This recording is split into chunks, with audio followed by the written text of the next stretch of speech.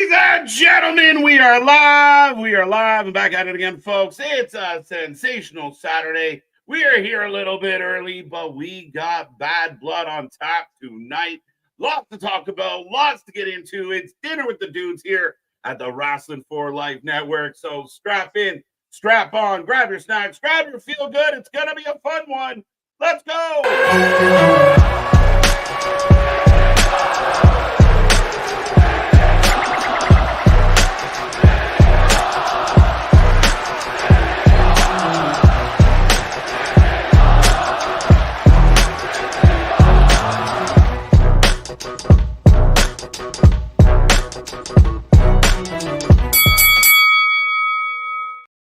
Ding, ding, ding. We are live and back at it again, folks. Like I said, we are the Wrestling for Life Network. We are the channel that just watches more live streams than anybody else out there. And we're back at it again as we are getting Bad Blood.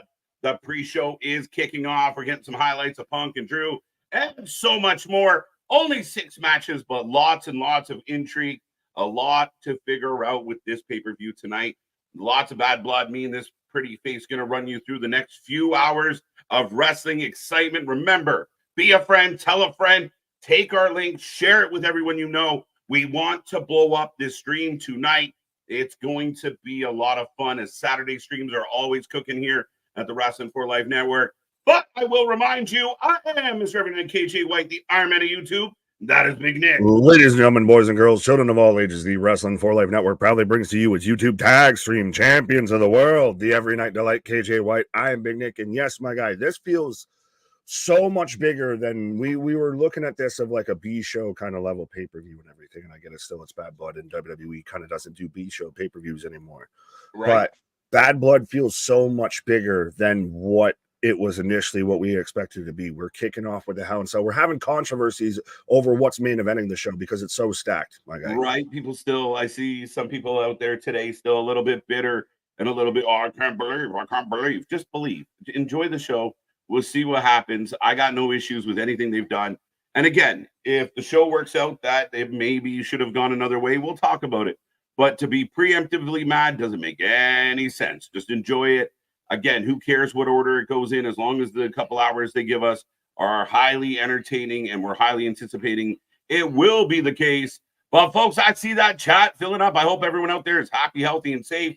I hope you are enjoying your weekend. Thank you for spending part of it here with us tonight.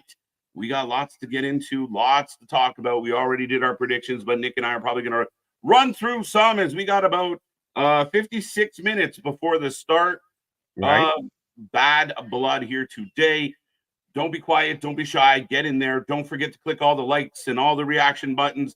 Give us some hearts. Give us some love. Help that algorithm, as I want to see 200 hanging out with us here today. So let's see if we can get to that goal, that mark, that number sooner than later.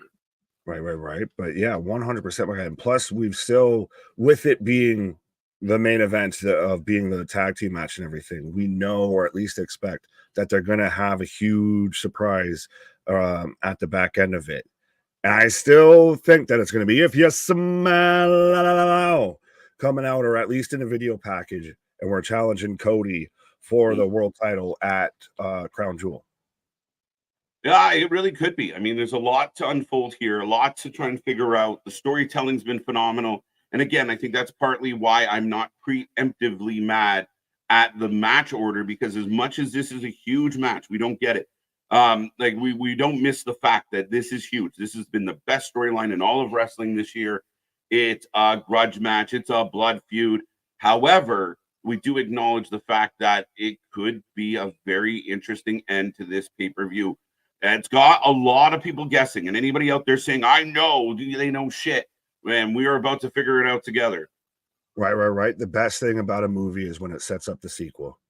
And 100%. That's really what I feel like this is going to kind of be. Of you're setting this still, what goes on down the road. Punk versus Drew, it's the finality, it's the close off, it's the send off.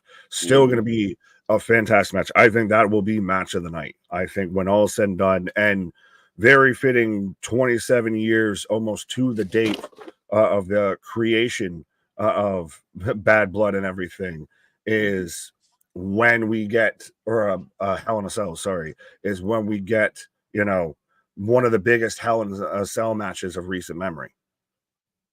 100%. I mean, again, I mean, I'm thrilled, and we brought it back. Some people were surprised they're only doing one, but again, only one storyline really fits. Could they have thrown, the main event in the cell? Maybe. Could they have thrown Rhea and Liv in the cell? Maybe. But it makes this match feel special. You're not doubling down for no reason, and I'm pretty content with that, Nick. I'm really, again, I'm excited for this one. And you mentioned, again, the difference between an A show and a B show, and this one very much feels like a very important B show.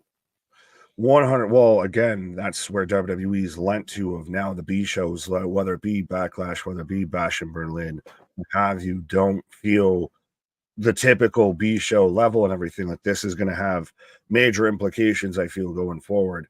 And again, I feel like that they're doing the match fits the stipulation versus we're making the stipulation fit the match. 100%, 100%. And it fit. It works. It makes sense, and I'm all for it. So, yeah, let's go. Let's see what happens. Again, remember, folks, for those who are a fan of Look and Find Games, if you can spot Anthony in the crowd, let us know. Let us know, because our boy Ringsider Anthony, the chapeau that runs the show, is out in ATL today. Right. Well, and yeah, everybody's showing up and showing out over there. Did you see Drew McIntyre's final words heading into the Hell in a Cell match tonight? Yeah. And again, it what I love about it, Nick, is it feels so personal, feels real. He talked about like he wanted to run amok on social media, but things in life. For those who don't know, his dear auntie passed away. So, he's gone through some stuff in the process of this. But as he said, 10 months in the making, this is a big deal. It feels like a big fight. And I mean, he's ready to go to war. He's ready to put it all on the line tonight. 100%. And I still think that this match will super deliver. Like, that's why I think there is the contention, there is the preemptive anger and everything like that, because this feels like such a big match. Like, this is the final payoff of a 10-month long story. We've already seen these guys have a singles match, have a strap match. Now we get to a Hell in a Cell. And they did so well without even actually having a match that when they actually do have a match, it's tenfold. 100%. And I mean, I think that's what other companies miss out on is, again, you can rile up your crowd and have the crowd pumped and ready to go without doing anything silly. You don't need needles. You don't have to hammer someone over a chair. You can simply just have two people that really want to get their hands on each other and build the anticipation for that coming, finally getting there. And I think for my money, they've done a phenomenal job since Rumble to make this make sense. 100%. But Spaz already with a super chat, as we do see the chat, and we could probably even talk to the chat a little bit earlier because we got about still close to an hour before the main show kicks off here. But Spaz with a $10 super chat saying K Jiggy and Nikki Sangrande. I guess we're learning Spanish, Espanol. Honorable mention to T Rings on location. Yes, live on scene is Anthony, the chapeau. With all the talk wrestling has about representation, cool to see the only titles defended tonight are the women's titles. Yep, goes without saying. I mean, again, it's cool. It's a nice touch. We talked about the WWE, Triple H, even Shawn Michaels really putting an emphasis on the women's side of things. NXT does a phenomenal job with their women's division. I would argue that the main roster, I know some people get stuck in the past, but if you watch what they've been doing, we got a dumpster match last night between two ladies in a mid-card battle. Nia, Tiffany, Bailey, Naomi, Jade, Belair, all prominent names in the wrestling, and not just in the women's division, but on the show. They mean something, and they come with fanfare. Look at Liv Morgan now, one of the most over people in a heel fashion than anybody in the company. Right. But thank 100%. You so much. Super chat for Spaz. Thank you, sir. But like Nick said, let's say hello to Wrestling Proud. What's up? Using those membership emojis. I love it. I love to see it. Remember, folks, the membership, super chat, super sticker is your way to stand out. Make sure we click on you here tonight. Kevin, welcome back. Hope you are well. Christopher, welcome. Hope you are doing great. We appreciate the love. CM Unk is with us. Love it, because we got bad blood. Because, baby, now we got bad blood. All the call-outs got that today. It fits too well. It fits too well. Right? Should have been the Christopher's What's saying, up? hey, everybody, I hope that you guys are doing great too. Thank you. Jordan Elder, welcome back. Paul Dunn, welcome back. 316. Yes, yes, we can talk about it. Yes, 30 Yes. Let's go. Let's go. Let's go. What? 1 second. Bad Blood needs knee pads. Let's go. The knee pad police are on patrol. Daniel Berry, Sports Highlights. Welcome back. Christian Power with all the things. Hall of Famer Mick Foley. There will be taking place inside the cell until Bad Blood between Drew McIntyre comes to the end. I have no idea what that is, but I will take your word for it. Yo, what is up? What is up? Dirty Dom has a plan, I do think. Yes, they have a plan. You and I have talked about it. We don't know what the plan is, but we think there's a plan. Well, you're of the mindset that it's Raquel Rodriguez, that she comes back and everything like that. I'm more of the mindset that we just get more of the old school, Dom drops a pair of brass knucks down to live or something like that. And that's what, he drops down a slapjack and that's what, decides the match. Could be. Danisha in the house. Welcome back, Danisha. Always a pleasure. Damian, the leader of the Hopium tribe. This pay-per-view might be an all-timer. Let's hope. We hope every show we come live for, we hope it's the best show ever. So today's no different. Let's shake it. We're going to shake it off, right? Right. All right. Dawn, welcome back. Looking forward to watching a great show with a great group of people. Let's have some fun. You came to the right place, as we are the Wrestling Utopia. We are the wrestling friends you can't find in your real life. And we are happy to be here again today. And again, super excited, super hyper, super energized for everything we might get today. And I hope it delivers. I really do. The Rock, Raquel Rodriguez. Is that her new nickname, or is that two different people, Damian? Oh, yeah, I think a little bit. I mean, she's normally, the back and everything. All right. Back Attack is back, Jack. MDB, we already got you. Nick, it's only fitting with, Bad Blood. You got to wear the bloody attire and everying like that. Right. Fit in with the theming. Theming. I'm a sucker for theming. Right. Wrestling 4 Live, KJ and Big Nick and Rink Cider Anthony. I love that. Rink and file. Danny Brown, welcome back. Nick starter in Carry 2. I mean, if it pays well. And he's locked up right now. So what's up, Jesus? May the blonde be with you and everybody else out there, and also with you, Z-Man Scars. Everyone seems super pumped. I love seeing it. Elimination Chambers back in the house. How you doing? We already got Christopher. Josh Miles might be a new name. Maybe not. But Nick is dripping in blood. Everyone's very fixated on your bloody outfit. Apparently, do I need to change a tire or something? It's drawing too much attention. Jimmy Uso returns, says Sonny, welcome to the channel. Welcome to the chat. Jimmy, how do you feel about Jimmy's return tonight? Or are we going to focus on one guy returning? Is it going to be a schmoz that returns? How are they going to handle this, Nick? Could Jimmy be in the mix? Schmoz.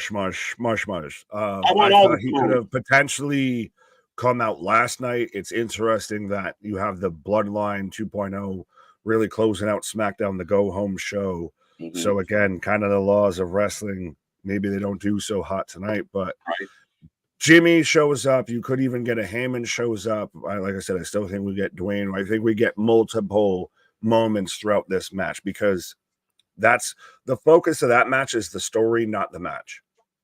Yeah, 100%. And again, I'm looking forward to how this plays out. And again, how are they going to justify going last? And I'm sure they got a trick or two up their sleeve. So get ready to pop, folks. It's going to be interesting. The Rock spotted in Atlanta. Let's go. Jimmy Uso returns. KJ Trick is backstage. Very interesting. A lot of people talking about the fact that Rock's been spotted in Atlanta, so that's interesting. Well, he was showing up in Georgia for like a high school football game and everything. So they're just putting, 2 and 2 together that, well, he's in Georgia. So, I mean, same thing happened when he was out there in Colorado, I believe. The real Chief saying the Wyatt Six. Again, the Wyatt Six been a little quiet, teasing some stuff, but I don't know how they'll play into today. We will find out with that one. I mean, that's a very good question. As far as they haven't really been present on a pay-per-view yet. It would be very interesting if they showed up tonight. Yeah, but I don't see where they would. Like, unless it's Unless the rumored, talked about, speculated thing of them going after Drew or what have you, or they show up after the Hell in a Cell, which would be odd. Mm-hmm. Chambers saying that it looks like WWE put AJ on the off TV to get inducted into. Yeah, but they don't have to bring him back to do that. He was already off TV. You didn't. It was. I still think there's more to this.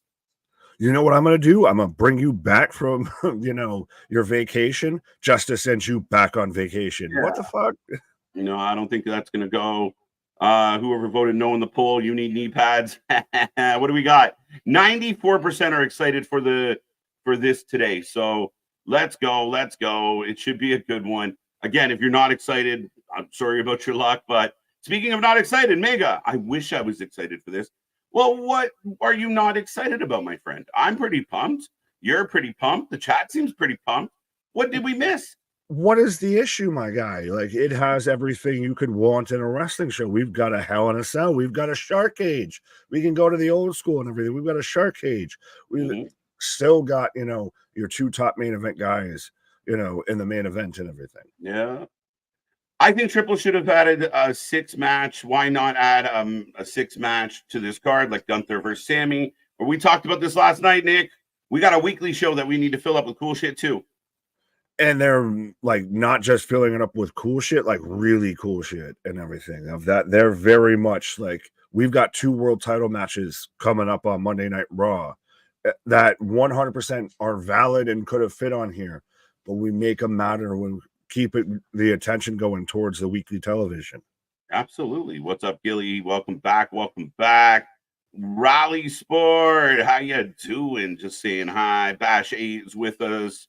Dip Butt Kiss, one of my favorite sports names ever. Shawn Michaels has put an emphasis on on women wrestlers in his entire career. Touche. We say tabernacle around these parts. Right. Dennis Hodge is with us. Let's go. And again, folks, the wrestling might suck. We never do. So we got lots to talk about. As right now, I'm getting an ad for Survivor Series in Van City. Right. Did you happen to see the teaser video and everything for Bad Blood tonight and everything? It was about 3 minutes long, and it was really fucking cool. And it went through everything and had the Saw vibe of we know, especially in this Hell in a Cell, it's gonna be bloody, it's gonna be graphic, it's gonna live up to its namesake a bit. As we got Phillip Brooks in the back with Larry. Jimmy Uso returns. Alexis, welcome back. Sonny, I got you. Capone, 123 kid. This list is beautifully long. Steven Edits. Hi, Wrestling for Life. Welcome, Steven Edits. Welcome. Odds is with us again. I already got Damian. I got Chambers. I got Steven Edits. Let's go. Spaz with another $10 super chat. Wasn't with you guys last night, so I'll ask now, did it feel like every promo on SmackDown was a bit off last night? No hate, everyone can have a bad night, but it seemed to be a thread last night. I didn't catch that or notice it. I mean, we do a good bit of talking ourselves, so we tend to talk over half the promos and commentary, but I didn't notice anything. No, I mean, again, I thought that a lot of people were very high on SmackDown. The promos feeling off, not to me. I thought Bayley did a solid job kind of selling us on what she's up to. I mean, again, I thought Jacob Fatu maybe had the promo of the night in the backstage walkout part. Nothing stands out as an off promo for me. Right. Gamer Girl, how are you doing? Welcome back. Got a bunch of names we've already seen. Paul is with us. Welcome, Paul. How are you today? Dawn, I think we got you already. And I think I've made my way almost to the bottom. So unless I missed anyone, I think TJ's pumped. But yes, ladies and gentlemen, that is it. We will say hello as other people walk in. We are still about 40 minutes away from the start of this show. But we're going to continue to talk. Keep the chat going. If there's anything on your wrestling mind, by all means, let us know. And we are happy to address it here today. As far as the actual show, Nick, I mean, Finn Balor and Damian we talked about. I took Damian, you took Finn. Anything changing in that regard? My only question is, I feel like we're at some point going to get Demon Balor again. Does Finn lose this here to kind of invoke that out, to bring that out, what have you, to where we get to a Demon Finn Balor back here. But if he loses again, it's another loss. It feels like it's the conclusion of the feud versus, the continuation. So, yeah, I think my only thought process with the Demon Balor is that it works better if he's in the baby face kind of idea, because everybody kind of goes nuts for it. So I don't know if that plays a factor in it. Valid. I mean, yeah, every time he's really kind of done it outside of like New Japan, which would be a big callback of he's been really the babyface in that situation. So yeah, 100%. So yeah, I mean, I'm very curious, but I know there's been a lot of tease and a lot of rumors about it. I'm predicting the finish as RoboCop comes in. Think we're far removed from the RoboCop days, Mr. Buttkiss. Well, are they going to have Dom up there too? Because you've already got the cell up there. So is he like in a shark cage within the cell, or like I don't know. do they take the cell down? Is he in a shark cage just at ringside? Yeah, you think they might do it like I don't know. I don't know if that visually would work, like War Games kind of thing, but that feels too far away. But I think that might be because of the Hell in a Cell, what they have to do. Because, like I said, what do you do? Do you have the shark cage inside the Hell in a Cell? Is that your backdoor way into throwing it into the cell? Maybe. As I've got Naomi, Bianca Belair, and Jade all showing up right now. Your host of the show of Bad Blood, right? Balor did the Demon as a heel against Edge at Mania in Hell in a Cell. Did he? I'm just wondering. he did, because that's when you got the weird like disco ball head entrance with Edge and everything. Yeah, I just feel like it works better as a babyface. And I mean, I'm not right, but at the end of the day, I'm curious. Is 316? We're getting a repeat of the interview with Jackie Redmond, Liv, and Dom Dom. Right. My Name is Earl rerun going on right now. Well, T's and P's to everybody out in Florida. Hope you are doing well as another hurricane rolls through the south. It's hurricane season, so be careful, folks. Right. Tully and Arn. Did you see that? Yeah. Well, and then like the Steiners were at the signing thing, and Anthony talked last night about how they did a little like kind of show on the a little signing and such. So again, cool. Make it feel like a big event, and I think they've done well with that. Well, and WWE very much does well, especially lately, of we're going to incorporate the whole city and everything with what we're doing here. Like when we show up in a spot, we take over the spot. So them adding in Tully, them adding in Arn, it's a nice touch back to Georgia Championship Wrestling. Same thing with all of that. Yeah. Ooh. So Jacko, welcome back. Good to see Raquel was mentioned. Yeah, Liv is talking about her relationship with with Raquel, how she was a tag team with her. She did feel like kind of the weaker of the two, and she's come a long way. So very interesting. But Raquel did get brought up. Like I said, I won't hate it if it happens. I think it's a good way to really keep this going. I just don't want to have to see them pivot from it, because if they pivot away from it and once they go there, it's going to feel clunky. It's shifting gears too abruptly. Right. Yeah. Again, I just think their due diligence would be part of this story. So again, I don't think they're going to throw her into something that they're not confident she can pull off. Like they're not just going to be willy-nilly with it. Right. Must be nice to come to work and not worry about your dog is safe there, right? Hey, well, I mean, you have Kenny Omega if you ever need your dog to be safe. So, right. But then they did a whole YouTube video about Larry showing up at Raw and everything, of how like Triple H is out there talking to Punk while Larry's out there in a dog carrier and everything. Right.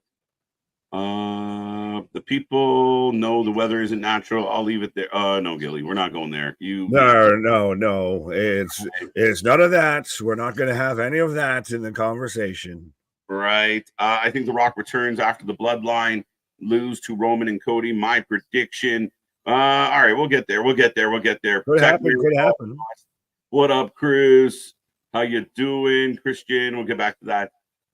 Nia, we believe that is going to win 100% across the board. I don't think anybody kind of deviated from that. To me now, I think the bigger question is more of if you think that there's a cash in or not. I don't think anyone really thinks Bayley's winning this. There's been more of the discussion of if Tiffany actually cashes in. I know you and I don't think so, but Anthony did. A couple other people have. Yeah. And again, a lot of people have kind of the teases are fun. The teases have been fun. Like, we knew she wasn't going to do it last night, but it was still, the crowd got loud. Like, oh my God, do it. Right. But you do it.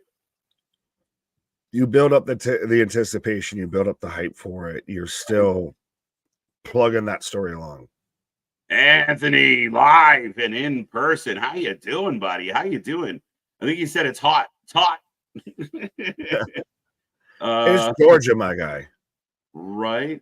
Soft 444. Welcome on back. How you doing? Good to see you, buddy. Right. I hope you have an amazing time. I'm sure he's going to have a whole lot of fun tonight. I'm in a long line. Man's just queued up already. Well, tell the people in line with you, Anthony, to follow, share, and subscribe. Right. You just got to borrow everyone's phone and you just hit that subscribe button real quick. Tiffany Stratton win the women's championship tonight. Neither Bayley or Nia will leave with the title.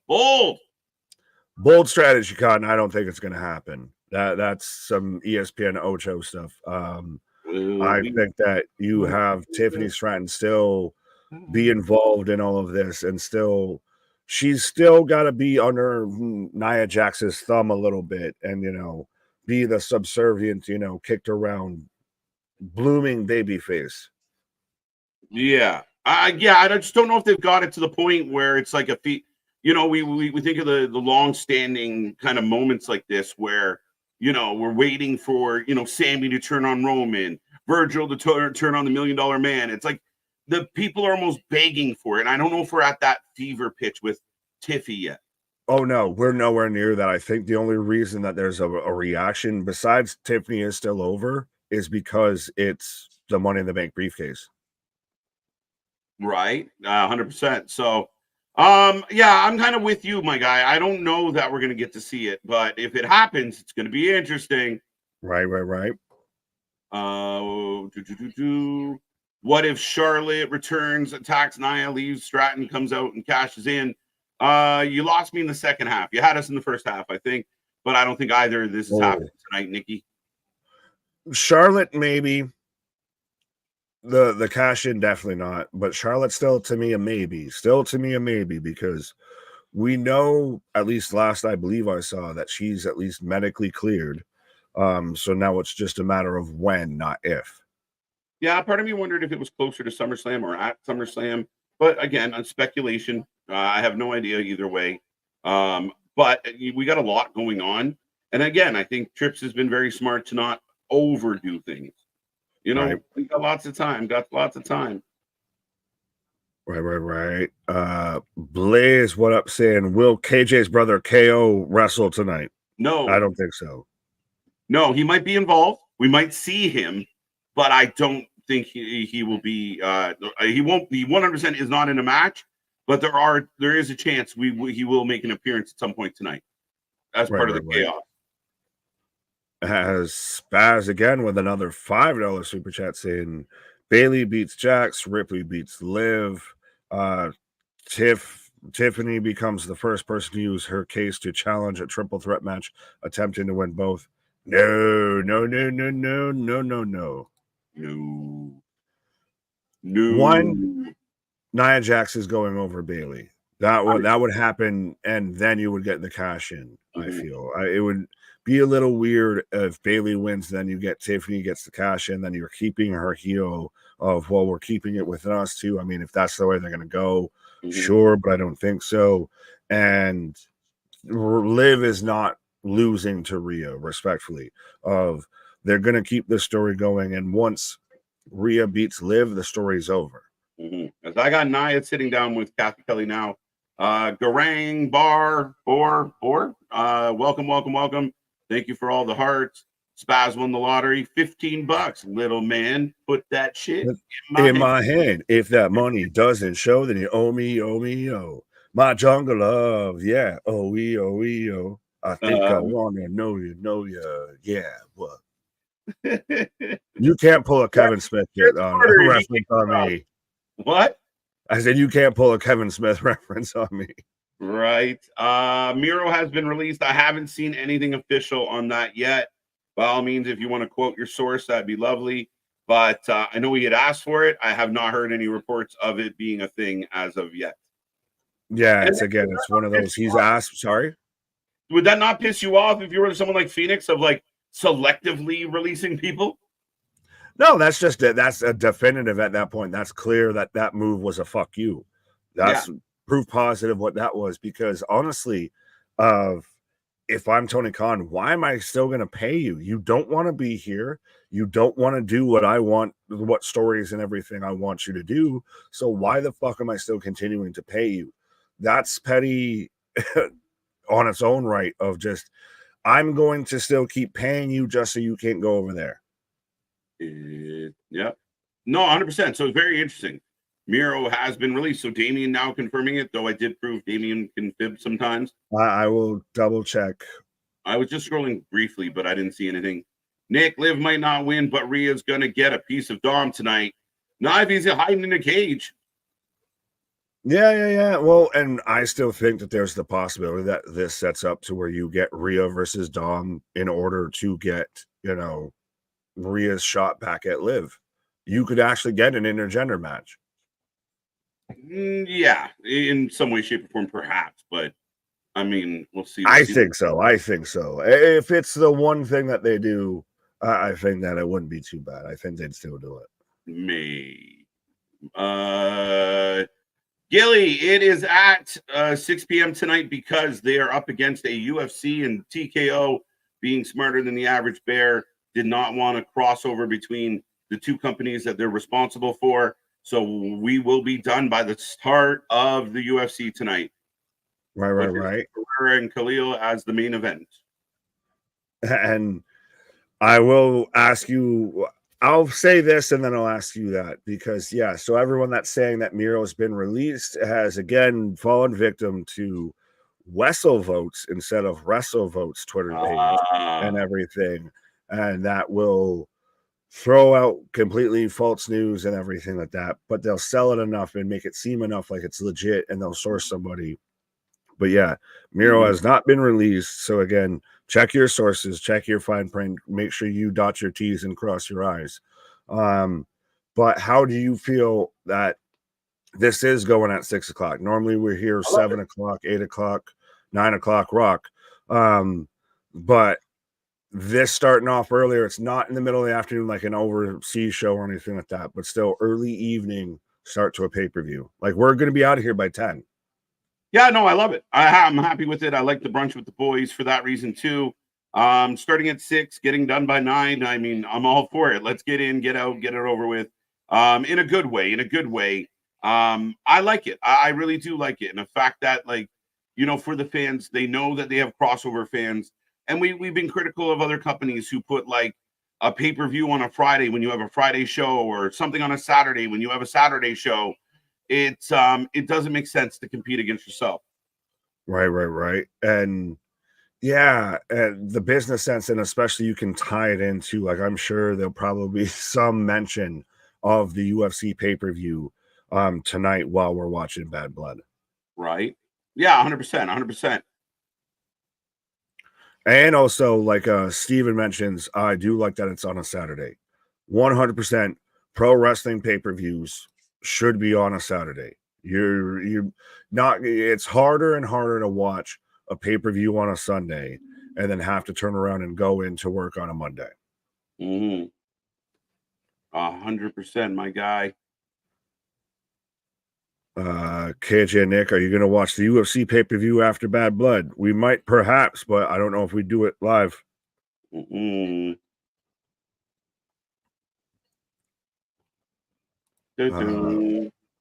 MDB saying Crimson, I feel. What did Crimson say? Oh, what? First Chucky, and now that 90 show gets canceled. So we've moved on to now we're talking about shows getting canceled, my guy.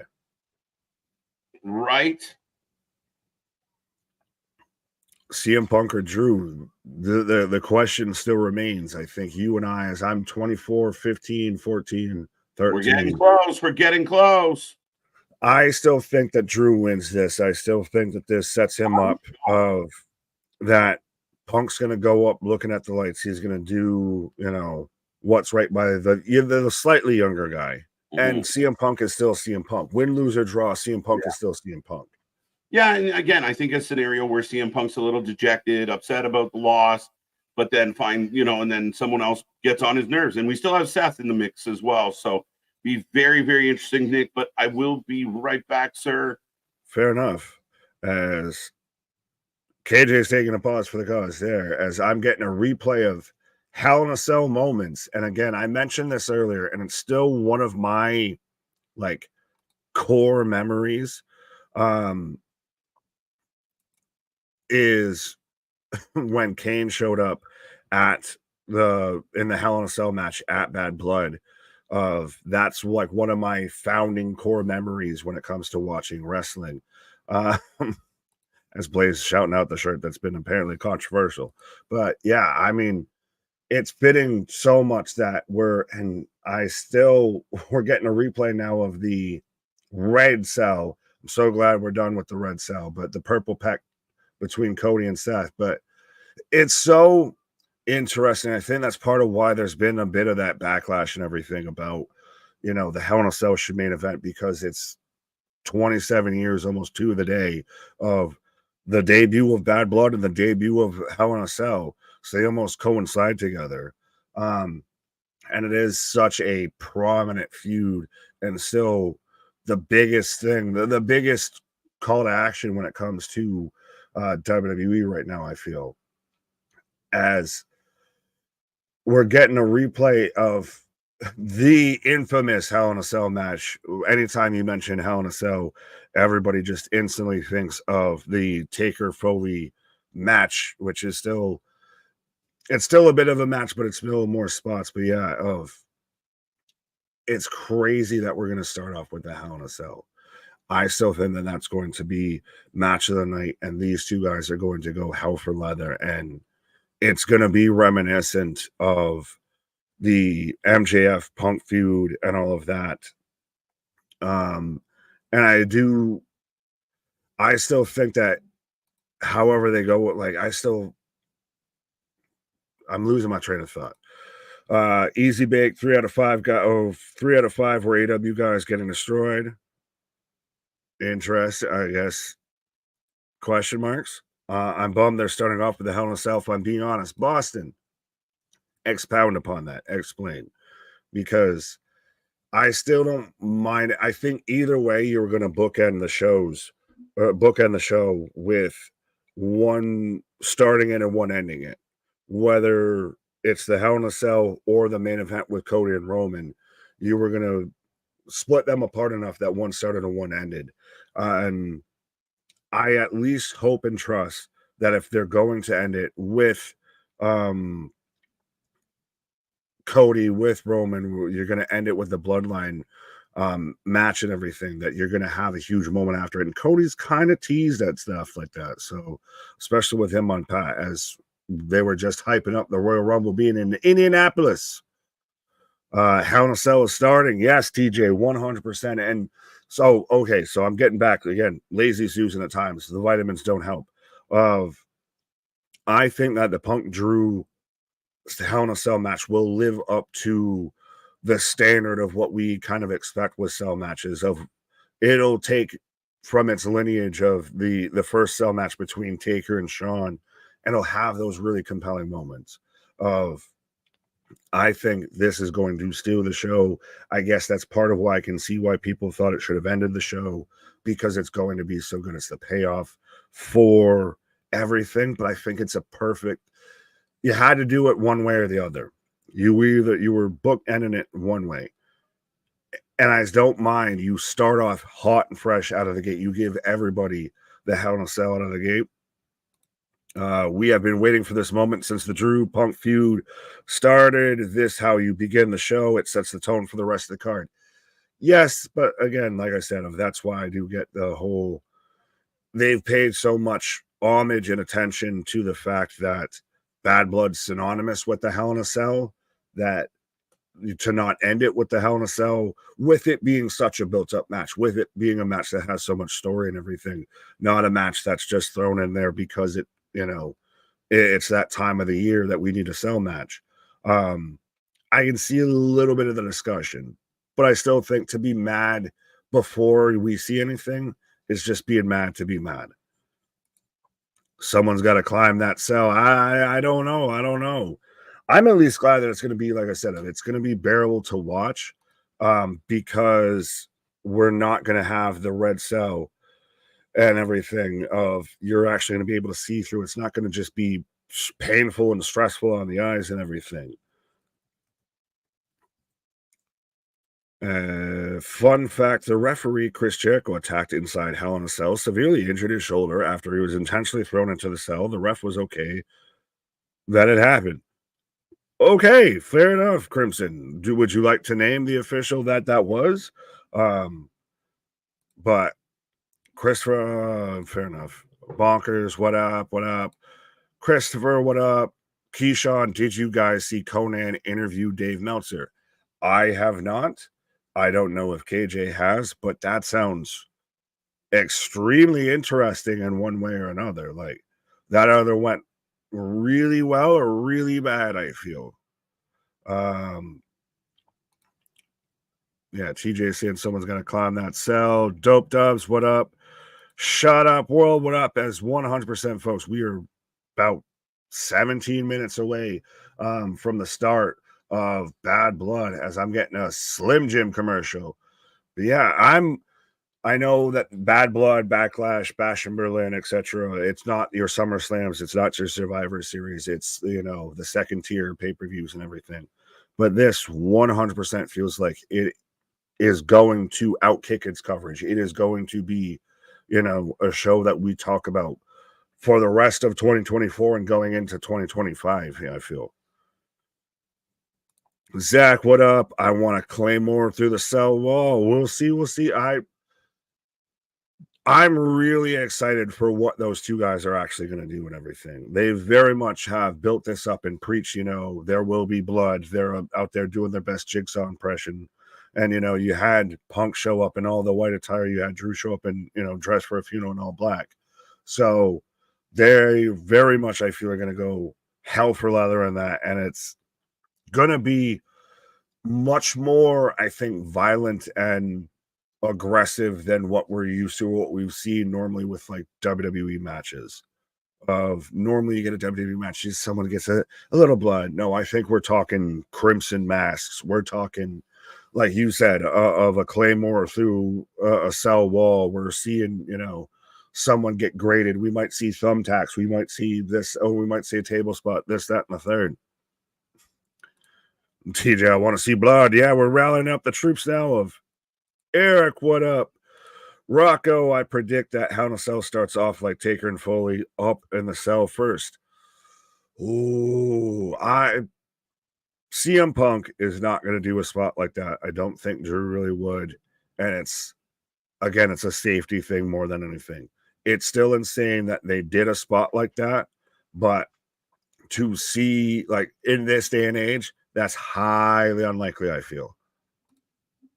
Hello, sir. No. Speaking of Taker and Foley, I guess the Taker to my Foley or the Foley to my Taker. There you go. Yeah, I don't think, I'd be shocked if they even leave the cell. We'll see. We'll see. I mean, someone mentioned like a Claymore through like the cell wall and everything like that. Yeah, and I at least said, to me, I feel this is going to be much more aggressive and much more violent than what we've seen in WWE recently when it comes to cage matches and everything. And they're going to give you the cage match that Swerve and Hangman should have been. Yeah, I think so. I think I'm really anticipating it again. I think it's going to be more of a match than it feels.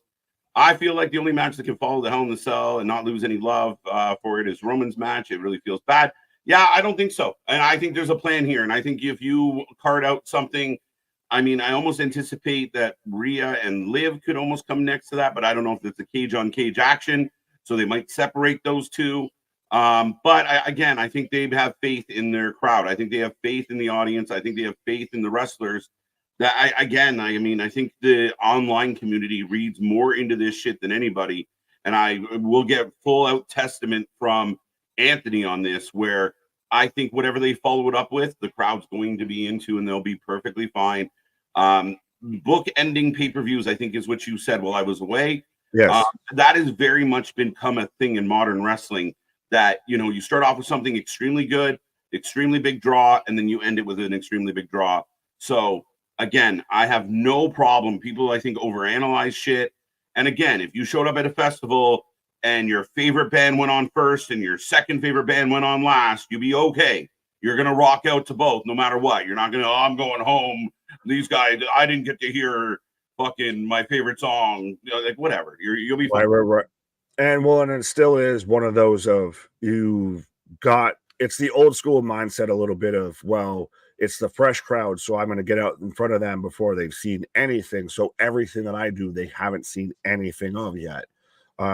So that works to an advantage. And then you turn around and you end it with another stacked match. Like I will admit, they do have to, and I think they will end it with a big surprise and a big moment and everything, a huge implication after, you know, the tag match in the main event.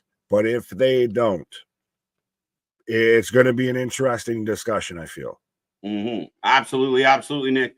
And again, I mean, we'll watch it and we'll play it out. And like you said, if they underachieve that, or if there is a bit of a problem with how the flow of the show goes, we'll talk about it. I mean, but for my money, I'm not going to be preemptively bothered by, like, again, we overanalyze certain little things of like match placement, wins and losses.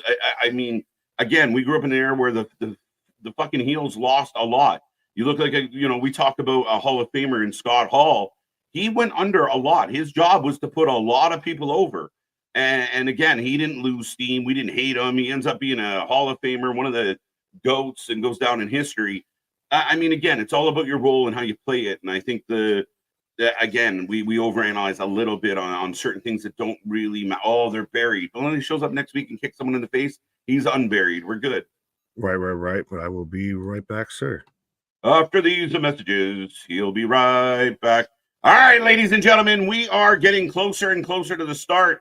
By my count, about 10 minutes away from Bad Blood. They are running back the promo package for Roman Cody against the Bloodline.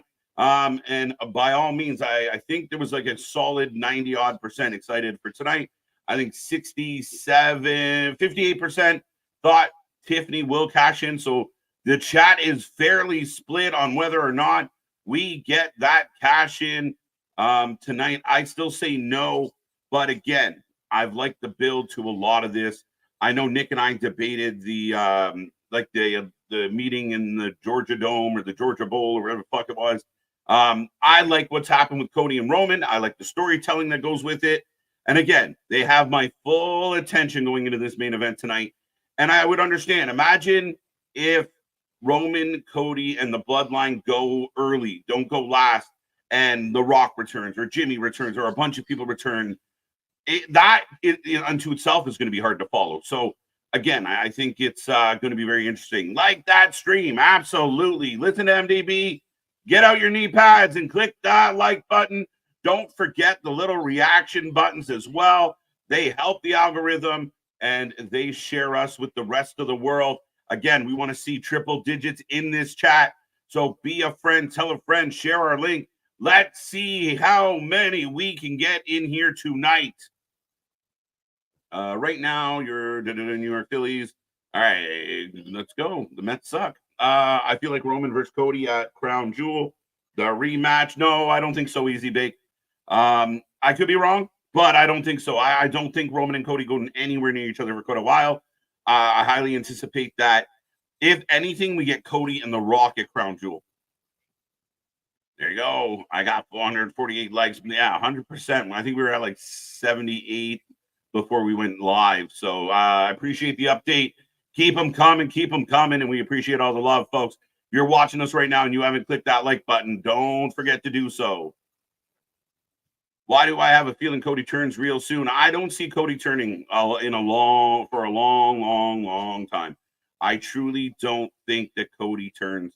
I think he's kind of in that John Cena status. I think he remains babyface for quite a while. Another Hell in a Cell match. I enjoyed Randy Orton versus The Undertaker. Underrated match. Good match. You're not wrong. Maybe a little underrated, but I do like it. Christopher, we appreciate it. We appreciate it as always. Click that like button. Get it in there. Nope, doesn't want to cooperate. We're good. What's up, Eco? Welcome back. Welcome back. Trying with my teeny tiny internet presence to preach. We appreciate that, Spaz. We really do. We appreciate the love, the support. And again, without the fans out there, without you guys out there tuning into all these shows and giving us the likes and the love and then spreading the word, we wouldn't be here. We wouldn't be at the status we were at already. So we are cruising along, heading towards, again, months away from our 3rd birthday. We are going to get there sooner than later, but we are doing wonderfully well. I know you say my Mets suck because you're a Blue Jay. No, I say the Mets suck because the Mets have a long history of not doing good things and just being in the shadow of the Yankees. But go Mets. Cody turns tonight. That is bold. I really don't see it. I really don't see it. Cody will always be a heel to me. I remember when he didn't wear knee pads. There you go. Knee pad police is not having any of it.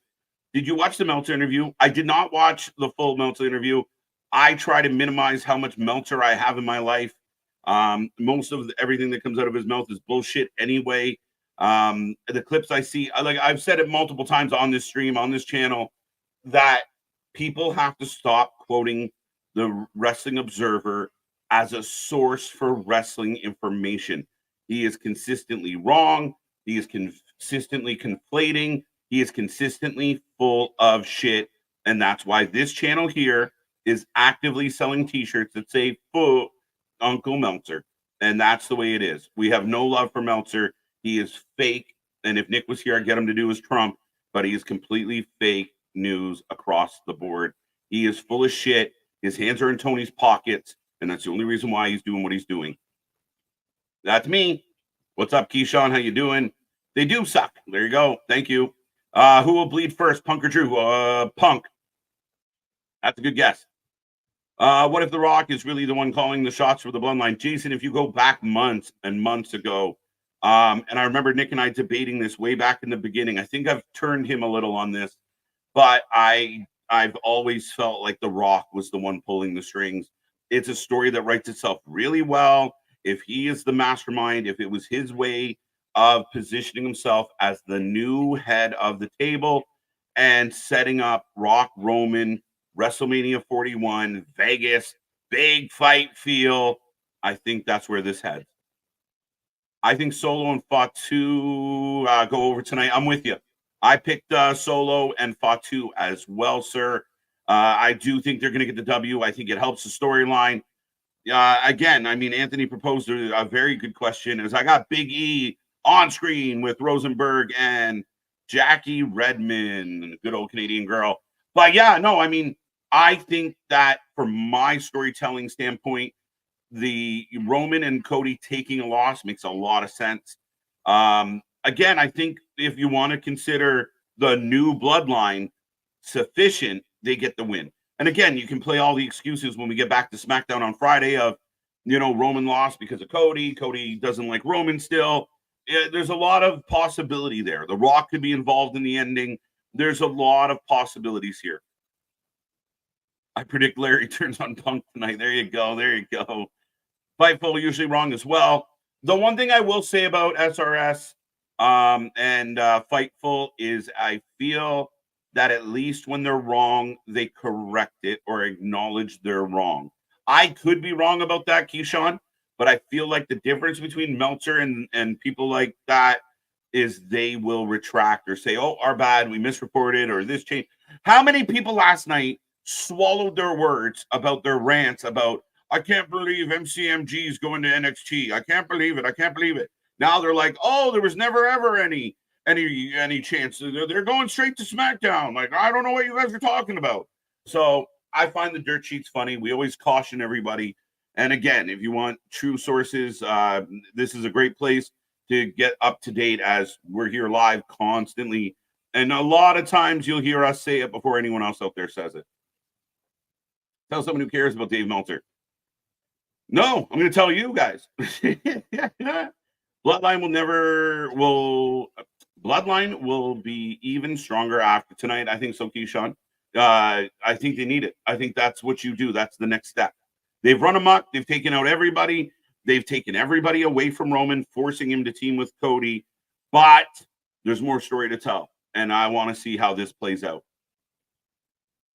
Hard to turn off the game, but it's bad blood time. TJ, we're about 3 minutes away from the start of the show, folks.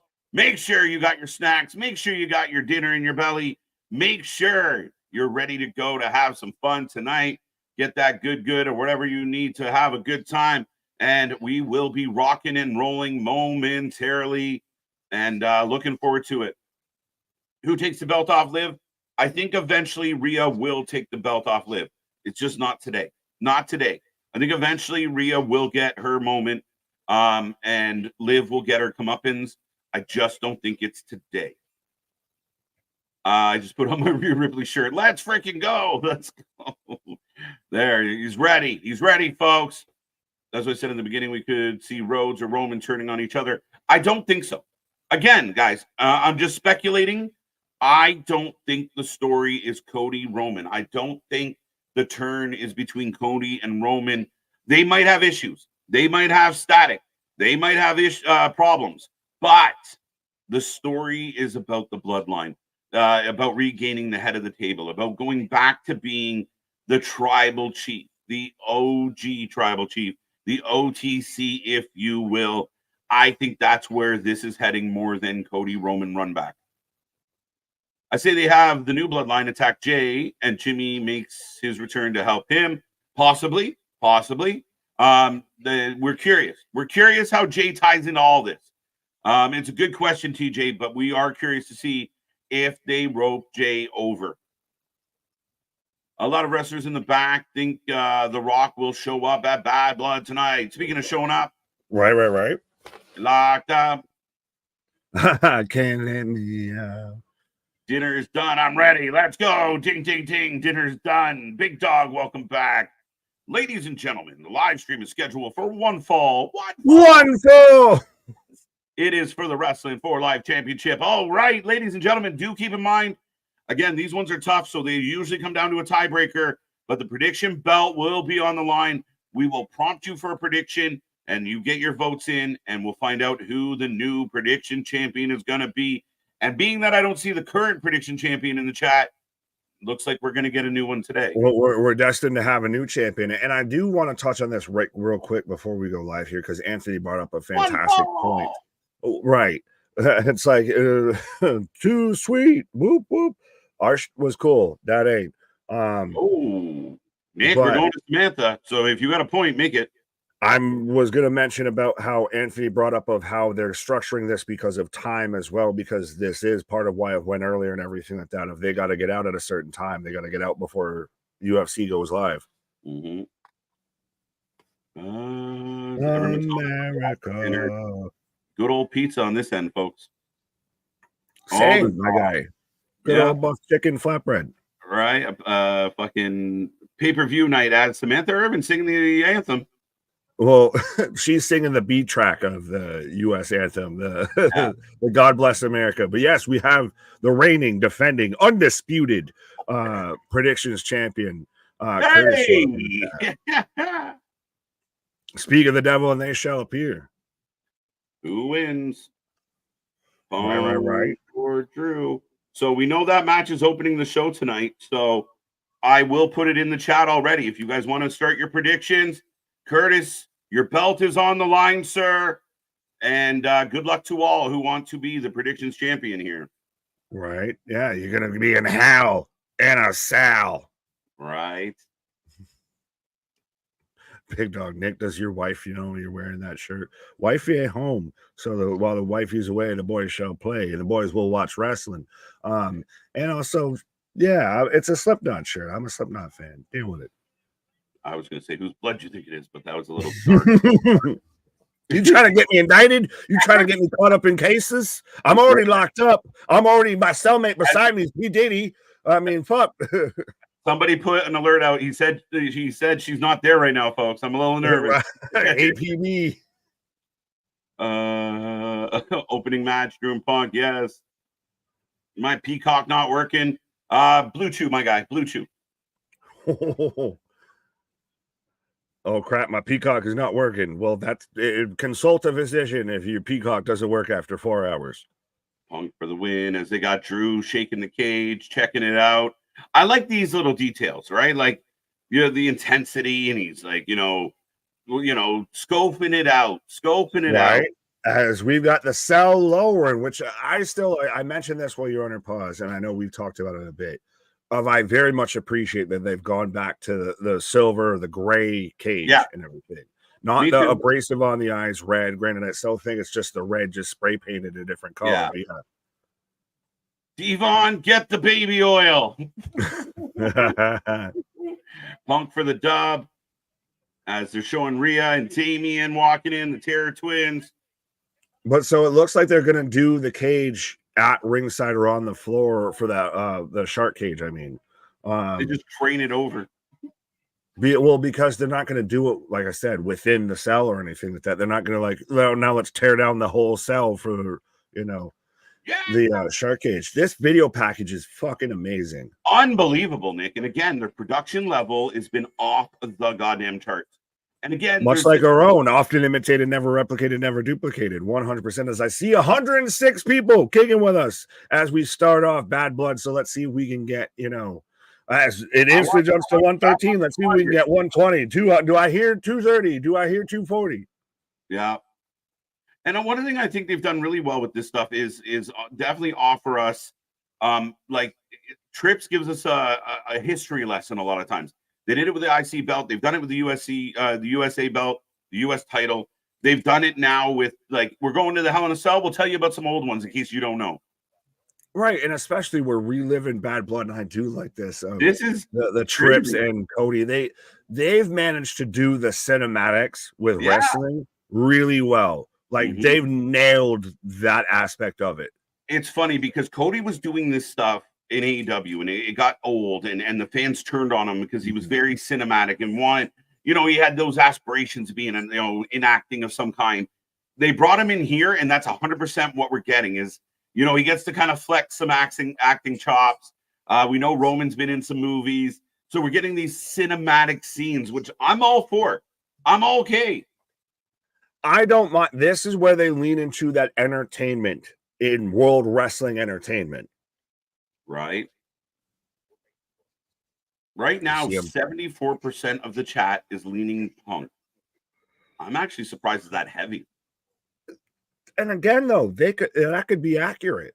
Like, this is still just an educated guess of Punk could still win, and we could get the whole Punk lines up and starts going towards Gunther. I feel when it comes to WrestleMania 41, we're going to get Punk versus Seth. How we get there is going to be an interesting tale. Right. WWE went from A- production to A++ production in less than a year. They made a lot of good changes. They made a lot of smart changes. They fired Kevin Dunn. And Kevin Dunn is one of the ones that solved a lot of fucking problems. Let's be real. I was going to say, that's the long and short of this answer. The long teeth and the short answer. Right. Short and stature answer. They fired Kevin Dunn. All right. Bucky's out, and ESPN staff are in. Right. As this opener is hilarious. It's great. As we've got, insane. We're going all the way back from July, folks, of the old-fashioned stakeout of Cody and Metro Boomin. Like, they never left that little vignette that they had to tease it. Yeah. It's funny because now they add to it, right? Like, we've been seeing the little, like, Cody sitting in the car with Metro for a while. We're like, why is this a thing? Now they tell the whole story of it. It's pretty funny. It's pretty good. I also thought tonight, Triple H shouts out Metro. Then Cody's like, Metro? ? He's like, or booming, and he's like, how many fucking Metros do you know? Yeah, that's the best line of how many Metros do you know? This match is not for the faint of heart. This will be graphic encounter as both men will enter WWE's version of purgatory. Hell, in a cell. Well said, Crimson. Ronan, we know you. Right. He's now just, I guess, the Carnage version of his Venom personality here. Yeah. I still always go back to like the JR, the most vile, diabolical structure and everything of because we grew up like we were both there watching at the foundation of what was the Hell in a Cell and how much has it evolved and how much it's now like what's expected of a Hell in a Cell match. Brought to you by Morgan and Morgan. Dun. A historic announcement from right from a historic announcement from the chief content officer, or whatever his title is, from Triple H. Does Paul Heyman show up tonight? I hope so. I mean, I don't know, but it would be nice. Here we go. As we got Cody and Metro finally pulling in. That card literally looks like it's been sitting there since October. There's so much dust and shit on it. Shit. You dusty musty. Roman Reigns, who has his first match since WrestleMania, mentions Michael Cole. Right. Well, the train system there is the Metro, so anything's possible.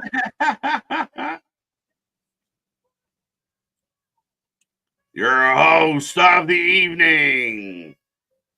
As Naomi's the first name announced, it's Naomi and the WWE Women's Tag Team Champions. Thank you very much, Anthony. Thank you for being here. Thank you for joining us. And again, be a friend, tell a friend, folks. Share this link, drop it anywhere you know people talk about wrestling. Let's see how many people we can jam into this stream on a Saturday night. Right. What? Respectfully, what is Bianca wearing on her head? Keep it a buck. What is that on her head? It's fashionable, dude. Very demure.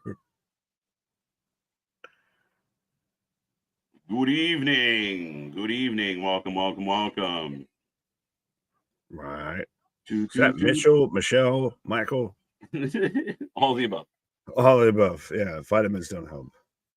If no blood tonight, pay-per-view stinks. See, I feel like that's a modern fan approach to wrestling. Like, if they don't break some shit and bleed, we need needles through the cheek or the show's not good. Right. How do you feel? I mean, most that they do is they show up and announce that Hell in a Cell is starting it. So it's a little a la the New Day hosting WrestleMania in Orlando. Ooh. It's a little that vibe. Now, chat, let us know. Did Nick and I miss the fact that now there's going to be a Triple H announcement? No, I mentioned, like I said, I went over my head. Yeah, I brought it up because he was walking out and everything like that. And Michael Cole even said, we're going to get a historic announcement from whatever COO his position is. Triple H. Interesting. Yes, Liv Morgan's probably going to win, but we're not there yet. We're not there yet, folks. Get your predictions in. Remember, the prediction title is on the line. You can become the Wrestling for Life prediction champion as we got all the flames, hellfire and brimstone. Right, as we are kicking it off with the Hell in a Cell match. I didn't see it either, MDB, but I could be wrong. I still wish they would have given him. I'm still a sucker for it, but at some point, especially here, out of time, so say goodbye. They give him, Broken Dreams entrance. I know you've said that several times. Yes, fun. I know. I want it. Give it to me. Give it to me.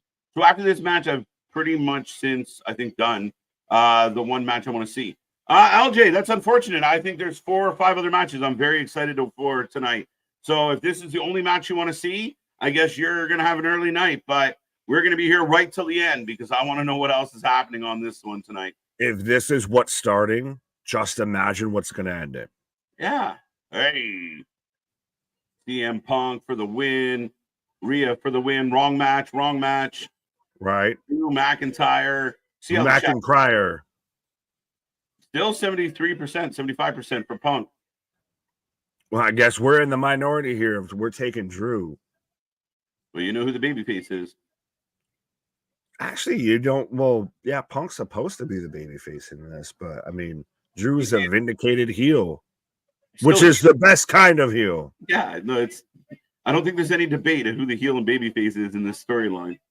CM Punk for the win. CM Punk. Main event girl for the win. Oh, there you go. Easy, Christian. Punk. Right. CM Punk for the win. Drew for the win. A rare Lady B. Welcome back. Right. I think I heard Lady B. Did you send a question to Eric Bischoff? I think I heard. What? I think I heard Lady B ask Eric Bischoff a question, unless there's someone imposing as Lady B out there. Well, then, Lady B, if you're asking Eric Bischoff questions, ask him why he hasn't tuned in and why he hasn't been on the Wrestling for Life Network yet. Yeah. Why do you ignore us, Uncle Eric? The 8K camera is so fucking sweet. Yeah, I mean, again, like, look at the visuals. It's unbelievable. Yeah.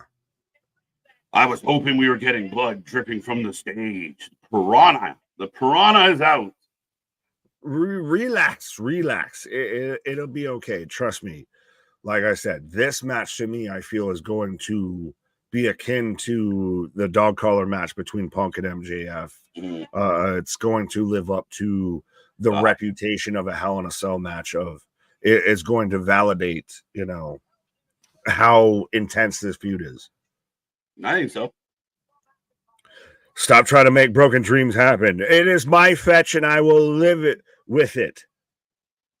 Shaggy, it wasn't me, but I caught you on the counter. When we caught you on the YouTube, wasn't me. But we watched you on the Spotify, wasn't me.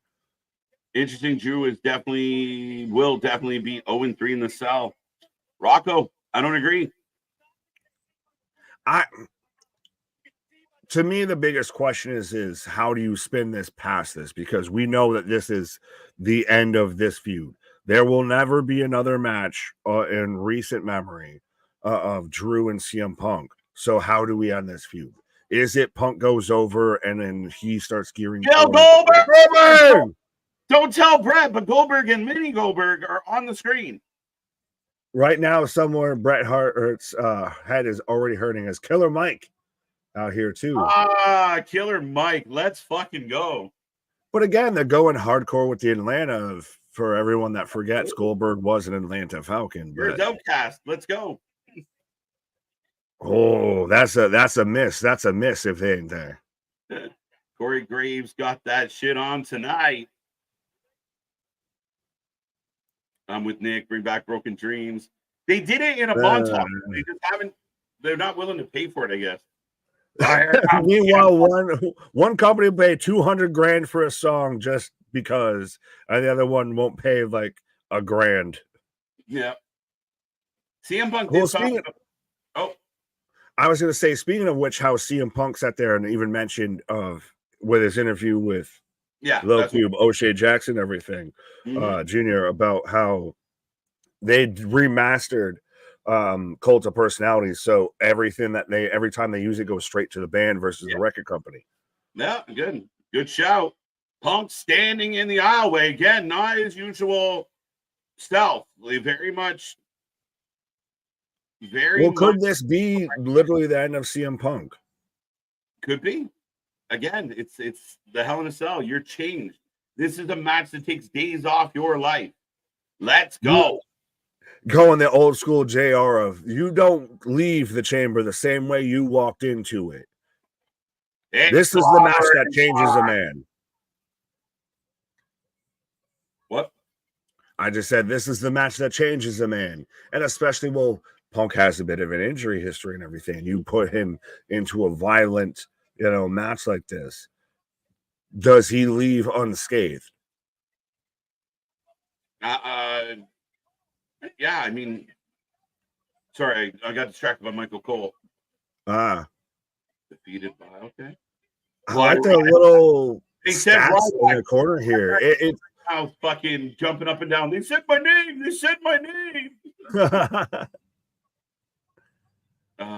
Is the sound cutting off? No. You got any sound issues? No, not at all. And I like the little. It's very much like the UFC when the fighter walks out and everything. Of here's the bits you need to know about this person going into the match. Ryback mentioned. Oh fuck. He's now going to feel like he's famous for the next 2 years. Right to his head. Ladies and gentlemen, the predictions are about to close. If you haven't given us a prediction on CM Punk and Drew McIntyre, not of the other matches, CM Punk, Drew McIntyre, get it in now. Once we get the ding, ding, the predictions will close. Right? 100%. As this is going to fucking go, my guy. Oh, I can't fucking wait. I'm sorry. This is insane that we're starting off the show with this. Like, this is holy fuck. Pardon my language. Buy that shirt or make it. I bought the shirt. Do I need to change a tire? Right? Everyone's worried about you. He's externally bleeding. Whoa. CM Punk wearing Raiders colors. The trilogy starts now, says Michael Cole, as we are underway, and it's Drew and Punk just walking to the center of each other in the middle of the Hell in a Cell. Do you think, where was it? Do you think Goldberg interfered? No, I hope not. No, please no. Please no. I really hope not. No, there's no need for it. There's no warrant. Punk for the win. Oh, Drew with a big chop in the corner as Drew McIntyre, we're both men firing back and forth at each other right now. So even trade here to start off. All right, we're going to end this poll as well. 76%, 75 CM Punk. So CM Punk, overwhelming favorite according to the chat. Will it hold up, folks? We will find out. We are live. Remember, click those buttons, click those likes, take our link, share it. Let's keep this party going. Right, as I got 120 right now watching with us. Let's see if we can get to 130, 140, 150. Fine. Oh. Drew launching Punk into the corner. And so our commentary team is Michael Cole and Corey Graves. There was questions about if Tessator or anybody was going to show up, but that's your commentary team tonight, besides us. Yeah. I mean, that feels like their pay-per-view team, so it makes sense for me. Right, as Punk already dropped out on the outside here and goes into the cage and selling the back instantly. I like that. The second this man hit the cage, like anyone's dealt with a chain link fence, you know that shit's not fun to even bump against. No. The crowd's loud. ATL blowing up. My shit being staticky, pissing me off. For the win. Nick bought the shirt at Cheech and Chong's vacant lot yard sale. No, not quite, but I'll let you have that. I don't think it would be a Jason Voorhees yard sale, but just me.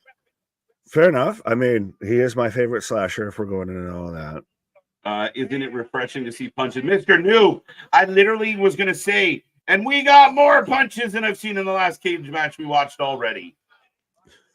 We've got more punches than Hawaiian Punch makes fruit punch. Into the fence. Let's go.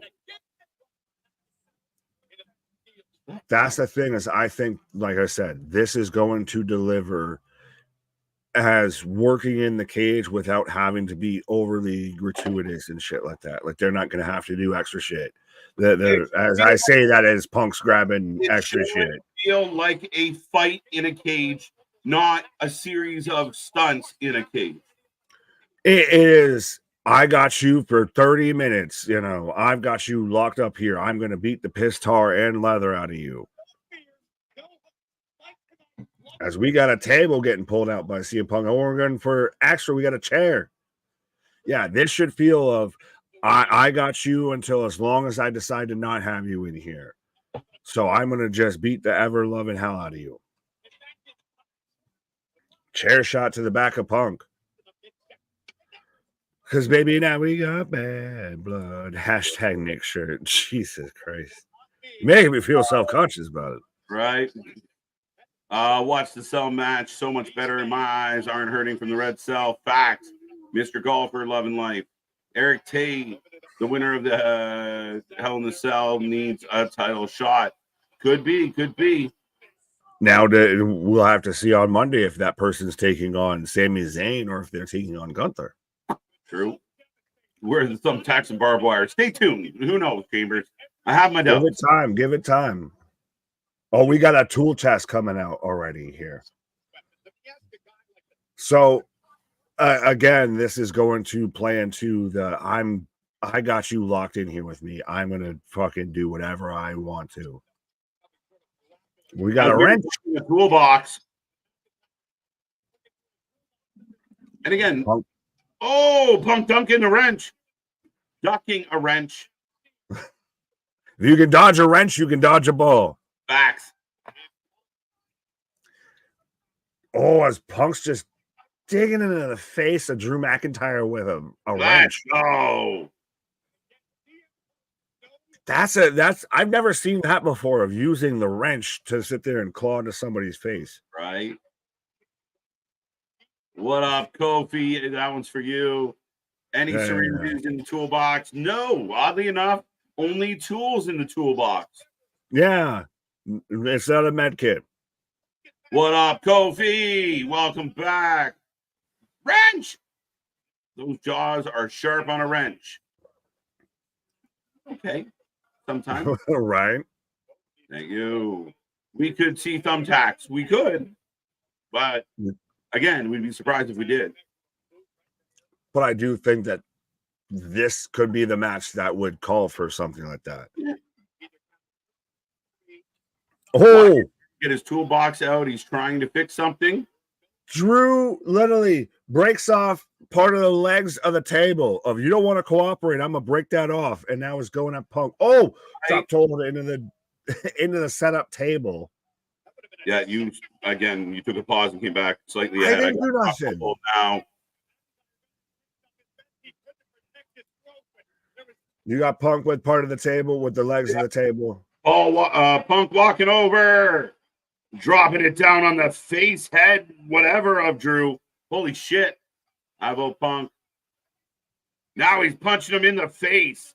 Right. That's how you make it look like a fight, folks. That's BS. I got like 3 toolboxes filled with taxes. Yeah, exactly. Right, Noob? Why would you have why would you have thumbtacks in your toolbox? You never know when you're going to. You're hanging posters? That's your construction? Anaconda Vice for the win. I see it now. Easy bake only that Anaconda Vice. Right. I'm with you, Boston. Absolutely. So far, so good. Oh.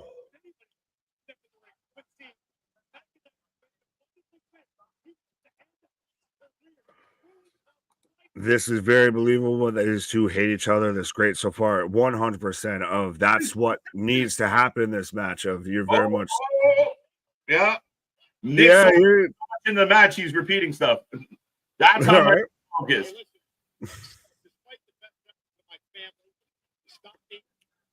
Wonder what's with the heart on CM Punk's trunks. He's Captain Planet. He's our hero. Right. Captain Planet.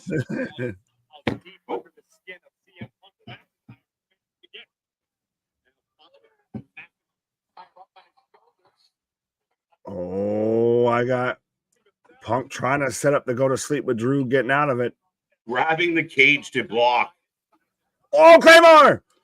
Claymore! That much ahead. Yeah. I Give got that. WWE more credit than that. Boston. No one happened. Punk's out. Claymore. Right. Rest in peace, Punk. I'm getting the replay now, and this is making me want a Baconator because they're advertising Wendy's here. Wendy's. I might be a fat kid and just had order delivery. Punk getting some love for selling on that Claymore. The crowd chanting CM Punk. You can hear Anthony, guys. If you listen closely, you can hear right. him. He's the one leading the cheer. Right. Oh, we're London. Oh, get in the cage. Drew's showing signs on his back from hitting that table. Well, Christ, I'm interested that we sat there and had the spot to where Punk was going to, like, gouge Drew's eye on the leg of the table and everything. We're going full Ronald Mysterious with that. Right, Punk's dead. My toolbox has thumbtacks and broken glass in it under my ring. Then that's in my backyard. Are you Nick Gage? Are you Nick Gage? Get a while you're at it, Nick. There you go. Busted. Do you dip your fries in your Frosty? No. I know it's a thing. I just normally kind of don't. Like Frosty normally. Wendy's fries are like D tier when it comes to fast food fries. Is Drew at the steps, my favorite weapon, the steps into Punk's head as Punk's already busted open. Punk is getting annihilated by Drew McIntyre. He's hit a Claymore. He was been chucked into the ring. He is now gushing blood. But you know we're going to get that Punk fire back up here as, he's about to step on this man's head. Stomp on the head onto the steps. Yes! That'll crack his game. This tells me Punk's going to win it. I'm not there yet. It does make you question it because you're setting up for the babyface comeback here. Big right hand. Going for a future shock. Oh, no, he rolls him in the ring. Right. That would have been crazy if he sat there and hit a future shock off the steps. There you go. Great Scott offering some food advice. French fries and honey mustard. Chipotle barbecue is what I dip my fries it's always into. Spicy shit, unfortunately. Yeah. Well, we got a spicy show coming up, so I got to train. I'm like an Olympic competitor. I got to train for that shit. Yeah. Put it this way, folks. Frank's Red Extra Hot, like Frank's Red Hot Sauce Extra Hot is 2,000 Scoville. We're starting our challenge at 5,400 Scoville. Hot ones ain't got on us. Goldberg saves Cody and Roman tonight. I will throw up in my mouth, AR1. Stabbing him with a wrench. Covered in blood, folks. As we got another table.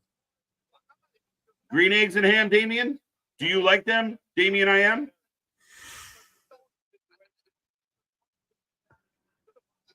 Drew keeps having issues with tables tonight, apparently. But the table set up is, Punk's very much a la Crimson Mask. I don't get this comment from Roddy. I think it's at Punk like 15 years ago because he had an infection in his back. I mean, I don't get, so he should never bleed again in any match. I don't understand the comment, Roddy. Right, and he's concussed what now? Like I know you're mentioning before, like what I didn't know we stayed at a Holiday Inn Express. I didn't know we needed a medical license to sit there and watch wrestling. No gyms. Welcome. We know we're not going to see a hypodermic needle tonight. Yeah. Nick's shirt. He's in training. Pause. What? I don't even know. Big dog, you confuse me at times. This match brutal as I knew it would be. It's fucking excellent. As they even pan to and you're showing the scars and the battle wounds of even on Drew McIntyre on his back and everything, as he's still in control of Punk right now. Like no man's leaving this unchanged, unscathed. Somebody said that Drew's bleeding. I didn't know if it was Drew actually bleeding or was he just got Punk's blood on him. I saw he kind of had maybe a little bit of that the scratch on the forehead, but okay. Punk in the corner. Onto the apron. Punk throwing bombs.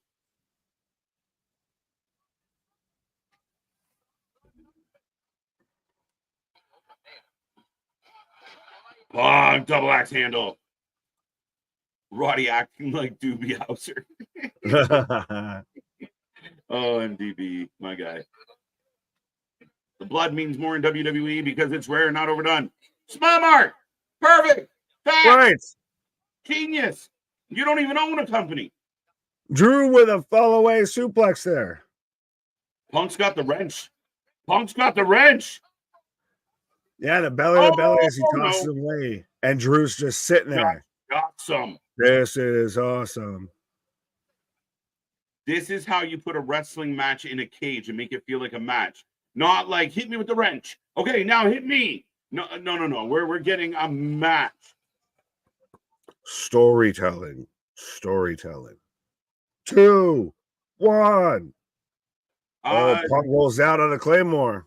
The best storyline of all. My vote goes to Punk and McIntyre. The best storytelling of 2024. 4 saying if they use Anita, would anyone change how they view the match? Yes, because then you get gracious and audacious. You're doing too much at that point. You're crossing a line you don't need to. Yeah, it's unnecessary, and they won't go that way. They're smarter than that, right? As Punk smashing Drew with the toolkit. Oh my God! He's gonna be bleeding out. Wow. That man's just dripping. Don't go, Jason Waterfalls. That man has a faucet leaking from his forehead. I get the replay of the toolbox shot, and I finally get to see McIntyre gushing. Holy shit. Punk with the toolbox off the top.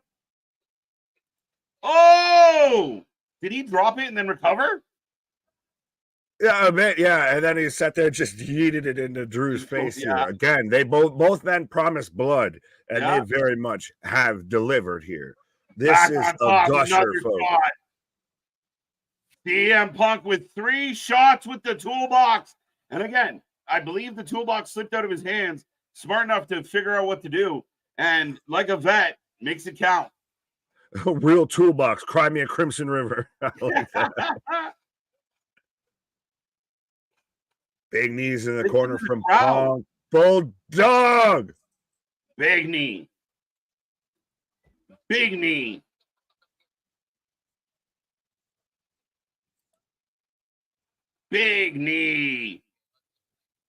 Bulldog. Are you getting Spanish announcing?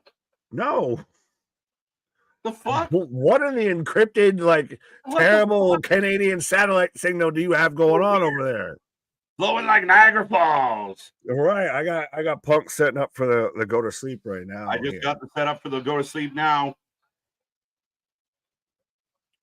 CM Punk and Drew are going to be marked and scarred for life. Oh, Drew fights out. Up go Drew. Sets him back up for it. Yeah, go to sleep. Yeah, but Drew rolls out of the ring. You're still ahead. I don't. I'm loving this. Everybody's loving it. I challenge anyone out there who says anything about the previous cage match we watched, put them side by side and listen to the audiences in each building. You tell me what's different. Right. KJ, you're funny. Big dog, what's up? I'm loving this. You have both men down. This is awesome chance ringing out. Yeah, crazy. And even Corey bringing up that this was Punk's best shot to end this here. Dude, I keep getting another language in between Michael Cole. It's the funniest thing. Fair enough. Claymore! 2! Match of the year. Let's go. Hell of a fucking match. And I guarantee Boston. Who the fuck's following this? Holy shit. Right. Well, that's the question. That's the issue is I just got the Claymore. That was the issue and everything like that with this opening the show. And that's why people protest too much a bit of that, how this should have main evented, because this is going to be a tough act to follow. The crowd is loud. Right. Welcome, John C.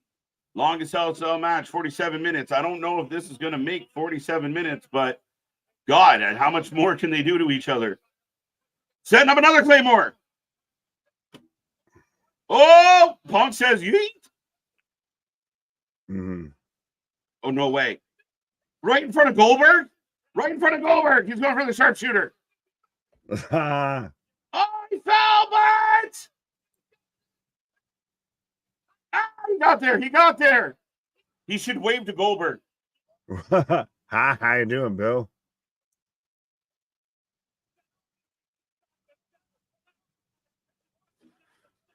I love this WWE Bad Blood in the Crow 1994, which I'm what? Fair enough. Crimson, good enough. The Austin Brett spot. Yes, yes, yes. Oh, Drew's got a wrench.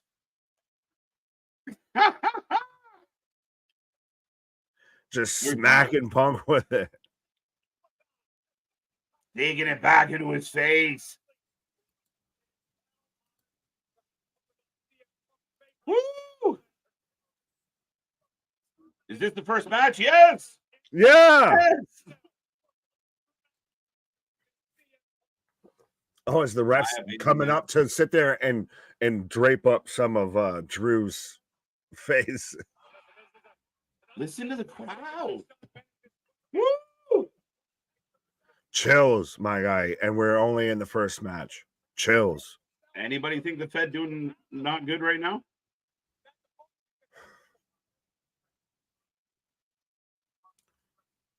Dennis, this is awesome. Drew is about to kip up. Oh. We're getting pot shots now from Punk. This is when the trading of spots and the trading of hands and everything makes sense, because both guys are fucking punch drunk and they're just going at it because fuck it, this is all I got left. And they're throwing good punches. Right. They're not throwing shitty forearms yet. Back and forth. Kick to the gut. Future. Oh. No.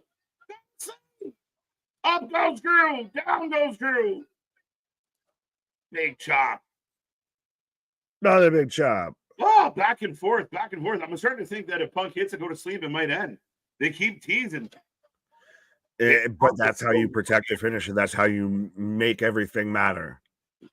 Yeah, I can see Drew kicking out of one of them, but they keep teasing it. They keep teasing it. I love it. This should have been the main event. Nah, we'll see. I'm holding out my opinion until the end. And again, it's a good problem to have. I mean, if your first line is stacked and you got to throw out a second line, you'll be all right. It's not a bad problem, guys. 100%. If this is what's starting the show, just imagine what they're going to end with it. Yeah, man. And again, if they fall on their face, we'll point it out. But I don't want to go in there already expecting it to be negative. Gilly, another thing. So Gilly's tired of Liv and Rhea. He's tired of CM Punk and McIntyre. What? Like, help me understand. Gilly, do you like wrestling? Or do you just like us? I mean, if you just like us, that's fine. But yeah, that's fine. Oh, what's up, Jeff? Suplex through that table. Punk ain't getting up, says Corey. Fire that fucking ref. Why would you attempt to wipe the blood off Drew's face? That was dumbass shit. I missed it.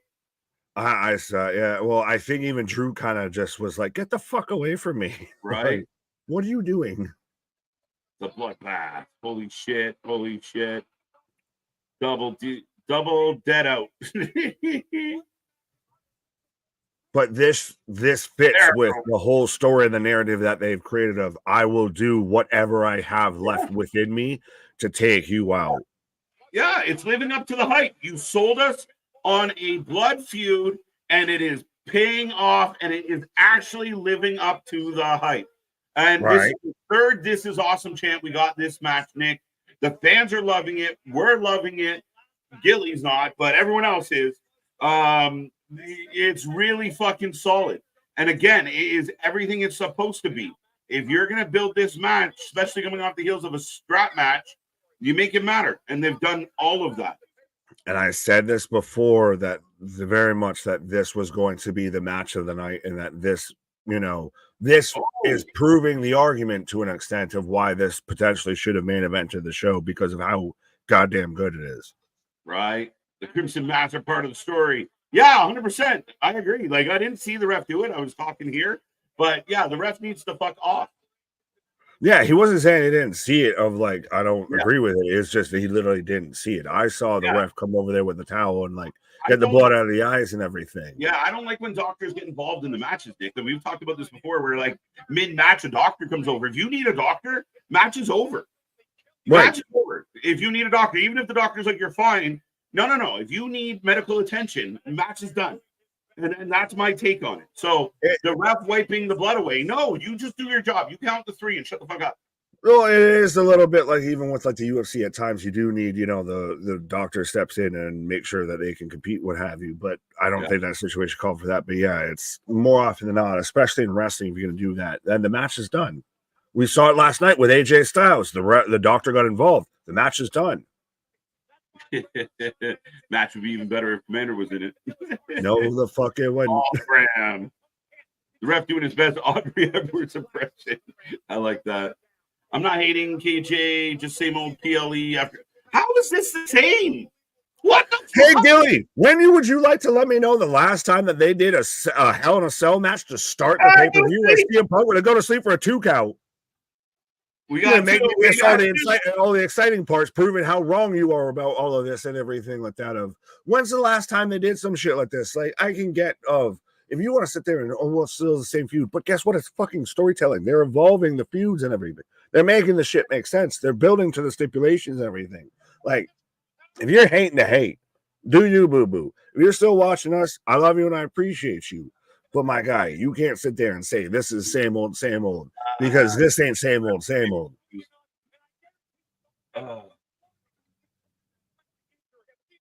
Oh, up goes Punk, Set up on the steps. Looking for it. Crash onto the steps. White noise onto the steps. 1, 2 count, and that was had to squeeze in there.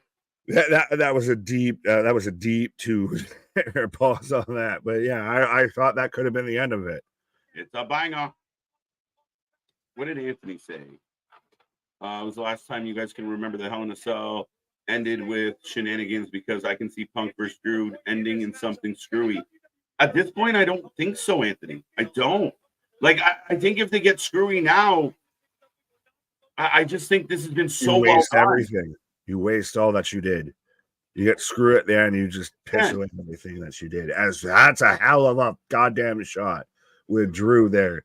Just blood-soaked face, the hair just coming down and everything, just lining up to destroy CM Punk. And here's the thing, Nick, and this is the comment I like very much by Mr. Noob. If you sell the story of the match well enough, you don't need the high spots. You don't need a hypodermic needle. You let the violence and the rage between the two men speak. I got a voice! Oh! Nice reversal. Hell of a transition because you sat there and you had Punk all but dead to rights there, and he turns around and locks in the Anaconda Vice. Is Drew going to tap here? No way. Oh, he's going to grab the wrench. He's got the wrench. I'm going to beat the shit out of you. A banging. Oh! He's going to drop it. Oh! Thank you. Smashing Drew in the face. Yes, what a spot. Wow. But again, this is story. This is storytelling 101 of you fully believe if this is you show this to someone who's not watched a minute of wrestling before this, you believe that these two men hate each other. Blood? I mean, there's plenty of blood. Except, some of it did get wiped away. Oh, Drew's even more busted open. Again, he's just leaking.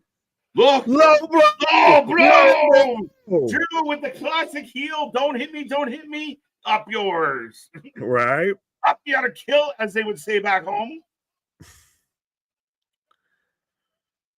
The ref wiping the blood makes sense. By the way, they have to use this footage for years to come, but you can still do it. How many times have we seen it with people with just crimson mask? Christ, that's one of the biggest highlights of Stone Cold Steve Austin's footage is him bleeding and him gushing and leaking. JV asking if there's a problem with the audio. I had a bit of a weirdness with the audio, but it seems to work itself out where I was getting the other language broadcast at times. JV was interrupting your stream there. He was just trying to get that Espanol version and everything. Yes, there's this TV screen under the ring. I don't know what that means, but yeah, apparently. Fair. Deserved it. Fair enough. Right in the family. Oh, we got a satchel. We got a sack. We got a satchel. Yeah, Peacock sucks. We could be getting a glass or something here now. We got a satchel. We got a bag. And again, the ref goes. I like that. The ref goes to wipe off Drew's face. You get that shit the fuck out of here. There we go. As we hit over 140, let's get to 150. Be a friend, tell a friend, folks. Oh, he drops the bits of the bracelet on this man's head. Symbolism. Kind of makes me feel like river dancing. Symbolism. Now, the ref with another towel. Drew gushing. Yeah, he's oh, what a spot. Goes for the Claymore and then hits his lower back on the steps as Punk moves out of the way. Oh, it's so funny. Tax! No, beads! Beads! The beads! The beads! Where's Nicolas Cage? The beads! Ouch. Oh my God. Thumbtacks. Folks, as they're wrapping the chain around his leg or around his knee. Right? Thumbtacks. Those beats Holy definitely hurt. shit. Not that much.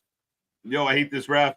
I mean, again, it must be, it's a modern day mandate. Well, and it's, again, this is how you can do a hardcore cage match, and you don't need to do bullshit. You don't need cinder blocks. You don't need syringes. You don't need spots just to be spots. You can tell a story. But it all within the transitions of a wrestling match. Like, you're trying yeah, it's beautiful, Nick. You're right. Like, again, it's not just... Oh, he's shoving the beads in his mouth. Got him up. Up goes. Punk's going to win. Punk's going to win. Go to sleep with the chain wrapped around his knee. Go to sleep with the chain around his knee. 2, 3. 3. Holy shit. CM Punk with the W. And you should wow. CM Punk in a almost 50-minute match. That's insane. I'll admit to being wrong, but I'm almost glad I was, because either way, that was a hell of a match. That 100% stole the fucking show when we just started, folks. Hell of a match. Huge win for Punk. And again, I mean, a lot of criticism. Can he go? Can he hang? Can he stand tall in these moments? And for what I can tell so far, Nick, he accomplished everything we expected him to. Again, Meltzer, get your fucking stars out, buddy. Because if the match at All Out was 5 stars, what is this one?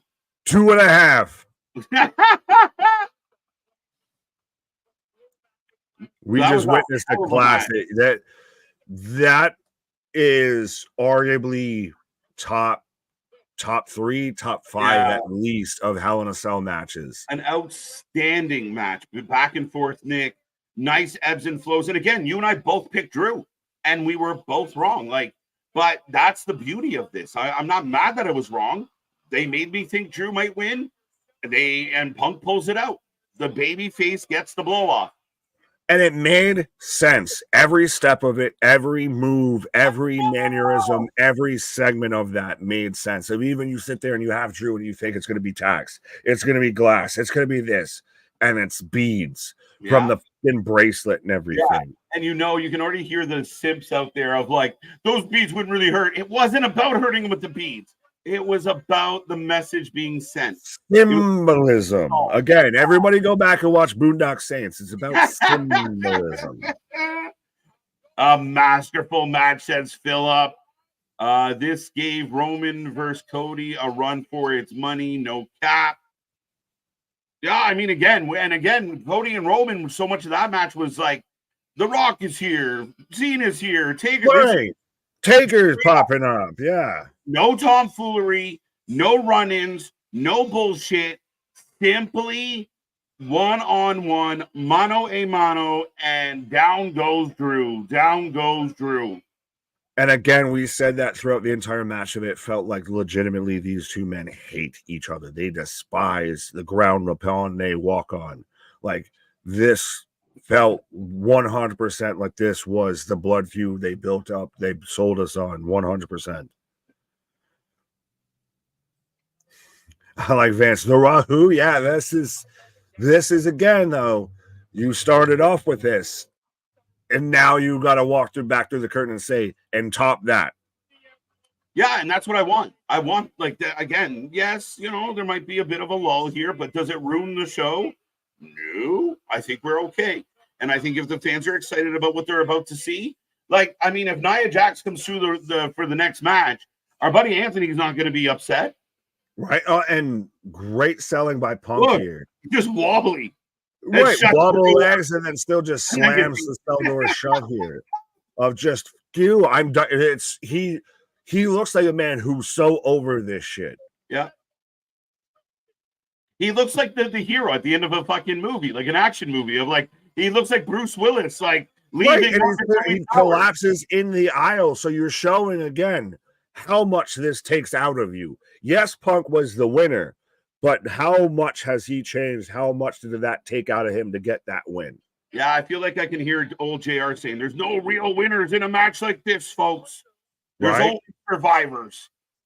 That's such a great line. Well, I can literally hear that right now. Yeah, there's no winners in this match, folks. There's only survivors. Punk looks like me at 2:35 after last goal. I'm good. Let's go. But again, now Drew's out here just beside himself. Like, that's the thing, too. If you're Drew and you've gone through all of this, trade him to SmackDown. Drew versus Cody Rhodes. Oh, but this is still not a moment of screen time, not a moment of airtime. Is misused, is mistreated, is misrepresented. You cut from Drew sitting there, crimson mask, crying beside himself because I didn't do it, to Punk's collapsed in the alleyway, in the entranceway, literally having to get oxygen so he can get it to Gorilla. Mm-hmm. And it's funny because he actually looks like slightly worse shape than the guy he beat, which is perfect. Like, again, he got by the skin of his teeth. Now the heel doesn't took the L, but looks like slightly better shape. And I like the visual. I like, again, symbolism of all of it. Right. Rocky's saying they're mocking with the air tank of the MJF thing. Right. I don't know about that. I think you nailed it on the head with the old school, like JR type line of there's no winners, there's no losers, there's survivors. Yeah. You don't win a match like this, folks. You simply survive. Right. As we cut to, again, we're getting. Oh, I love this. Dude, you get chills because of what it is. I get chills. Like, if you don't. We did last night. I know what it was. Just randomly throw us off last night with all of a sudden popping out the Firefly Funhouse. Spaz, thank you again for the super chat. Remember, folks, super chat, super stickers. I know it doesn't matter. I know it's a childish take, but my petty brain is mad. This isn't closing image. AEW can't touch this. But we don't know what the closing image is going to be. So I love this, and I'm not finding any negative. I don't give a fuck if it was in the middle of the show. This was almost as perfect as you can get as far as a wrestling fucking feud goes. So I get it, Spaz. And sure, it would make a really nice closing visual. But if the closing visual is The Rock and a bunch of other people standing over Roman and Cody, might work too. Yeah, that's the thing is I can't judge it until we're through there because the closing image could be tenfold to what we even just got. And that's still impressive to think that they could do that. And believe, know that they probably will and could. Yeah, absolutely. And again, I see 5 matches in 3 hours. Well, the first match, it went we're 55 minutes into this show, guys. But that goes to what, again, Anthony brought this up during our predictions, and I love that he brought it up because I hadn't even thought of it. They're going to start with this match because this match is going to get time. This match, 100%. You don't want to run the risk of having to cut the Hell in a Cell match short because you don't want to overrun or anything like that. Yeah.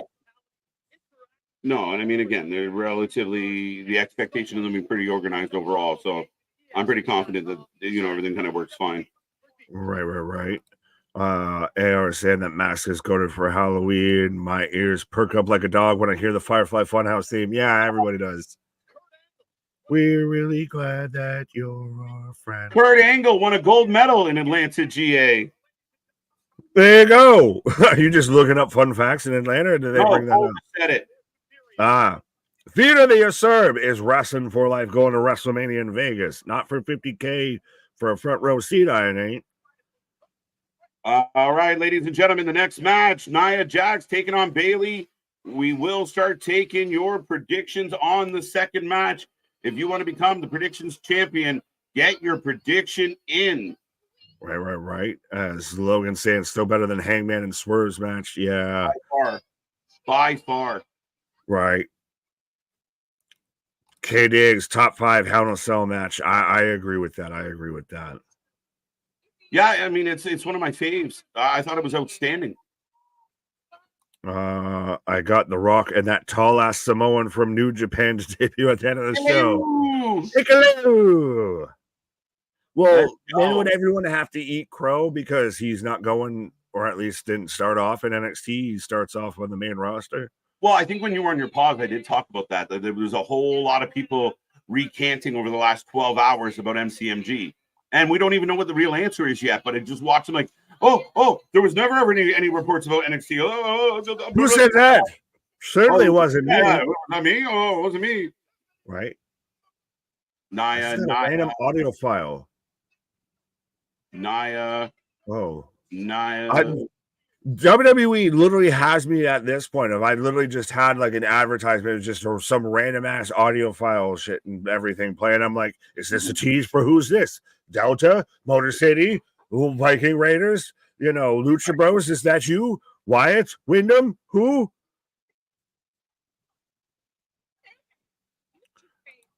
Christian, and here's a history lesson. Atlanta Braves won the 1996 World Series. Well, guess what? You want to know who's going to win the 2024 World Series? The New York Yankees. Nah. Yeah.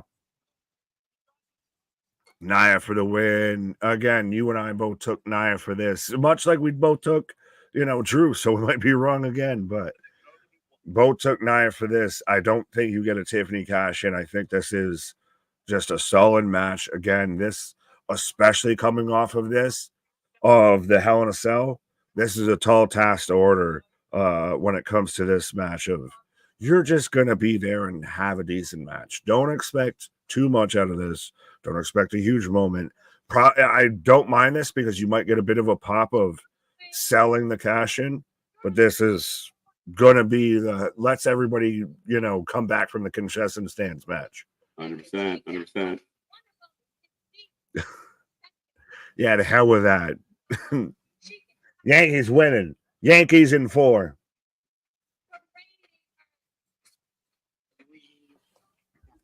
Have you tried Wheatley vodka yet? Because I know it's the Cody Rhodes official vodka. Well, I almost feel like we need to do like a taste testing of wrestling alcohols.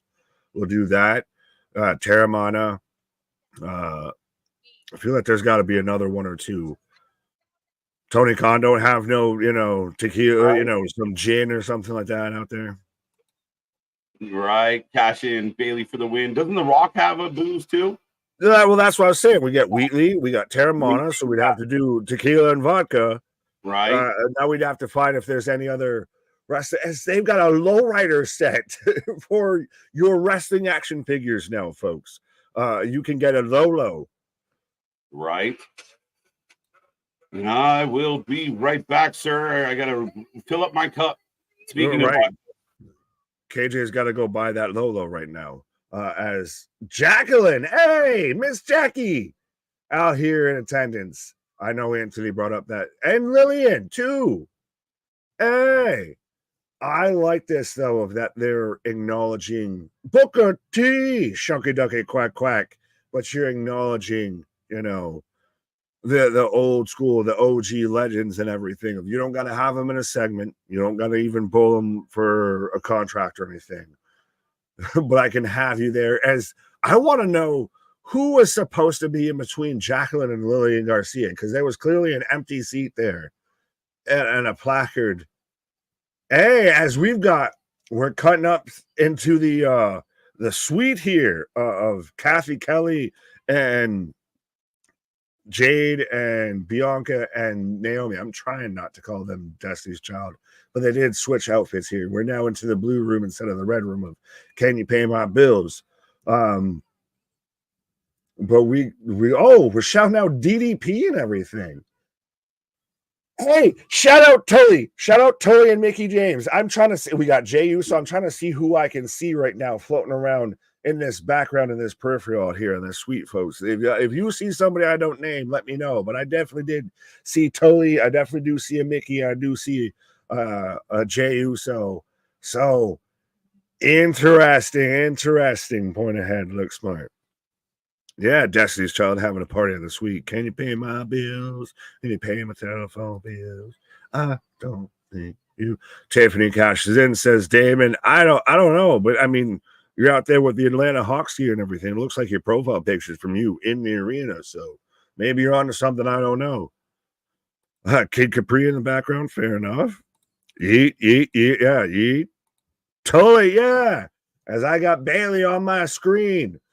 But interesting of still, it's a little bit of times you don't put someone on WWE television unless you're at least going to have them involved, unless they're working with WWE. So seeing Mickey, seeing Tully, all of that, very interesting. You have to try a VTO vodka, tequila, and orange juice. It's awesome, says Corey. That sounds just, yeah, that sounds like, college campuses, Long Island iced tea or something here. But yeah, no cash tonight, I don't think so. Yamala, yeah, 100%. Bailey Brazilian butt lift. Yeah, but booty Bailey. But let me know, folks, who you taking in this match, whether you got Bailey, whether you got Nia Jax. If you see a cash in happening, let me know. But I don't foresee one, and I think this is going to just be kind of a clean cut Nia win. Dewey. Now that we've got Naomi up in the press box and everything, be interesting if she came out here and got involved, as we've got Bailey pointing out them in the box. So interessante. Isn't that a screwdriver with just more alcohol? Fair enough. That's all Latina G's. Yeah.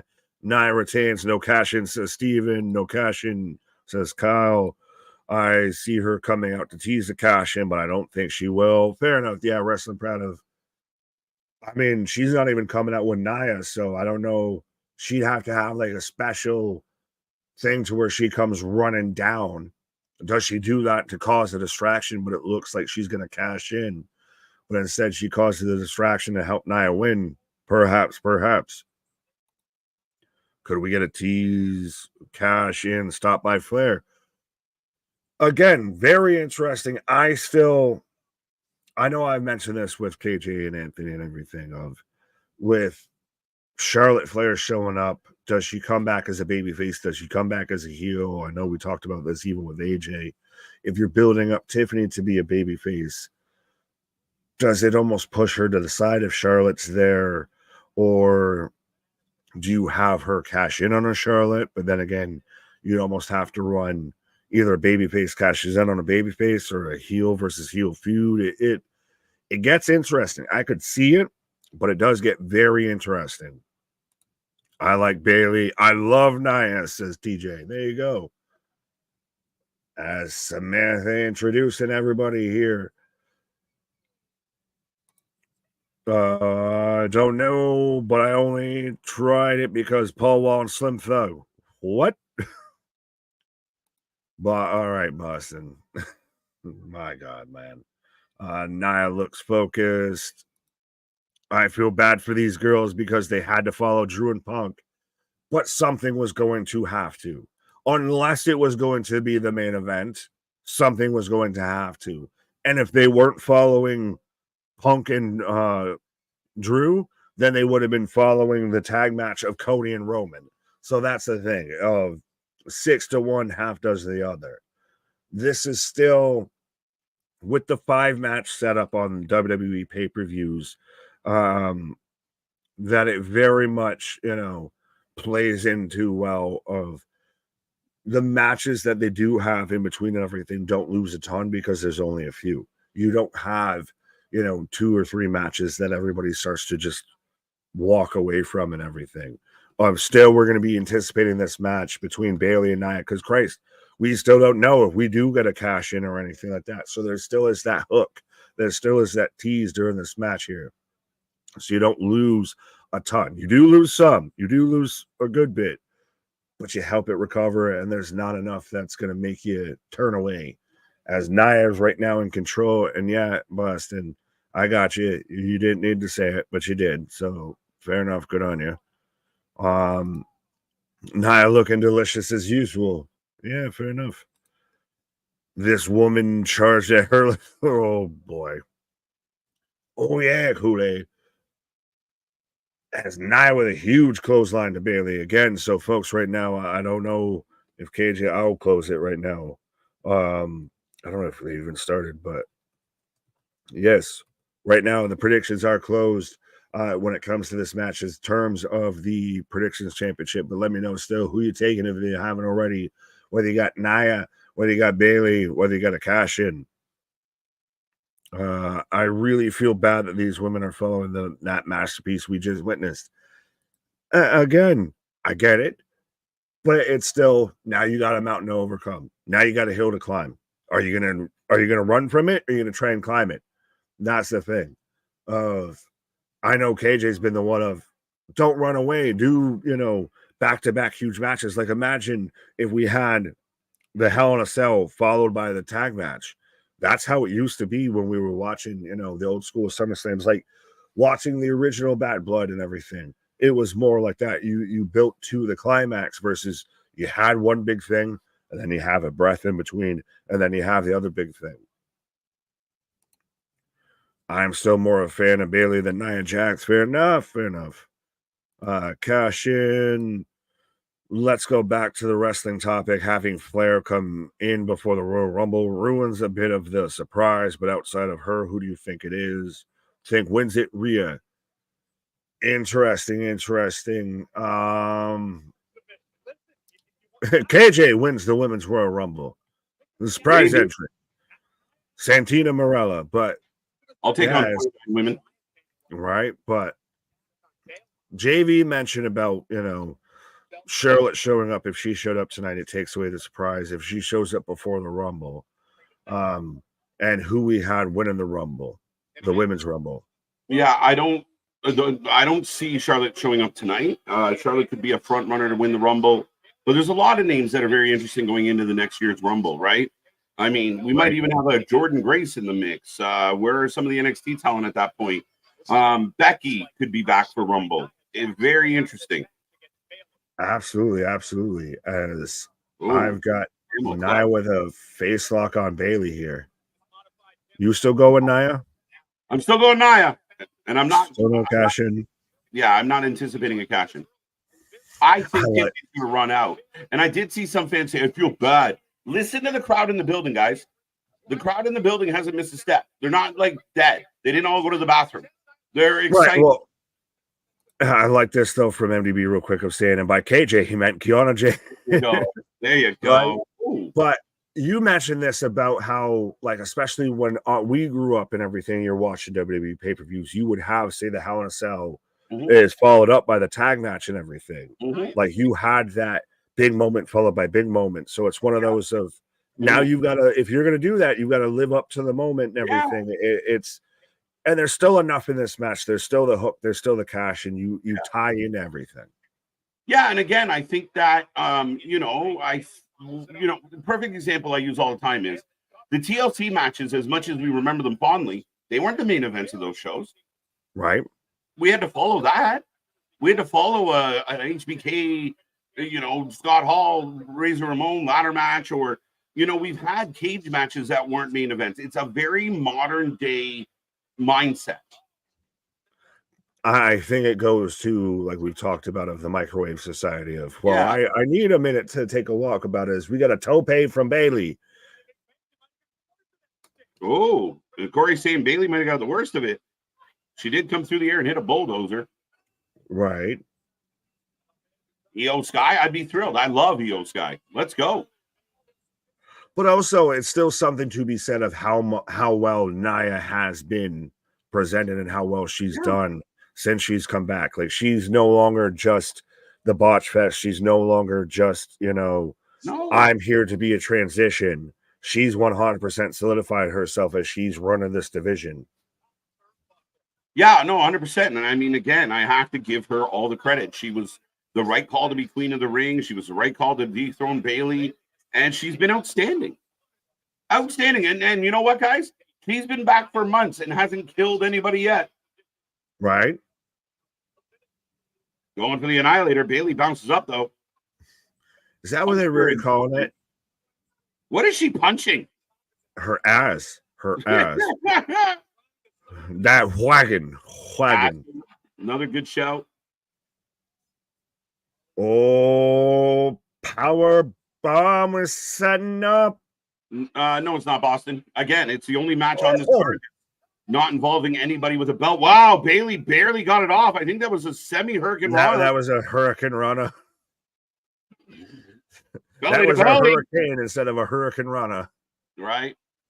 Again, did the crowd die? Is the crowd quiet? Has anybody quit on this pay-per-view? Oh, you have bad match, but did you die? Like, let's be real, guys. Again, this is an internet thing that we make up in our heads.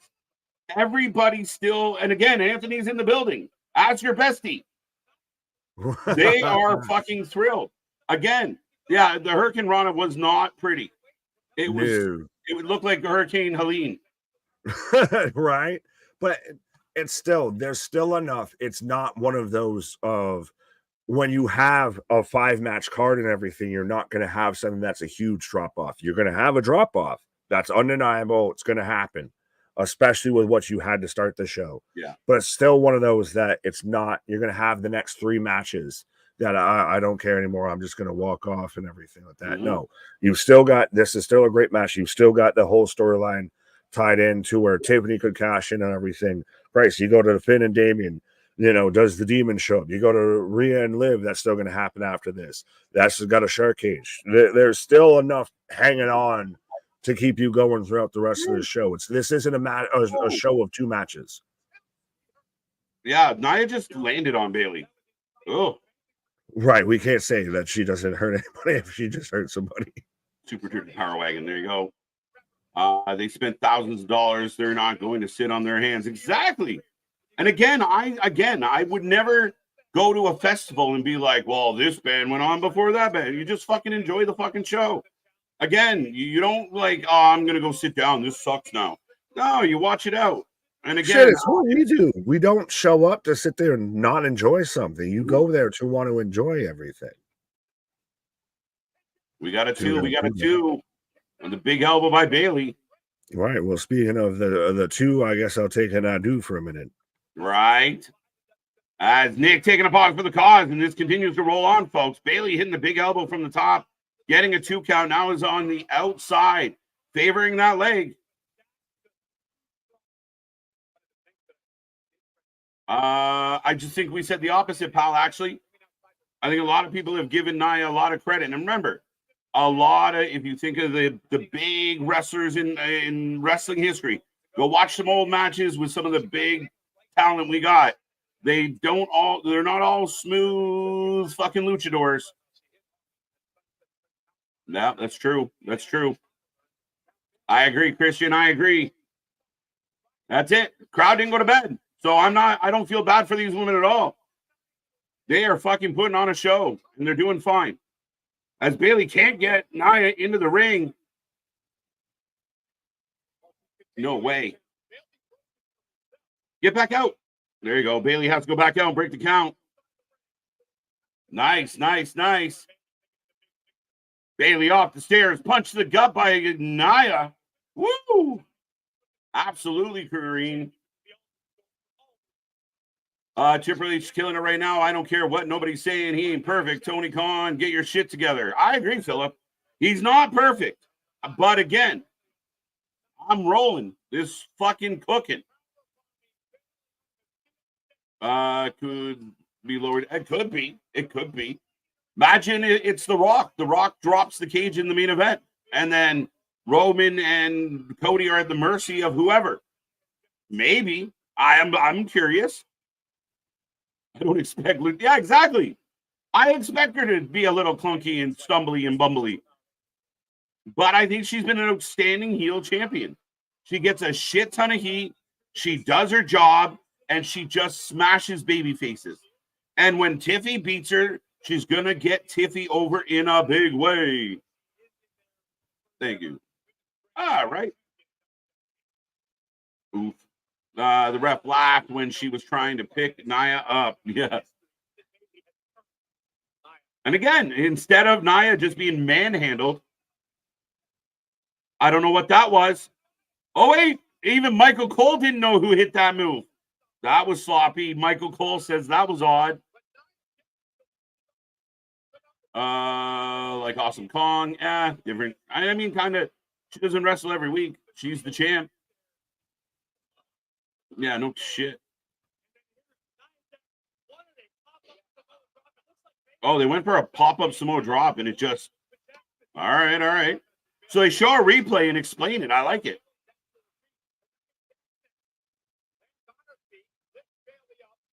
Yeah, I kind of agree with that. It's bad. Like, I mean, again, is Nia Jax my favorite female wrestler? No, there's a long list of ladies that I cheer for more than Nia. I just want to give her credit where it's due. As Bayley hits a Samoan drop on Nia.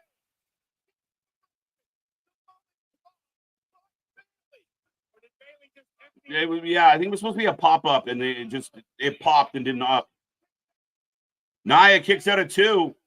Are they trying to hurt Bayley before she goes to AEW? Yeah, probably. Oh, falls on the ref. Let's go. The ref is out. The ref is down.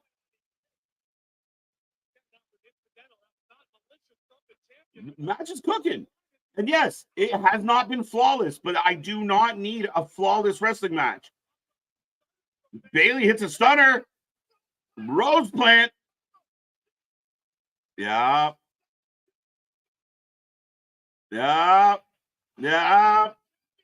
Nia's that snobby big girl in the back. There comes Tiffy. And the crowd pops. It's Tiffy. It's Tiffy. Let's go. Hits her with the case. Hits her with the case again. Let's go.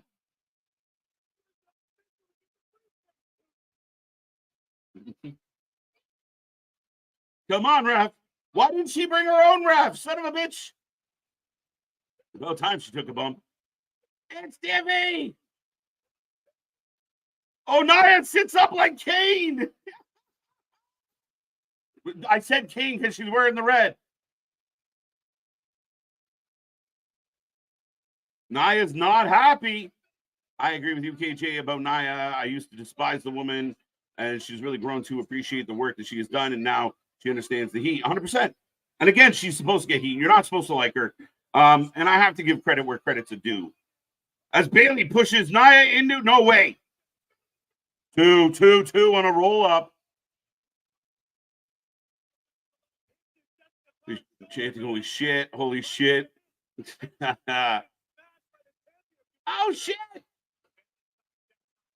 That's why I didn't bring her own ref to further the story. Now, Tiffany, plausible. Yeah, 100%. Again, I felt like it was too soon anyway, MDB. I know the fans want it, but we're not there yet. This match is horrifying. Fair enough. I don't think so. I'm enjoying the shit out of this match, and so is the live crowd. And again, people can say whatever they want. Oh, this went next, but they didn't go dead. Samoan drop from the second row. Bayley is dead. D-E-D, dead. The Annihilator, and just sits on her, arms crossed with a wing. Had some botchy spots. It did. But what a fun match. I'm okay with it. And again, the live crowd's into it. They continue the Tiffy storyline. Nia gets the win thanks to the distraction. I'm okay. I'm okay with all of it. Again, a couple clunky spots, but go back. You think the Big Show had some fucking clunky spots? Or a Kane? Or fucking any of the big men that we've seen over the years? Sometimes they didn't move very well. But man, Not a bad match. It wasn't boring. Yeah, I mean, again, considering all she accomplished, AR1, she'd have to be considered. Yep. Tiffy almost fell on the way to the ring. That looked a lot different in their heads. Yeah, I would say so. In certain spots. The Hurricane Rana spot, not great. The pop-up Samoan drop went weird.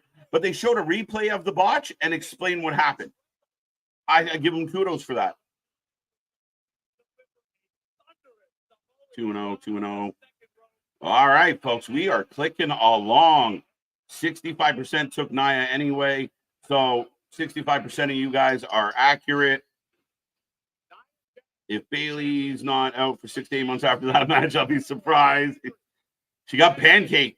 That Annihilator is ridiculous. It's the Vader bomb. Like, it's the Yokozuna drop. Like, it just literally caves in chest. I just wish they produced the match better, make her a world beater. Some of the things Nia did made no sense for a big person to do. Nah, I disagree with that. And I mean, it produced fine. And again, she's not in the ring with nobody. Bonsai drop, thank you. But yeah, she's not in the ring with a nobody. She's in the ring with Bayley. Bayley's beat her before. There's a history there. So again, she a world beater, yes, and she has been a world beater. But in this case, it's Bayley. So it's got to be a bit of a battle. You got to make it count, and I think they did. Yeah, I'm with you, TJ. The match was fun. The crowd was into it. And again, a lot of people have told me there was 5-star matches that the crowd barely even clapped during. So I'm not going to criticize too heavily on a match that the crowd was very into. There you go. There you go. But just like Nick. Most improved wrestler of WWE this year. Yeah, I mean, considering where she was to where she is now, I got to give her credit, guys. Yeah, easy, cowboy. Bonsai drop, bonsai drop. We can see another tease tonight from Tiff. You never know. That'd be interesting, Rocco, just to do it. I don't think they will because, again, there's a lot going on in that match. So if the focus is on the fact that, you know, Dom's in the cage and Rhea's trying to beat Liv, throwing Tiffany in again, where we get critical of overbooking. As they are reminding us Tuesday, we will be here live for NXT in St. Louis. Randy Orton will be taking on Javon Evans and so much more. Tuesday's going to be a fun one, folks. It's also Title Tuesday. We got 2 shows, 1 stream. It's going to be a fun one. As we go to Xavier Woods. Fun match. Congratulations to your New York Mets winning tonight against the Phillies. There you go. There you go. Bonsai drop. Tiffany is going to cash in sooner or later. She's going to cash in. I agree. But you got to think about the build here. And you want people, like, you hear the pop for Tiffany. The place went crazy when she came out. Nia's gonna keep treating her like shit. Nia's gonna keep bullying her, picking on her. It's like the whole, you know, when they were trying to, when is Sammy gonna turn on Roman? When is Sammy gonna turn on Roman? When is Sammy gonna turn on Roman? Finally, Sammy turns on Roman. The place goes unglued. That's what they're building here, and I like it. I like it personally. But, ladies and gentlemen, up next, we are getting Finn Balor taking on Damian Priest. We will take your predictions on this one. But, yeah, who are you taking? Who are you taking? And remember, get your votes in so you can become the prediction champion. Bum, bum, bum. Now, this match will be interesting because the last match held up with the crowd. This match has got a challenge to do the same.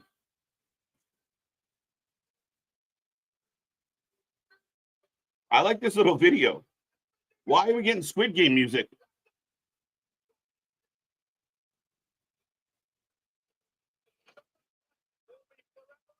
There you go. Get your votes in. Get your votes in.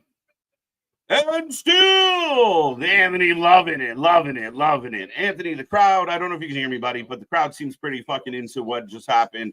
Priest for the win. Priest for the win. Priest for the win. Priest for the win. Priest for the win. I'm going Priest.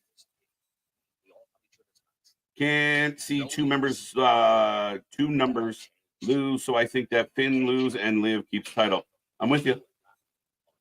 I think the exact same thing, my guy. That is an awesome that you're a hostile bit. All right. Shout out to the dude that won 50,000. Damian Priest for the win. Priest for the win. Priest for the win. Priest. Is anybody taking fucking Finn? 67% right now taking fucking Priest. Priest for the win. Was that a couple's picture? Specifics. Finn for the win. There we go. MDV in with a Finn vote. Did anyone else see the live monitor under the ring when Punk? Yeah, it got brought up in the chat as well, pal. Again, very interesting. Don't know what it means. Give me Balor, Finn Balor, picking Finn. There we go. Finn getting a comeback here. Still Priest the favorite. Priest. Queen Nia loses to Queen Charlotte. Tiffany cashes in on Charlotte. Rematch at Mania. I'll take it. I mean, interesting theory. I don't know if that's how it's going to play out. But again, I do think they're going to milk this for a while. So, again, a lot of anticipation here. And they want the fans almost demanding that Tiffany cashes in. They're getting there. They're getting there. Priest for the win. Congratulations. Yeah, I think I did. I got Finn in this one due to cheating. Fair enough. Priest for the win, 2-0. Yankees 2, Royals 1 at the moment. Go Royals. Dun-dun. But the next match should be interesting, folks. And again, if you haven't made your prediction yet, make sure you do so. And I will remind everybody, we are back Monday Night Raw, the fallout from Bad Blood. We got the Gunther, Sammy world title match and more on Monday. Tuesday, NXT and AEW Dynamite. For those who do not know, Dynamite is on Tuesday this week, starts at 9 p.m. So NXT live from St. Louis at 8, and then we will be here for both shows as Dynamite goes live at 9. Wednesday, no show. Thursday, our preview show for Wrestle Dream. Friday, SmackDown and Rampage. Saturday, Wrestle Dream. We will be here live. Moxley, Danielson, a triple threat for the international title, and so much more. Folks, we are the channel that just watches more live wrestling than anybody else out there. Don't miss a minute. Be a friend, tell a friend. And right now, if you can hear my voice, Xbox! Make sure you share this link everywhere people are talking about wrestling, and let's continue to watch these numbers grow. It's nothing but fun. I know we were at about 140. Keep it coming. Keep it coming. I agree with you, MDB. Arn Anderson, Tully Blanchard. Faces we used to see elsewhere. Finn Balor. What did he bring back? I don't think so. Not yet. Yo, this is a nice entrance, though. What is this?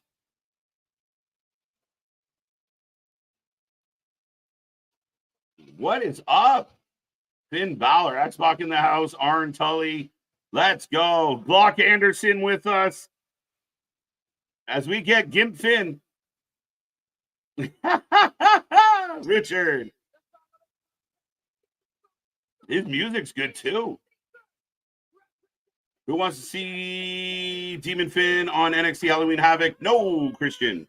If they bring back Demon Finn, it won't be a Halloween Havoc. It'll be something bigger than that. Survivor Series or something else. Priest needs to win. No, he doesn't. Finn Balor. I still love Finn's music. I thought it was great. Oh, he hit a spine, but he laid people into the mat. No doubt, Jims. One of the best spine busters in the business ever. Nice entrance. Great entrance for Finn. The Scottish government is not cute, but they have a lot harder than Latino. What? Fred, what the fuck? When Finn does the arm thing in his let's get back to that. As Finn's got a little bit of face paint on, but just a little bit. What kind of did I say priest? I meant prince. There you go. There you go. Let's hope CM Punk and Drew McIntyre can shake hands on Monday. I have my doubts, Christian. I have my doubts. Finn is cashing out. I don't know. I don't know. I love Finn Balor music. I think his entrance is outstanding. Welcome, Clay Lewis. Thank you for letting us know. Just because it's a one-on-one match, somebody is going to get involved. Yeah, you got to remember, Finn comes with backup. Finn comes with JD. Finn has Carlito kicking around. This one's a hard one to call for me. But I did pick Priest. Priest for the win. What's the chat saying? We're up to 65, 64% Damian Priest right now, guys. Priest for the win. Finn Balor for the win. I love Damian Priest's theme song as well. Yeah, I got no problem with the Archer of Infamy. Give Finn bad timing. Speaking of gimps, I was going to try and come back on Infamy, but I guess I came back on a gimp. But yeah, the 11th member of Slipknot, Finn Balor, coming out here right now. Damian Priest walking down. I'm taking Finn for this match. To me, Finn needs a win. Damian's not super hurt if he takes the out here. He's already lost the world title. He's still overish as a babyface and everything. Yep. We've got Quavo in the front row, but Finn needs something here. He needs a win. He needs, he comes back and we continue this feud going on. This is not the blow off of this feud. Ah, you guys talked him out of it. Look at this. I don't know what you're talking about. I just got rid of evidence. Oh my God. Way to go, folks.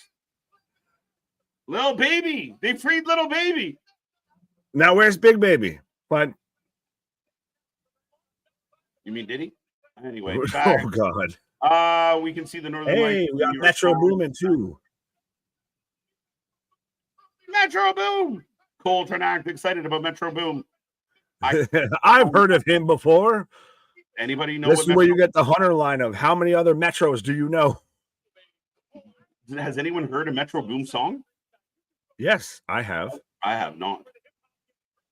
Superhero. He's modern Dr. Dre of he produces really dope shit. He's not like an artist of he's not out there, no one's gonna remember a Metro Boomin verse. For half this really shitty rap that we get in the 2000s. You can have that. That even what I'm at.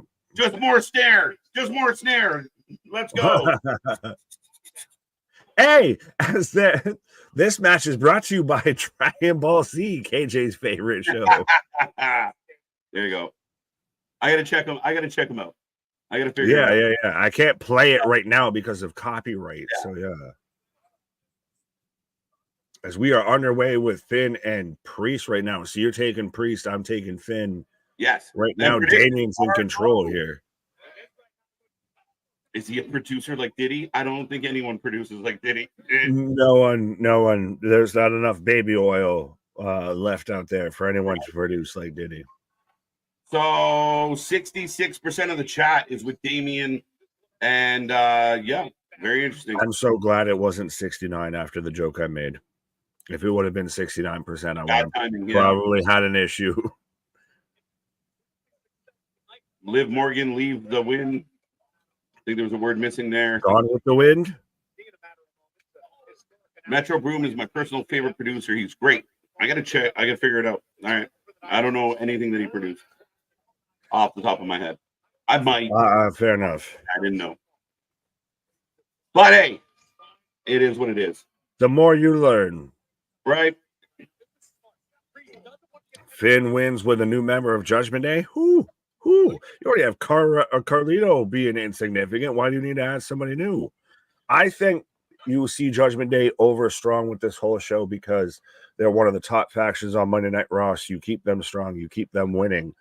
They have to look dominant at some point, and now is the time to do it.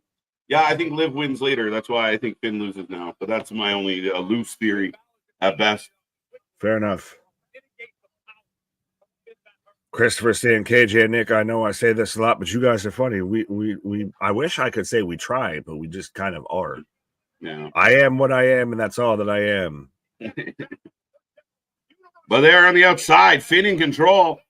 And again, good energy in the crowd. I was a little worried about this match having a bit of a lull, but they're hanging in strong. Green shirt tan hat guy should get an intro. Jesus Christ. Yeah, I haven't seen green shirt guy. Green t-shirt guy. Is he in the front row? Thank you for the super chat, sir. So E1, what's up, my guys? Another great live stream. Everyone smash that like button and share with your friends. Much love, fellas. What? Oh, just go ahead. Sorry. The hijacker. I got this. Big stomps by Finn. I like it. Dragunov injury, miss things up, feuding Judgment Day. Maybe. I mean, it sucks, and I'm sure plans had to change because of it. I think the IC division plans changed more than the Judgment Day plans changed with Ilya being hurt. That amazing jam, Bad and Bougie by Migos. Yeah, okay. I don't feel so bad anymore. Hey, you can't be hating on Bougie when we interview Jay Bougie. Shout out Jay Bougie. Yeah, you can't be hating on the Bougies. Right? I'd rather bring Jay Bougie back than... will Cody be a part of Team Roman and Survivor Series? I don't think so, but a lot of people do. I don't get why. I still think, and why did we all of a sudden shift this narrative of everybody expected the Bloodline storyline, and now everyone's like, well, they aren't giving it to us right out the gate, so guess they're not doing it. No, we've still got all the way to the end of November before we even get there. Oh, we got lots of time. And again, patience has been the name of the game. I love that they keep people tuning in because we keep anticipating shit. Right. 123 people in here. Keep it coming. That's it. Let's get it back up, folks. Right. All right. That's better. That's better, Corey. All right. That's better. Yeah, he did the whole superhero track and everything as a Russian leg sweep from Finn for a 1.5 count. Like the stream, yes. Me. Mask Off is probably one of my personal favorite Metro Boomin productions. So see, everyone's out there just naming off tracks right now of, check this man out. Mask Off.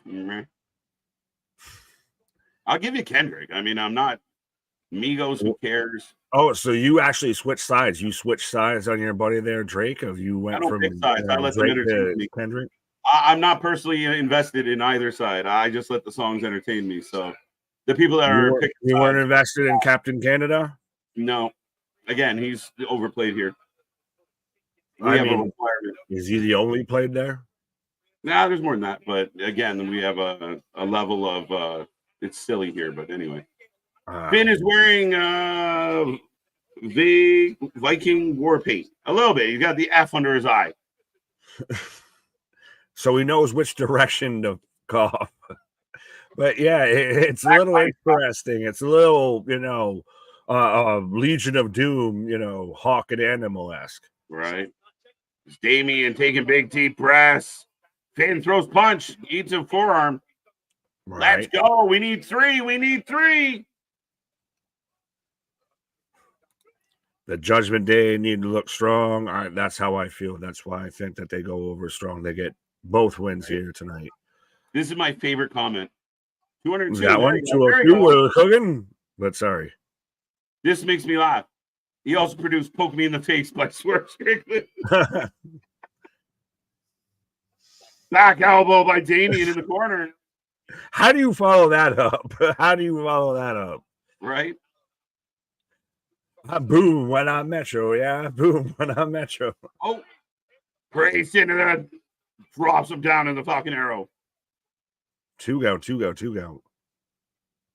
Big kick out there for Finn. Wild take. Do you think Delta would fit in with the War Raiders? They got Sarah. She had a baby, though. Has she had the baby yet?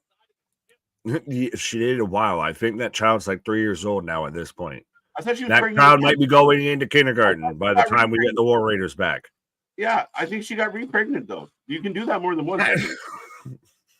They got another one coming around, don't they? What in the fuck is the term repregnant?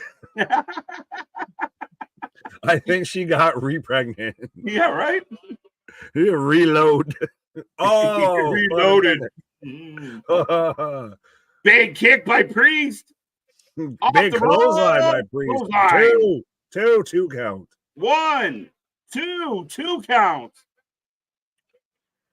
Mind you, I will note that my hands haven't moved. So for honest's sake, I haven't moved.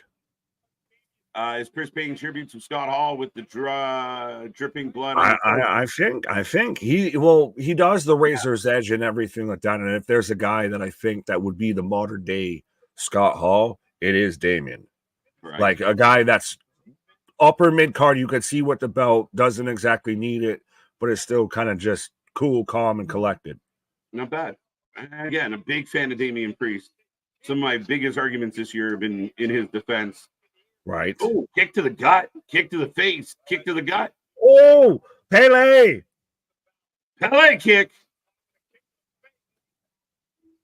Scott Hall gave Priest the blessing to wear his grip from the great beyond. Right. From the great drink beyond.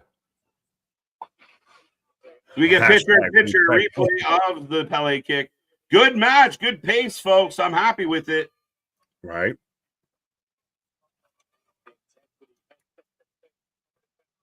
Right now, very close back and forth between both guys.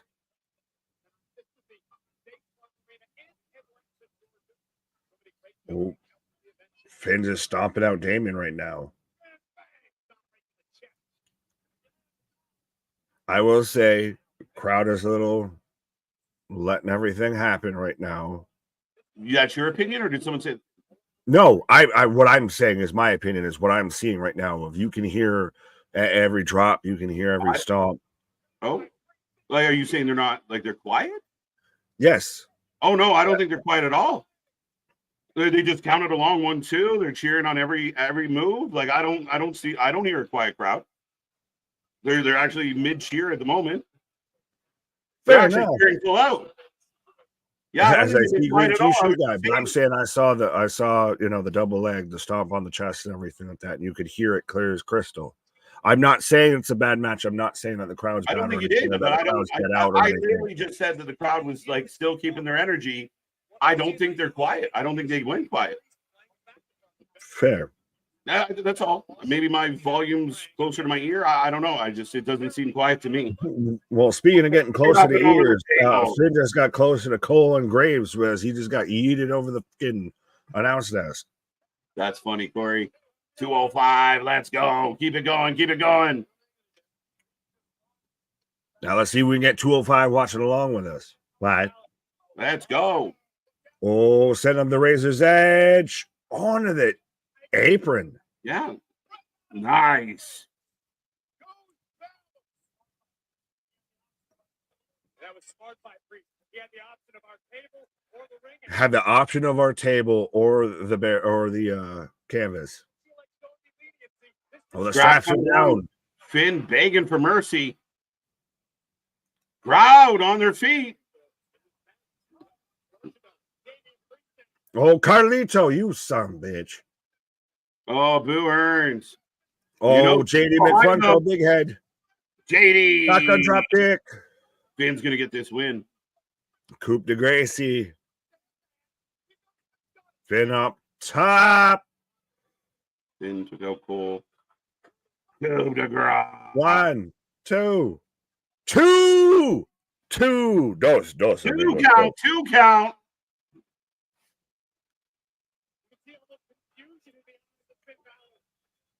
I bet you're getting money for medical bills. Big dog, there you go.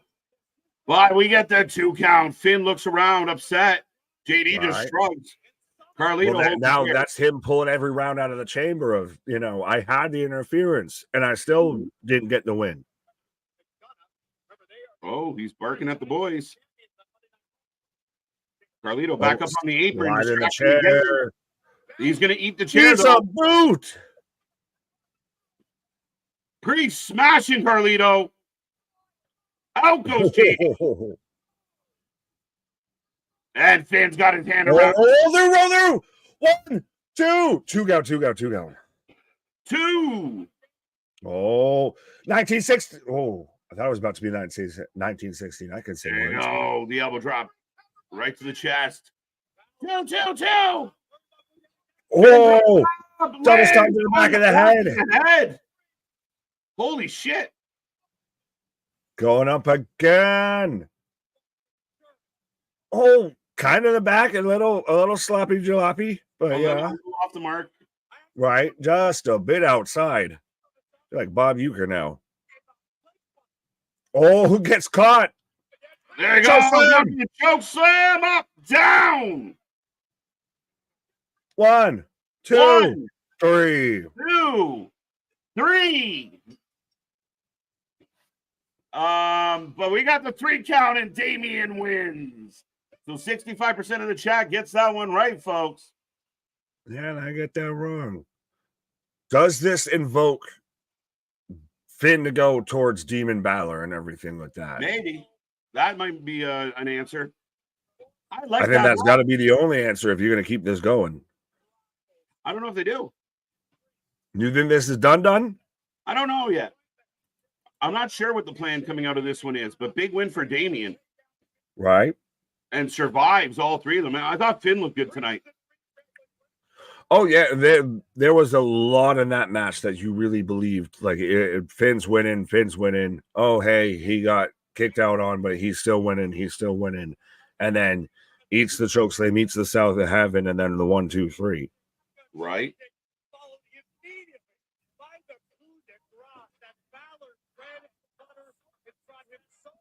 As we're getting a replay of the coup de grace and the 2 count.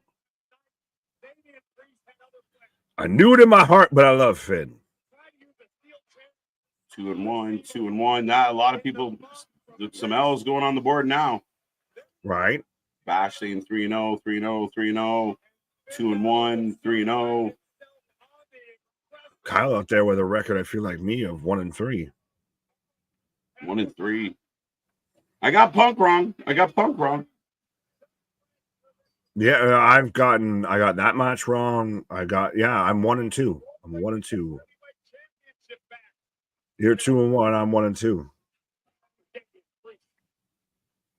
So all we have left now, folks, is Liv versus Rhea for the women's title with Dom in a shark cage, and still the main event of the tag match.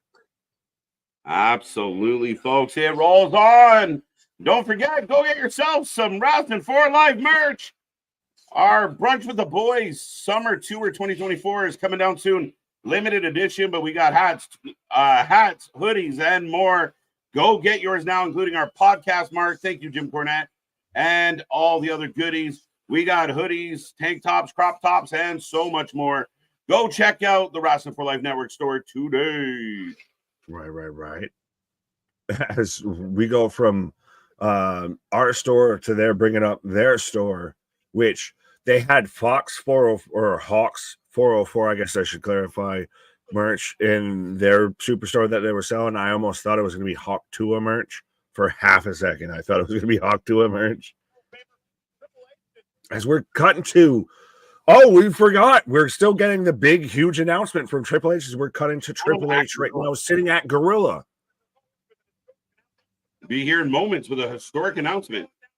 Tomorrow. When's the first time, honestly? I think that's the first time we've ever cut to seeing someone, especially at the head, an executive or anything, when in WWE, at Gorilla during a show. Yeah, it's a real rarity. As we're also getting the Donnybrook on Monday.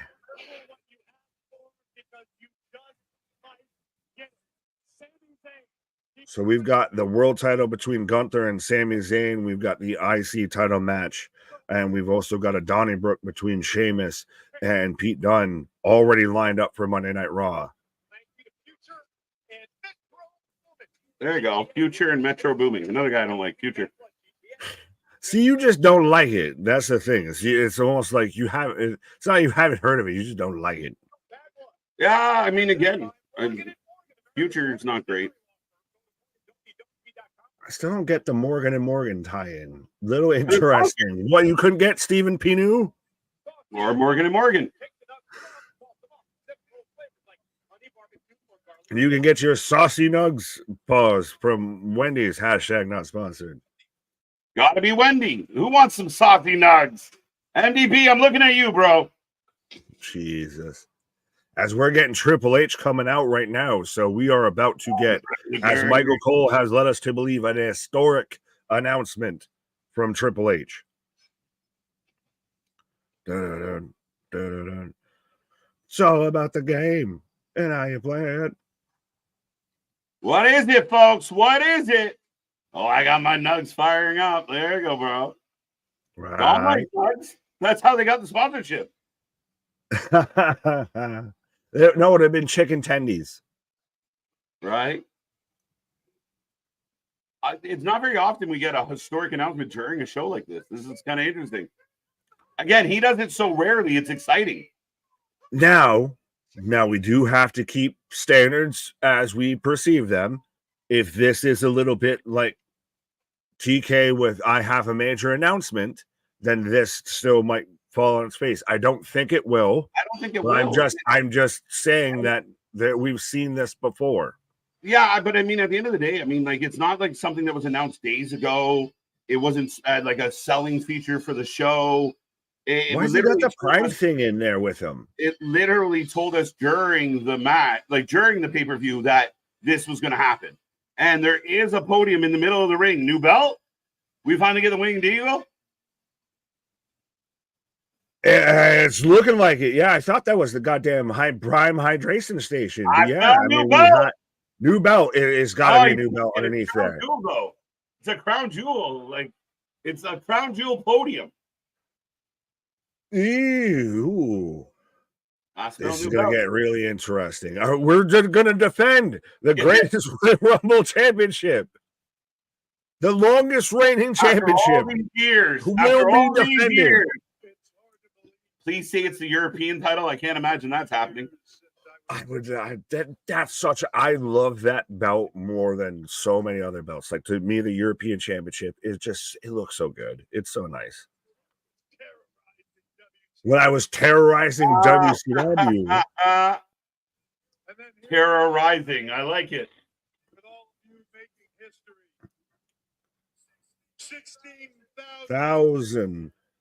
16,092 in the building. What is the collective attendance for certain wrestling promotions in a week? Our 60th sellout of the year. Do we see a Saudi Arabian championship? I don't think so. I hope not. I hope not. That 50-man Royal Rumble is back. Like I said, Braun Strowman might not be able to defend, but he's out in injury, so we got to declare a new champion. No, Fred Natalia is not from what? One of the biggest spectacle events on the WWE 100-man Royal Rumble. Jesus. By Rhea season, it is Crown Jewel. So we are very much hyping something for Crown Jewel, and it does look like a championship. Yeah. The logo is on the podium, so but what are they going to do at it? A women's TV title would be nice. I mean, we've been asking for it. But is it a Crown Jewel exclusive? Is this to where we got to where, like Cody was teasing about, to where this was going to set up where he's at going into Crown Jewel? Could this be something that circumvents the whole Rock idea coming back? Whoa, champion versus champion at Crown Jewel. That's what I was saying. Could this be something that now we don't get Dwayne? For the men and the women. Yes. Let's hear Triple H. Yeah, I can hear him too through you. But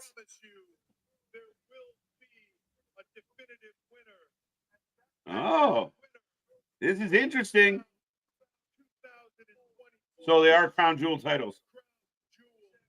Crown Jewel champion. Jesus. You want to talk about bedazzled, motherfucker. You took all of the cubic zirconians and fucking put them in that title. Yeah, I'm with you. I don't love it. The Cubic Zarkarbian Championship right there. God damn. Gunther! Interesting. $1 million belt revamped. Looks like the AEW women's title. If they expanded It looks like the AEW world title. I will say that. a little bit, that front plate. Yeah. What in the Super Bowl belt is this? MDB out there trying to defend 50 carats of diamonds. Nah. That's what he said. Right. That ain't accurate. That's a big ass belt. Not gonna lie, I kind of like it. I kind of don't. It looks like Iron Man's like fucking faceplate in jail. It looks like the Iron Man mask. Right. So at Crown Jewel, it will be champion versus champion on for both men and women, and both men and women will win a Crown Jewel championship. Yeah, but to me, like I said, this gets interesting because I thought for sure we were getting Dwayne at the end of the main event and at the end of the show and everything, because you were going to set up The Rock versus Cody at Crown Jewel. If Cody's going to be occupado, well, this gets a little interesting now. So Gunther versus Cody, Liv versus Nia as it stands right now in 4 weeks.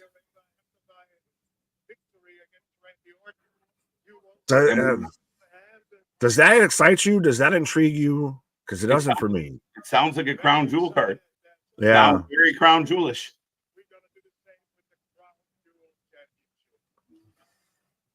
So Survivor Series and Crown Jewel? No, not at all. Well, I mean, I guess what you're, yeah, but no. A little bit.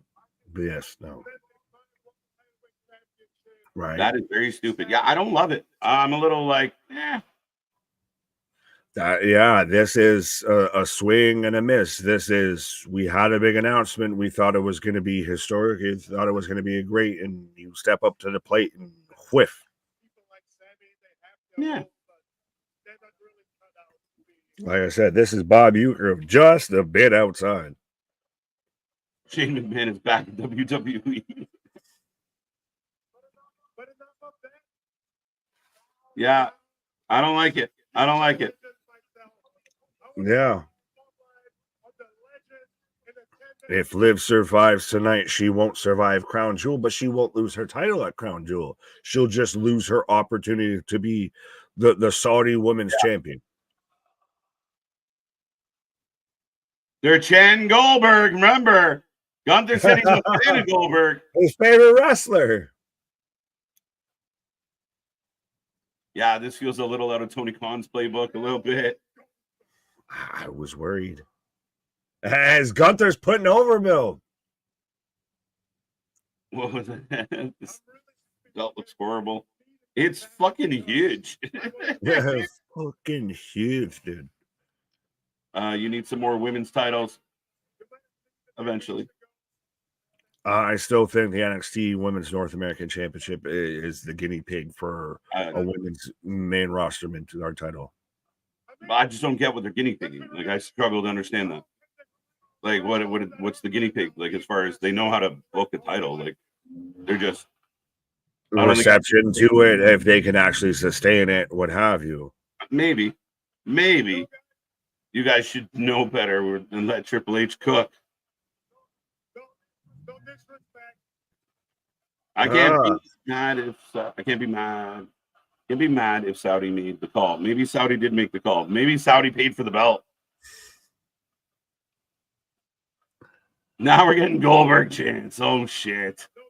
No, Goldberg versus Gunther just unannounced here tonight at Bad Blood. It's going to be a 10-second match. It's going to be Spear, Jackhammer, Goldberg wins. Right. Gunther is Trollberg. But this is where WWE and their talent, especially like Drew, etc., have gotten well at. We know what's going to irk people. We know what's going to, turn the knife in the back a little bit, what have you. As we got Goldberg firing up. What'd you say about my kid? Right? Yo, go to AEW. Bobby fucked up your kid, didn't he? Facts. Goldberg over hopping. the railing. Goldberg over the railing. Gunther's got the suit jacket off saying, come on. I got 3 minutes for you. Come on. Right. Did someone say 3 minutes? Right. Gunther and Goldberg, WrestleMania 41. Yeah. I don't like here Goldberg. Comes Paige and everybody's telling Goldberg, calm down.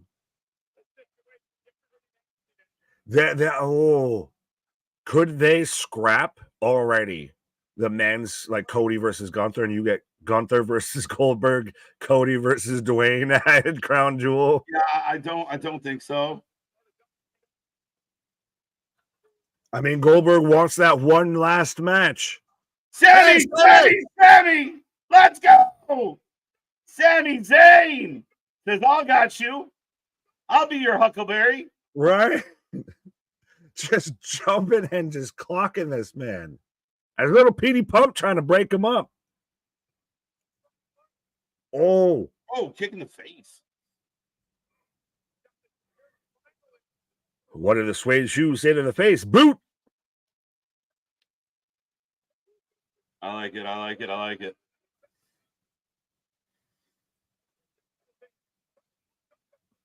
Oh.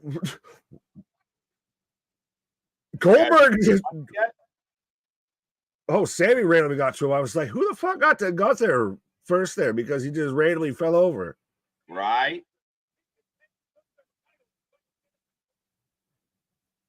Listen to the crowd. Eat it, Sammy haters. Eat it. Monday, not now. Monday, not now, is what Pierce is saying to Sammy. As Triple H raising Goldberg's hand. Who earns? Crown Jewel. Crown Jewel is always a lot of sizzle, not a lot of steak, guys. I same thing when I got mad that Logan Paul got a title shot. It's all about name value. It's all about fucking, making the Saudi prince happy. It is what it is. Yeah, but this feels a little bit more like it's, the hot dog on the rollers at 7-Eleven a little bit more than even sizzle. Yeah, I mean, champ versus champ into itself is interesting, but I mean, at the end of the day, I've come to learn that Saudi shows are weird. That's the definitive result of Saudi shows are weird. As we're bigging up the Royal Rumble again. Right. Sammy still sucks, KJ. No. Can we just go to Liv and Rhea? Don't worry, 316. We're about to get that. That's about to be the next match here. Right. Get your predictions in, ladies and gentlemen. We're down to 2 matches. Liv and Rhea up next. Right. Fred saying, I'm buggy. Well, hi, Itchy, and hi, Scratchy. Goldberg going to be at Crown Jewel? I don't know. Yeah, maybe. Yeah, Gunther beats Sammy tomorrow, and they set up Goldberg versus. I hate it because Goldberg can't wrestle. Couldn't wrestle in his prime. He can't wrestle now. He's the only guy to make fucking Undertaker break kayfabe and fucking get pissed off in a ring. He can't wrestle. It's a little bit of revisionist history. I think Goldberg was good to a point, and then he crossed a threshold, and then all things went south. The wheels fell off the wagon. Right. Because you can't deny, no one can out there deny of not being, a mark for Goldberg and everything out there when he's got the streak and he's out there, just spear jackhammering people. When he's out there facing, Hugh Morris. Is that funny? Is that humorous? Goldberg was great at a time when he actually had to get in with actual wrestlers like Bret Hart, like Taker and everything. Then that ran its course real fast. Yeah, killing him. I'm supposed to leave Goldberg alone, but you can't get around Sammy? Oh, come on. I like both, so I'm good. Fucking guy can't even do a fucking collar and elbow. It's ridiculous.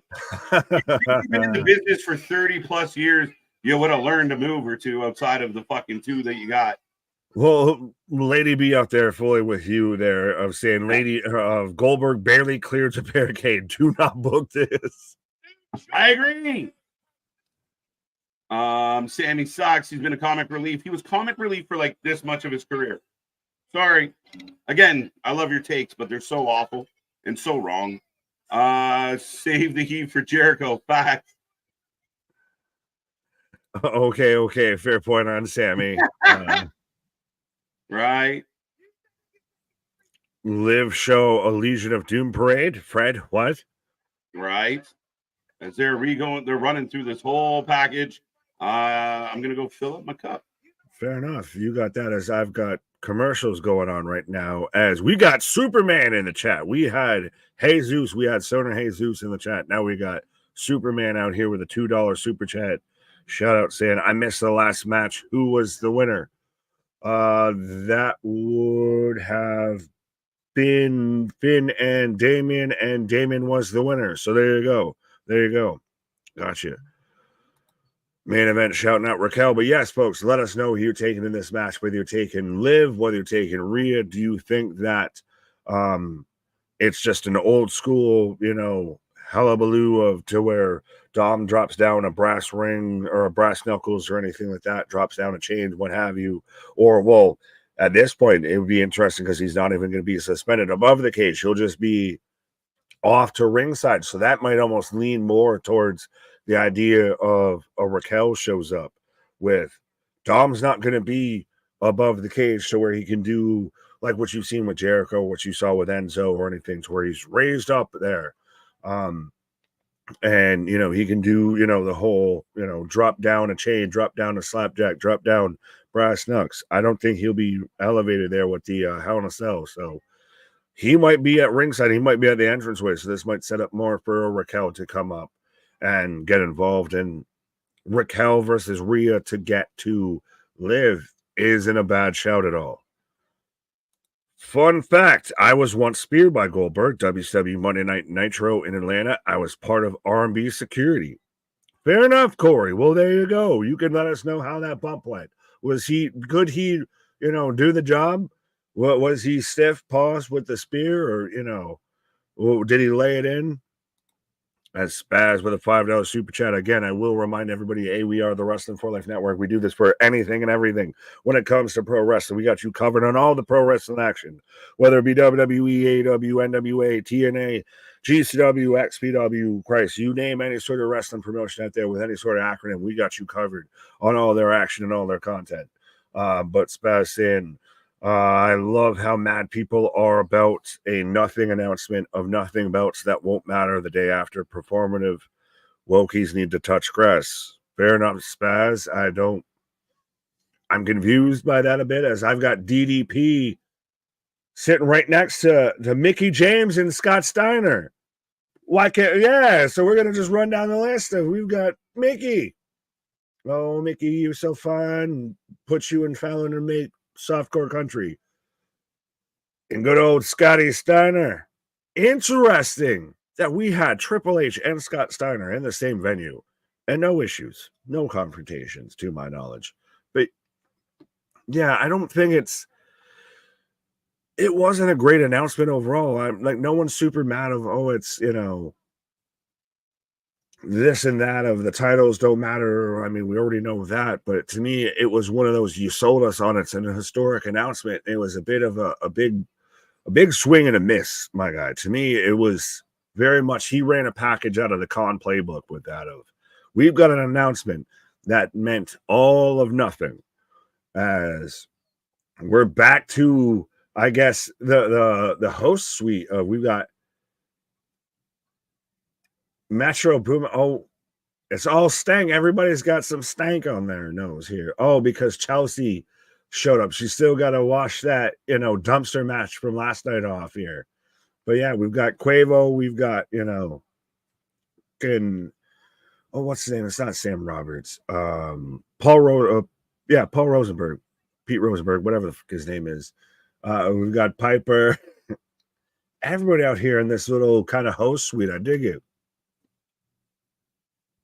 What has Can someone explain to me what's been the whole thing now with Piper, with, you know, the cowboy hats and everything? But Piper's still willing to party with everybody here. So, I mean, I dig this for Piper. I think she's super talented. But yeah.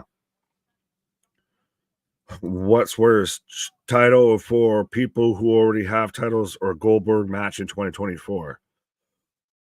Oh, both. I don't know. Yeah, as we're getting a video package of Dom and Liv out here cruising in the Lolo. So we're bigging up them driving through Atlanta in the lowrider here. Yeah, Quavo, Piper got things saying. Yeah, absolutely. Where my freak flag? Rodriguez, yeah, poor Chelsea. Hell of a match though that she had last night though, with her and me and with Mission and the dumpster match. But yeah, we go right from the video package to Dom and Liv rolling through right now. So again, we're getting more and more of Dom being Poppy, being Eddie Guerrero out here with, you know, the custom lowrider with the Mysterio kind of eagle logo on the side here. Chelsea Veruca saw green. Yeah, fair enough, fair enough. She went down the garbage chute. As we've still, like they mentioned it multiple times here, we've got the Lucha Lowrider set now available from Mattel. Hashtag not sponsored. So, much like you can get our merch, you can also go and get yourself a Lucha Lowrider set here. As Liv climbing out over top of Dom, giving the smooches. Fall Brawl 1999. I was there. Goldberg and Steiner wrestled that night. There you go. That car needs to be pumping some dog. Fair enough, fair enough. But I mean, it is in Atlanta. Custom Oldsmobile driven by Dum Dum. There you go, Mike Clayton. What up? AR Piper got them knives out. But again, folks, let us know who you're taking. I don't know if it got dropped, so I will drop it now. But let us know who you're taking for this match, whether you're taking Liv or you're taking Rhea. I'm taking Liv, I think, 100%, as she still retains. You still are going with this feud. If you have Rhea here, you kind of dead everything with that. You kind of cancel out the whole story. We've still got bubbling, still got growing here. And once Rhea gets that title, she's back to being dominant champion here. So we can't continue on. This can't be a trade back and forth or anything to where Rhea gets it, then she takes it, Liv takes it off her, or vice versa or anything. So, yeah. As we've even got the ref cam. Shout out almost kind of being the perv cam there. True story, I was there for Goldberg, Lesnar in Toronto. A friend asked me to send them a video of Goldberg's entrance. As I was sending the video, I missed the match. Shorter than was trending. Fair enough, Spaz, but thank you for the super chat, as I've got Rhea Ripley coming out right now, looking like the badass, looking like the star, the stud that she is. But yeah, there was very much, that was the big thing with Goldberg, of under 5 minutes is what you got for a Goldberg match. Rhea, I'm going out on a limb. I sleep, bleed the demons in your dreams. Okie dokie. Miss Morgan. The ref looks terrified. Yeah, the ref is shell-shocked out there. He's seen some things. This is my brutality. Main event girls taking Liv. How do you like him in his new group, Easy Bake? Who? What? No. What did Easy Bake say? Now I gotta. You're making me do homework. I don't want to do homework. I was suplexed by my cousin Alex Abrahantes, if that counts. Fair enough. Oh, so yeah, what am I missing of what new oh, we're pitching to the Dom toilet paper. So just if you know you come down with a case of the driveling shits, you can 100% sit there and, you know, help cushion your tushin with some Dom Mysterio toilet paper here. And so, yeah, we're going to have Dom locked up at the entranceway. So, again, he's not going to be above the ring or anything like you would typically have that. So, you know, Rhea, quote unquote, baiting the trap with some Dom toilet paper in the shark cage.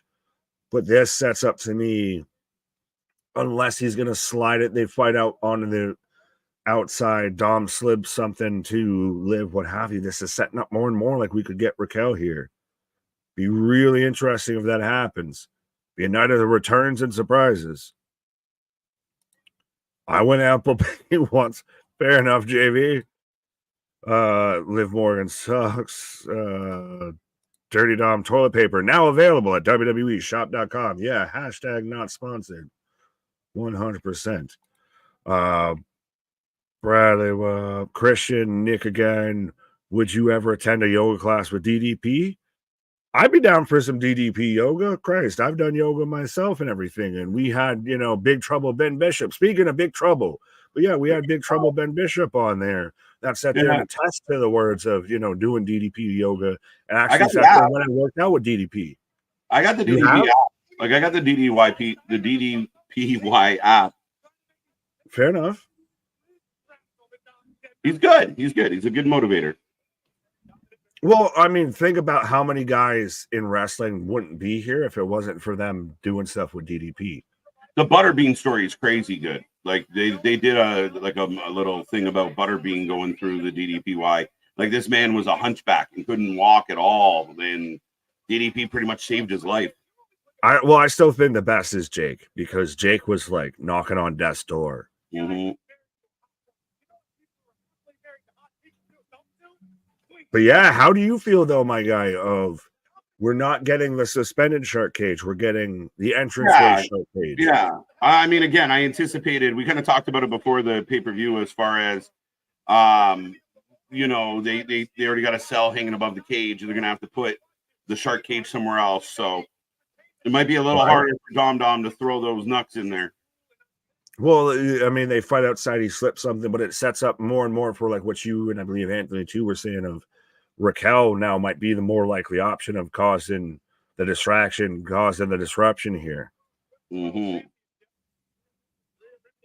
But ladies and gentlemen, we are in the second last match. Dom being locked up, and we are about to get this title match on and running. Get your predictions in, as once the bell goes, I will close up your chance to become the prediction title holder. Oh, Rhea with a microphone. Hey, Dom, one more secret.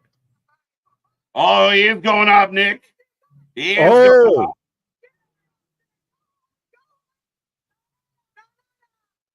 Oh, she tried to start the nah, hey chant, and it didn't quite work. But yeah, we're going up in there on Dom's afraid of heights. I like this. This is cruel and unusual. Yeah.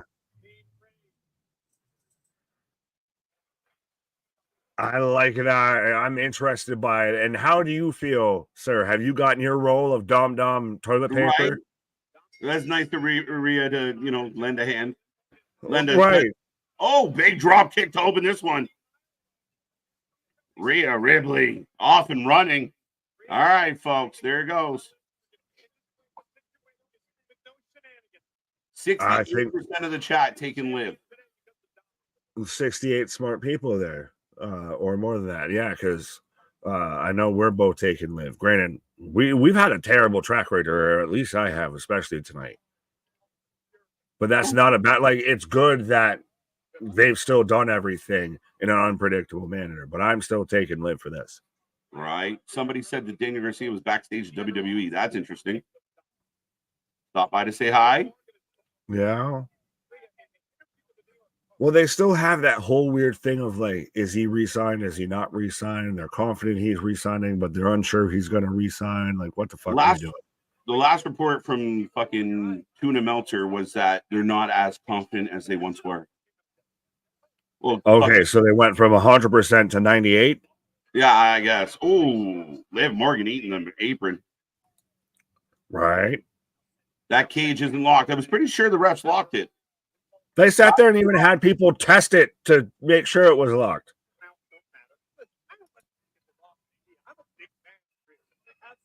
Dirty Dom locked up and suspended in the air. Again, I said they were going to have trouble. Like, what were they going to do? So they suspended him above the entranceway. Ooh. Yeah, like I said, so interesting aspect because I thought with the cell there they weren't going to do anything like that. Now you're getting that extra little something there. Yeah, and this match starting off exactly as I anticipated, as far as Rhea just getting a little bit of a flesh off of Liv and big mommy chance breakout. Right. I like though how Dom's even selling it of the, I'm petrified of heights. So I'm sitting there, I'm just in the corner, I'm just grasping at straws here. Liv knocking Rhea off the apron, Liv grabbing that leg, and Dom refuses to stand up. Mm-hmm. Dom gonna need some vitamins. I hope he took some good ones before they put him up there. That'd be a trip. Yeah, but I like this though from Liv of she's going at the knee of Rhea. She's very much of it's already been an issue for her, so now I'm going to go at that. And you've got the power game on me, so I got to trim you down. Right. I'm sorry. I mean, Liv looks phenomenal. Not that Rhea doesn't, but goddamn. Right. But speaking of trimming down, sir, I will be right back. There you go. If Liv wins, Charlotte shows up tonight. My prediction. I don't see it. I don't see it, John. Again, I don't expect Charlotte until around Survivor Series. Now, I'm not her doctor, but I don't anticipate Charlotte Flair until around Survivor Series. As Liv got the half crab on, folks, and we are still rolling. Let's see if we can get more people in here. I think most people are right. Yeah. Again, there's going to be a caveat here. If Liv's going to win, there has to be something. What if Tiffany cashes on Liv? I think we all be shocked. And I don't see it happening, Robert, just because of the build on the other side. They've really been building Tiffany, Nia. I don't see them going another direction. Let's go. That is hilarious. Liv's laugh kills it for me. Nah, I like it. I don't care. Lance Storm roll through knee bar by Liv. Give Liv some credit. She does work on her skills.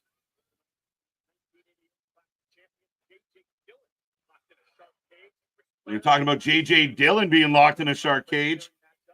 Mommy. I mean, you really can't win. And then no matter, I know Dom gets so much heat, but let's be real.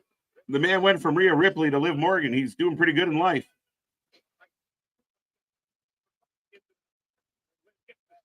They mentioned Tiffany cashing in on Liv on SmackDown last night, but I think you're right. Yeah.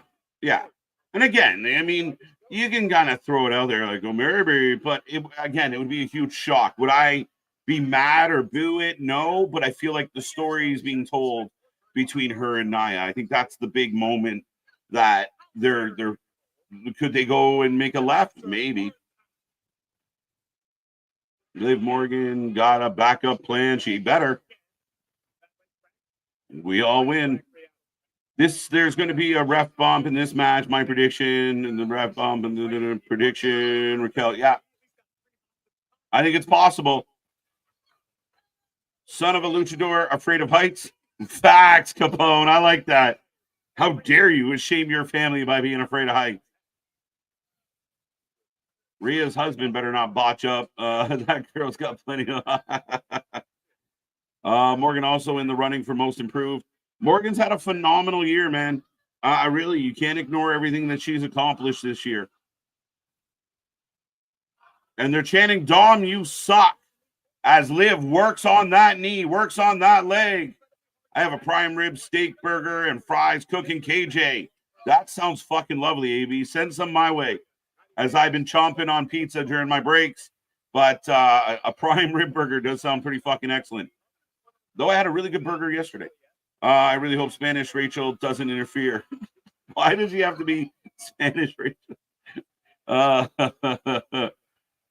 Nia told Tiffany to cash in on Liv at Bad Blood. I get why she said it. Yeah, I agree, man. It just throw you off the scent, right? I agree. Why would you debut Charlotte on a B-level PLE? You do it at the Rumble. Yeah, again, I don't think you're debuting Charlotte. So one out of there. The other side of that coin is that I think she's back before the Rumble. Monday Night Raw, Dominik was talking on the phone to Finn. Yeah, 100%. 100%. I think there's a caveat. As we get a sunset flip bomb into the guardrail, the barricade. Why didn't Dom bring an iPhone to well, he doesn't have his iPod in. Let's go. Liv's only had 4 matches since winning the title. I disagree. She's not had a phenomenal year. I think she's had a great year. I mean, again, not just about the matches, my guy. And she's been a central focus point of your major show. She gets used a lot. She's on TV all the time. She's getting a ton of heat with Dom. She won the title. It's hard to argue. But I think she's had a great year. And it's not about, again, it's not always about all the matches. Like, same standard for Roman Reigns or a lot of champions. The champions don't get in the ring every single week. And there's a reason for that. Raquel, yeah, I got you. Why didn't Dom Mysterio bring? Got that one. Raquel, Rodriguez, and yeah, got you. I'm telling everyone I see we're here at Bad Blood. Yes, let's go, John. We appreciate it. We love it.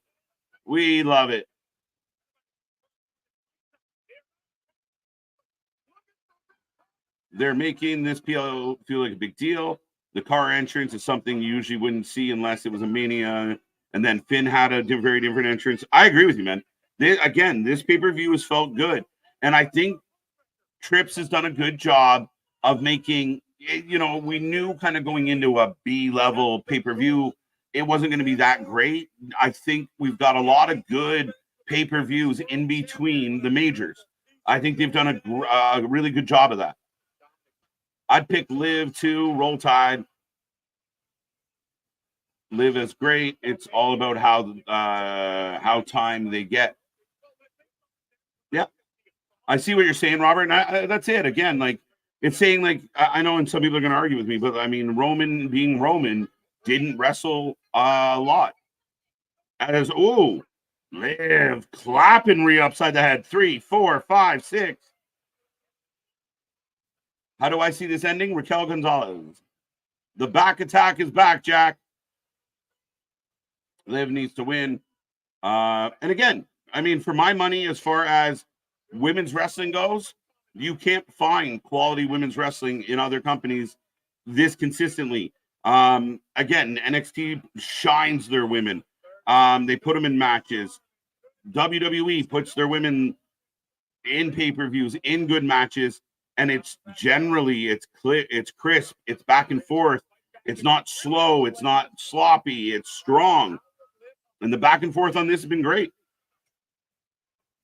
I didn't know we were going to treat it like, yeah, again, I agree with you. I'm surprised. Oh, Misfit, you were right. Dom, open the door. I think he picked the lock. He hasn't moved, Michael Cole. Not sure what that is referring to because the match has not been sloppy. Liv's new move is called the Home Wrecker. I like it. Rhea to the top. The Outrunners beat the Vets on Collision. That's hilarious. Rhea Ripley making fun of Dom. And throws out a yeet. The gate's open. Yeah, you were right, man. I thought the refs did something. Apparently not. But I figure if he's that high in the air, what the fuck's he going to do? As we get a standing cloverleaf, he's going to jump. Don't do it. Don't do it, Tom. I think he picked the lock, and he learned that in prison. There you go. Michael Cole said he picked the lock. I didn't see him move.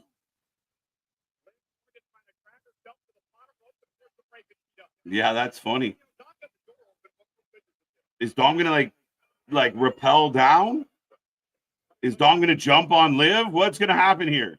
WWE has the best women's wrestling. The main roster is hands down the best women's wrestling in the world. Again, I just think it's quality wrestling. And I've watched a lot, and I just see other matches I mean, again, I hate to pick on anybody, but Serena Deeb, not a really great match. Really slow. The crowd wasn't into it. The energy wasn't there. We saw Monet and Monet and Sheeta at the pay-per-view. Horrible match. I mean, I don't think there's any debate. He got it open. Rhea making fun of Dom Dom on the outside. He uses toilet tissues. There you go. Chambers saying spoilers. No spoilers, please. He's not going to rappel down. He's going to Raquel down. Yeah, maybe. Dominant jump into the arms of Rhea.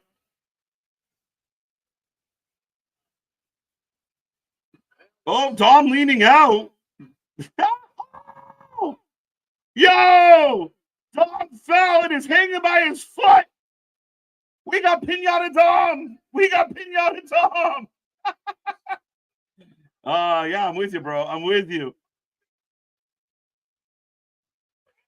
He's not going to repel that. No. We got Dom hanging by his boots.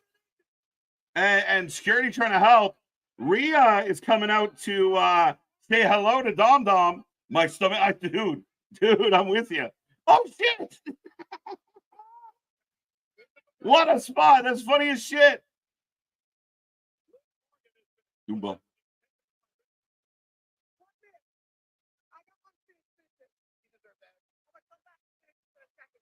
Oh, so Rhea said to the ref, give me a minute. I'm going to come back and finish this.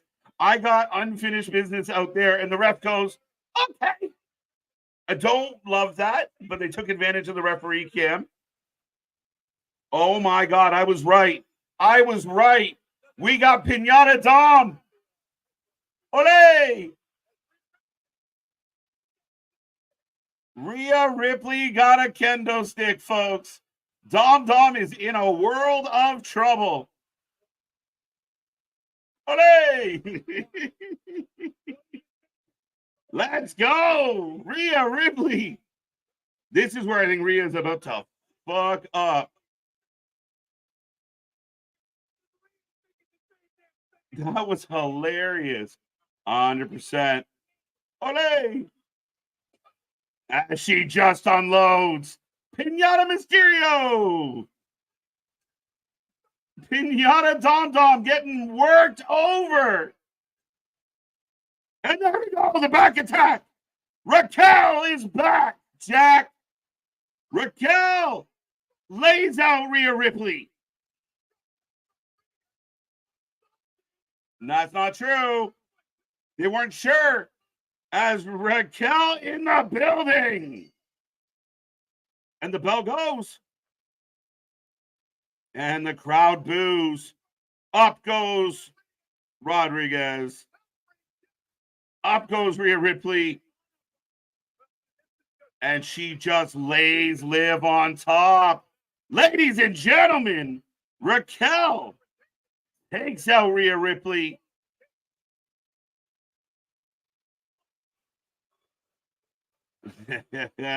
I like it.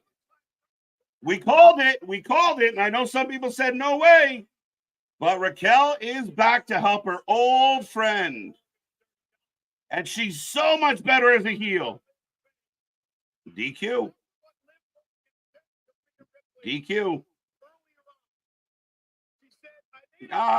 Misfit, I don't think that's accurate, my guy. I don't think that's accurate.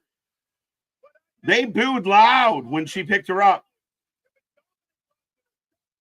4-0, terrible. I don't know. I didn't think so. Raquel. Yeah, you should be. It might be a tiebreaker. Bum, bum, bum. Yeah, I thought it was all right. Yeah. Like when she picked Rhea up for the powerbomb, everybody booed. Yeah, it was boos. I heard them. Yeah. I didn't think the crowd went quiet or didn't give a shit. I'm confident I heard what I heard. I thought Rhea and Raquel were friends. Well, no, Liv and Raquel were tag team partners. So that's it. How are you going to stop Liv now? How are you going to stop Liv now? But ladies and gentlemen, we've come down to this. The main event is upon us. Cody Rhodes, Roman Reigns, the Bloodline. We will take your predictions on the main event, the final match, and we will find out who will go home with the win tonight. How will this one play out? What will happen? What will take place? Who is involved? What big deal will happen tonight? Or is it just a match? But you let me know. You let me know in the chat. Once we get the ding ding, it will be closed up. So get your 2 cents in, and we will find out. Well, speaking of the ding dings here, but yeah, as we did get another little video package pretty much teasing, at this point, I think everybody's assuming Motor City Machine Guns. They very much heavily featured Detroit. Yep. They very much heavily featured, you know, fast cars and all that. So we're either getting Fastlane coming back and they're hyping this shit up like no other, or we're getting Motor City Machine Guns. Yeah, and again, I haven't seen anybody offer an alternative. So that would be my take on it. It very much seems like MCMG, as we are getting a commercial for Crown Jewel, including the new 50 diamond encrusted belt. The cubic zirconium, to quote Ricky, 100% belt is going to be on the line.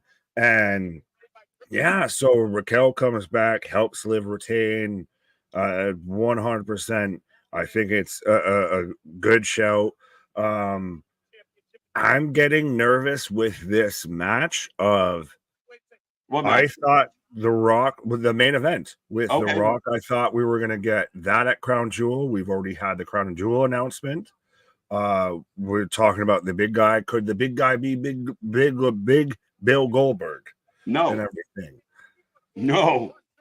Bill Goldberg is not getting involved in this. I'm not worried. No, I'm not saying that he's involved. I'm just saying of that could they have been teasing at stuff that's already happened, and we don't like what we thought was going to be end of this. Again, completely stuff we thought was going to be the end. Nothing they've told us, nothing they've built to couldn't be there, and that might be a letdown to a good chunk of people if that doesn't happen. I'm not saying it won't, but if it happens. Yeah, I'm not worried about this match at all. And my prediction for this match had nothing to do with the fact I wasn't even certain The Rock was going to be the guy that shows up tonight.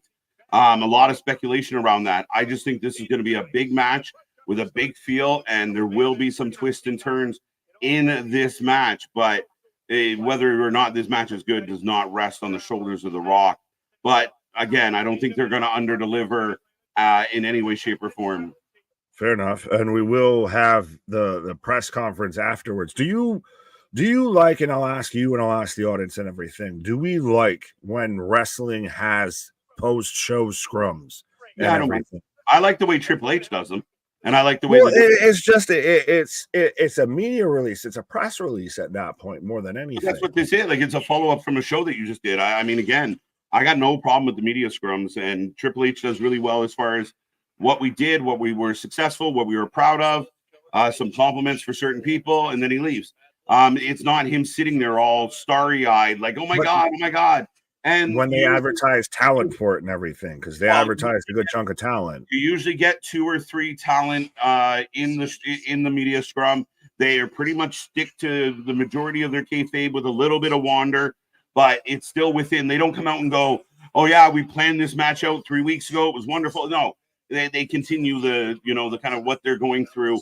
And then you get really fun moments like Cody and Jey Uso. We got eat because of a media scrum. It's just hammered showing up. Yeah, so I'm okay with it.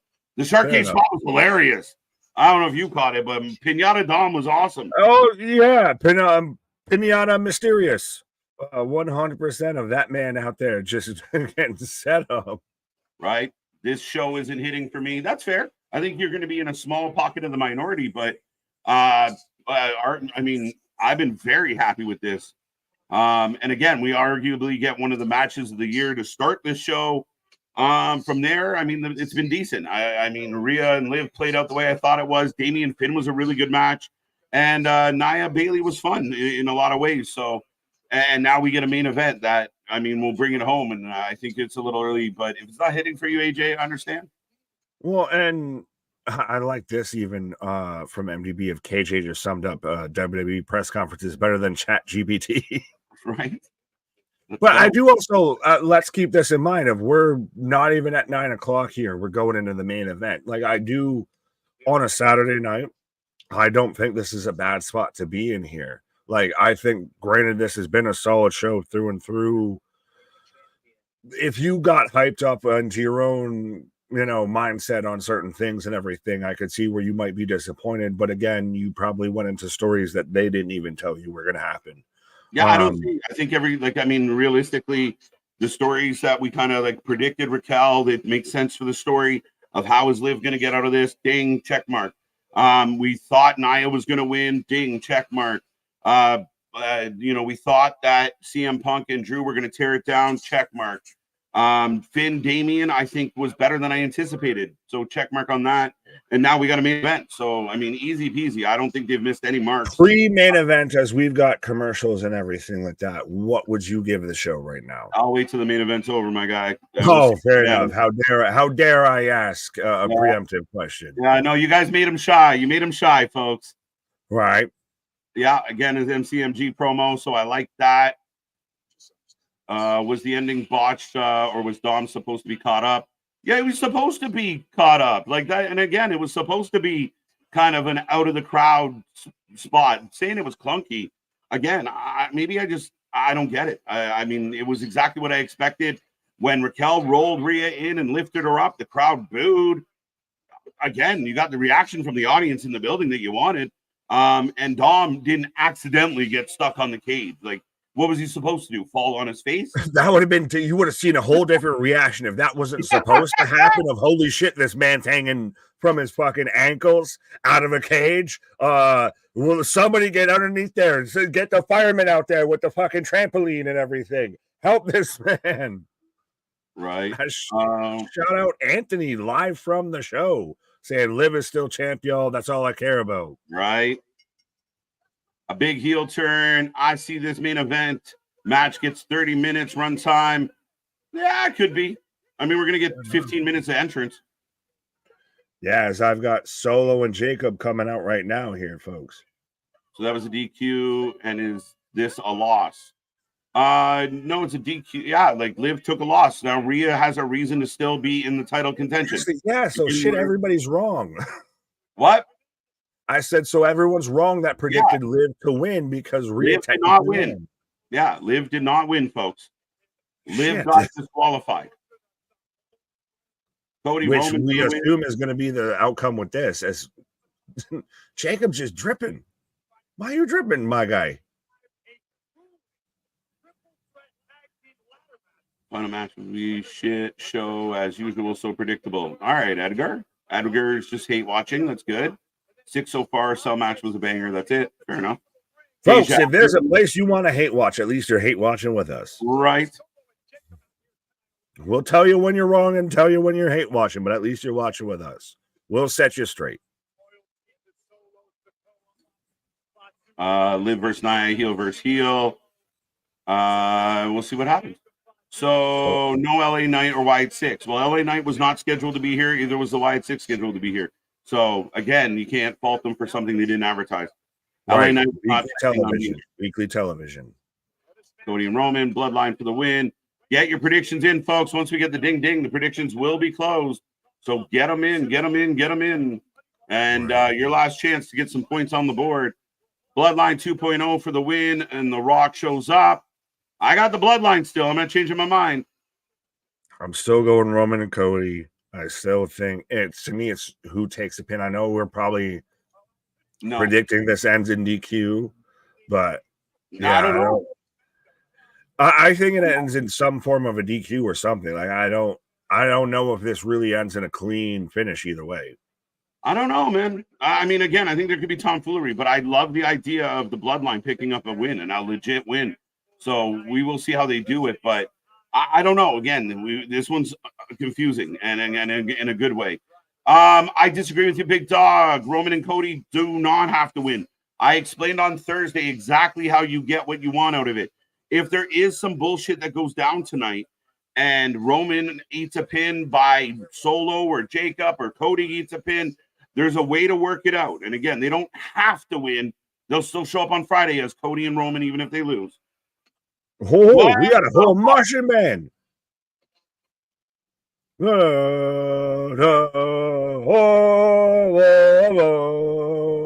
Wow.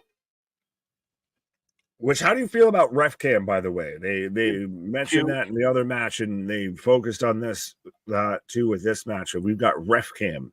Right? Yeah, I mean, I don't mind it. And then they kind of tied it into the last match. We've got a whole production. We've got Stomp the Yard out here for Cody Rhodes coming out. 3-1. Thanks for the clarification. I love you, Solo. I love you, my tribal chief. Now, Boston pointed out, I mean, this is technically a B pay-per-view. Dom and Liv get a big entrance. Roman's getting a big entrance. We saw Finn get a different entrance. I mean, again, a big feel to this pay-per-view in a lot of ways. I feel, yeah. Well, Theater of Mind mentioned that's in HBCU 100% shout out. But I feel, especially under the Triple H guys, the Nick Khan era, the TKO era, B pay-per-views have now moved to like an A-. They've very much, they're not a SummerSlam, they're not a Survivor Series, but they very much out-deliver, they outperform what you expect from them. This is fucking hilarious. Does this mean Raquel's part of the Judgment Day? Yeah, technically. She's aligned with Dom and Liv, so that puts her in the group. We'll see how the rest of the group feels about it, but there's no leaders. So, yeah, she's a part of that crew as far as I'm concerned. Bloodline, Cody. What's that?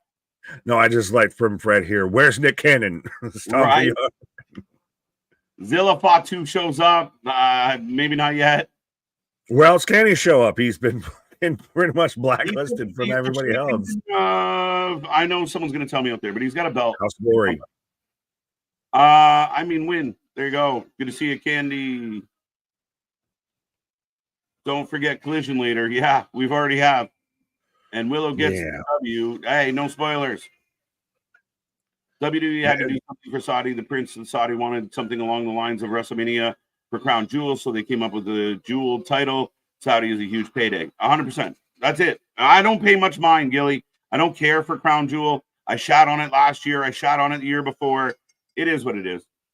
Well, see, Gilly, what like 95% of what you said there is spot on. But there's that like 5% that's just kind of bullshit of like they wanted something just like WrestleMania. That title's not close to WrestleMania. Like we're getting Cody versus Gunther and nobody decides anything. That's not, I get the overall of what you're saying, but it's not fully accurate. Right. As MDB pointing out, this is so Atlanta. Tell them how we gonna come, Kronk. Tell them what they don't want to, Kronk. I went to Atlanta 14th birthday to see the Battle of the Bands, the marching bands like this. Oh, 100%. They made movies about it.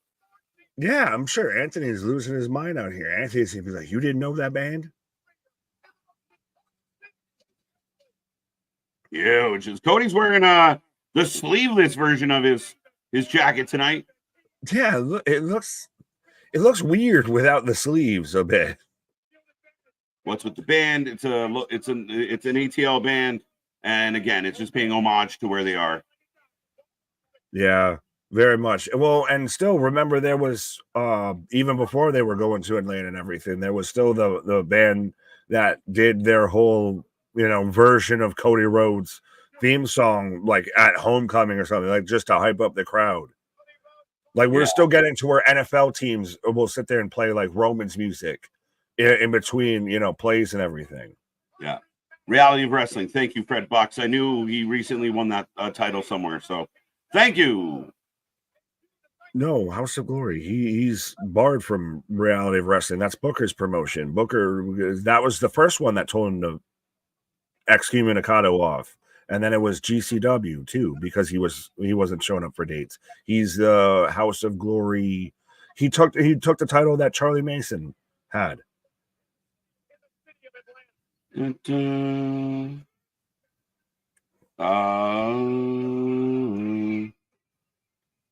agree. If the Saudi prince ain't pleased, they'll do more.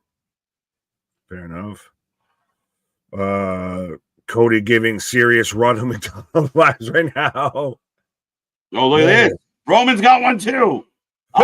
Anything you can do, I can do better. I've got a Man group with me. The Blue Man Group doing the entrance for Roman. How fucking cool would it have been if it was actually the Blue Man Group? No one outside of the 90s would have known that. Cody give me Ronald McDonald vibes right now. Is hilarious. Yeah. Acknowledge the tribal chief, folks. I like, though, how Solo's the one that's not breaking eye contact. Of this is tit for tat. This is Killmonger and T'Challa right now. This is fighting over who has the throne. He is every bit of the star that they position him to be, that they sold us on, that they thought he was going to be. Roman Reigns is that tenfold. Yeah. 6 days ago. But right now, everyone out there, acknowledge your tribal chief and acknowledge your tribal stream right now. Make sure you hit that like, share, and subscribe button. Again, often imitated, never replicated. You know, to hell with the rest. Watch with the best. So we got all the ones up here. Everybody. Yeah, it looks like Zilla is still the ROW heavyweight champion. They just haven't replaced it yet. Really? But yeah, defeated Edge Stone, part 3. I could have sworn that he was like, that was where he started, and then he, him and Booker had the falling out and everything. But I apologize if I'm mistaken. But yeah. Yeah, the Texas champion Ryan Davidson, Ring of Honor television champion Clear Raw, or Ring of Honor. Zilla Fatu is apparently Reality Wrestling's current champion. This got my damn heart rate up. Absolutely. Let's go, folks. 68% are taking Cody and Roman.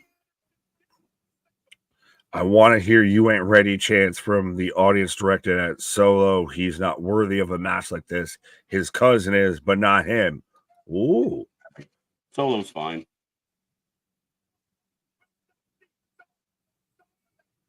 Is it something to be said that Roman almost got the better entrance than Cody? I mean, Cody had a 7-minute band entrance, so I wouldn't. I mean, let's be real. I mean, which would you like more? The marching band for 7 minutes, or the 12-minute orchestra? I said it was going to be a 15-minute intro. It's just about on point. Right. We won't hear ding ding till the top of the hour. We still got 6 minutes before we have this match kick off. Let's go. But last chance, folks, before we get this ding ding, get your predictions in. Yeah, Solo's been fine, TJ. I agree with you. Solo's done his job. He cuts good promos. Again, as far as being the young pup compared to a seasoned vet, he's doing just fine. Just fine. Right. Oh, that was what I want to click on. Beef. And then Emo saying, count me in for Goldberg versus Gunther. I have no desire to see Goldberg in a ring, ever. I'd like to see Gunther still wrestle past Crown Jewel. So I'd like to not see him in a wheelchair. So, yeah. Wow, 70% going with the good guys. So, well, we got all the ones up in the chat here, and then we got Stoner Jesus pointing down. Pointing down. As Solo holding up the Ula Fala.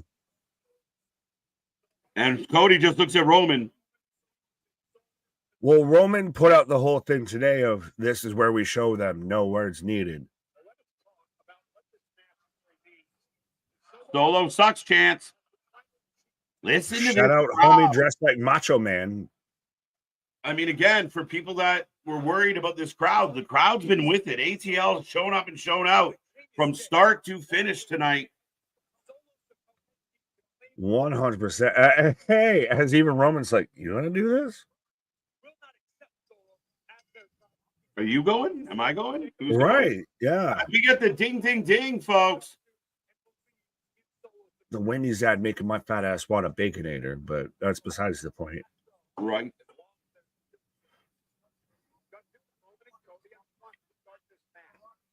So this is interesting. We're literally now having the discussion between Roman and Cody as to who's starting the match. Yeah. See who gets checked at the door. Right. You want to go? You want to go? All right. All right. So Cody's starting this up. You can have that. Not even what I'm at. Yeah. No, Roman's on another level, guys. And I know there's Roman haters out there just like everything else. But as you climb to the top, you collect more haters on the way.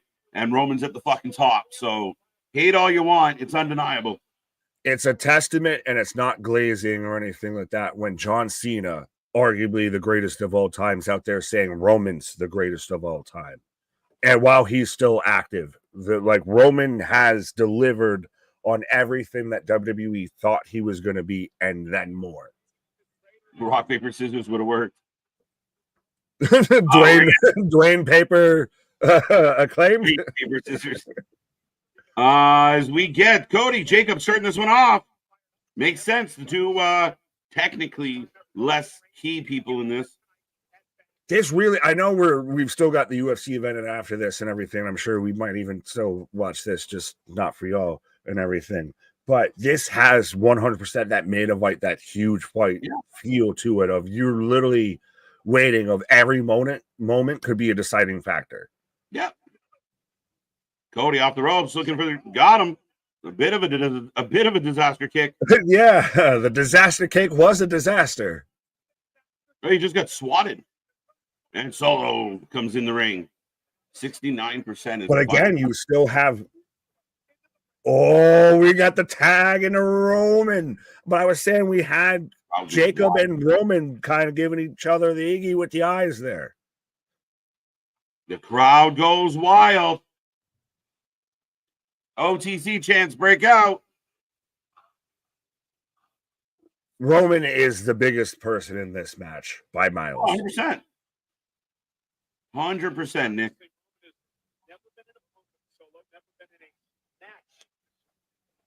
Which is crazy to think when you have your world champion in the match. I like this. Oh, back out. FU Solo breaks out in Atlanta. And you got Roman out there. Huh? What you say? What you say, Sonny? But I want every fan out there that listens to us really take in what a crowd's supposed to sound like during a main event. We will be here next Saturday. I want to hear the crowd like this. Yeah, well, this is what it sounds like when you have 16,000 people in like a 17,000 seat arena versus when you have 2,000 people in a 20,000 seat arena. Right. They should be saying, I love you, Solo. Funny. KJ missing a good collision. I'm good. I'm enjoying this. Right. We can always watch it back. The one that I was excited for was, the Outrunners and FTR. And TJ, are you Malcolm Muscle out there acknowledging, Solo Sikoa as your tribal chief? Sorry. I thought the Grizzled Young Vets fought the Outrunners tonight. Sorry. Yeah, brain fart. You know what I meant. Oh, big pop for the tag. And Roman walking the apron, milking the crowd. So the first time since WrestleMania, we have Roman Reigns as the active legal man inside a wrestling ring, inside a match right now. OCT, not quite. Yeah. Let's go. OTC, there we go. Whoever thinks Solo isn't doing okay, he main evented SummerSlam and Bad Blood. He is doing just fine. He's doing great. He's perfect in his role, and people don't want to. You have to give him credit. The Bloodline took out Roman. The Bloodline took out. They took out Roman, but they took out Heyman. They took out Jimmy. They fucked with Cody Rhodes for quite a while. They've been a menace. To the point where some fans are like, oh, they just keep doing the same shit. Yeah, fucking people up. Right. Well, and Spaz even pointed out they're popping for a tag. Won't get that next week. It's important. Again. Roman right now with Solo in the corner, raining down shots. 7, 8, 9. Wow, 10. bro. That's the thing is I feel like this crowd's just waiting for something to go off and they're going to lose their fucking gourd. Mm-hmm. Oh, that was rude. Punched him in the face. Z-Man Star speaking for everybody of saying, looks like I'll be watching Collision tomorrow on my Xfinity video on demand. Maybe. Collision sucks. Jesus. Hardcore.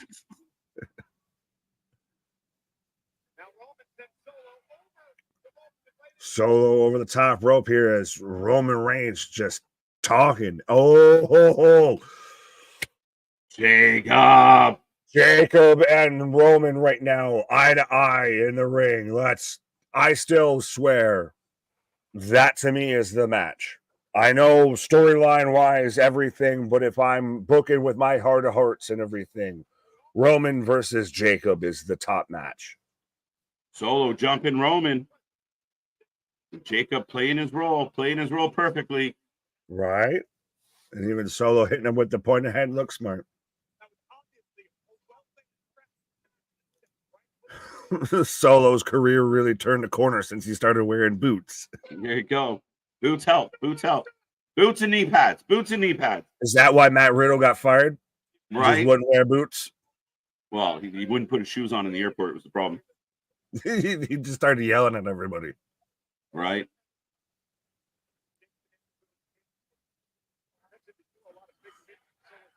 You can't wrestle being chanted now. How is this match so far? I think fantastic. And again, we don't know if this match is about to go another hour. Mm-hmm. Yeah, we have no idea. I hope it doesn't go an hour, but yeah, we're rolling. I mean, back and forth. Solo just punching out Roman in the corner here. Right. Norbert, how fitting of a name to say you're an introvert too, as an introvert. So what do you want to talk about? Right.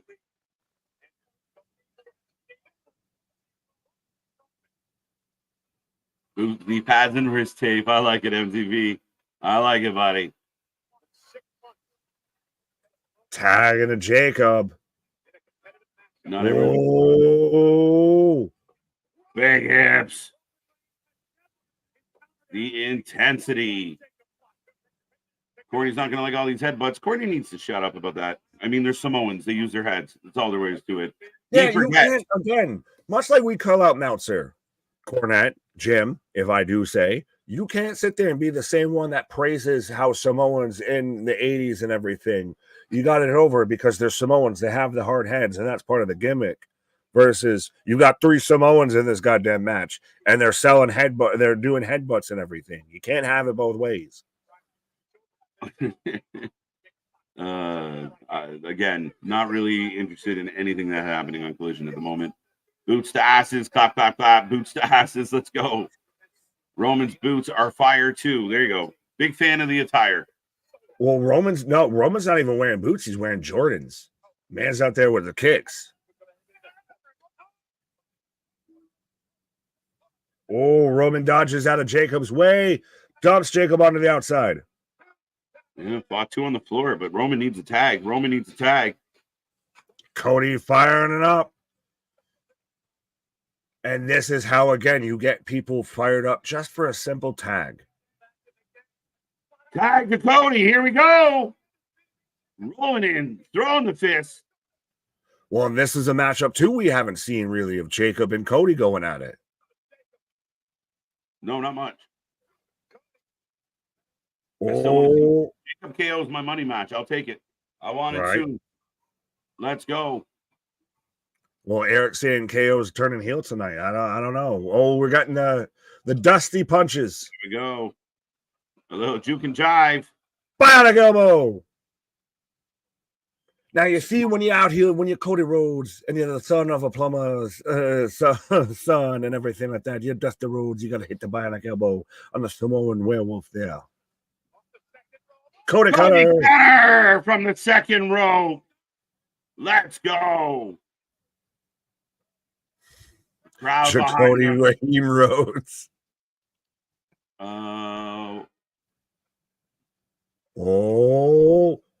Drops the crossroads to go at Solo. Samoan drop, pop up Samoan drop. All right, he just yells. There we go.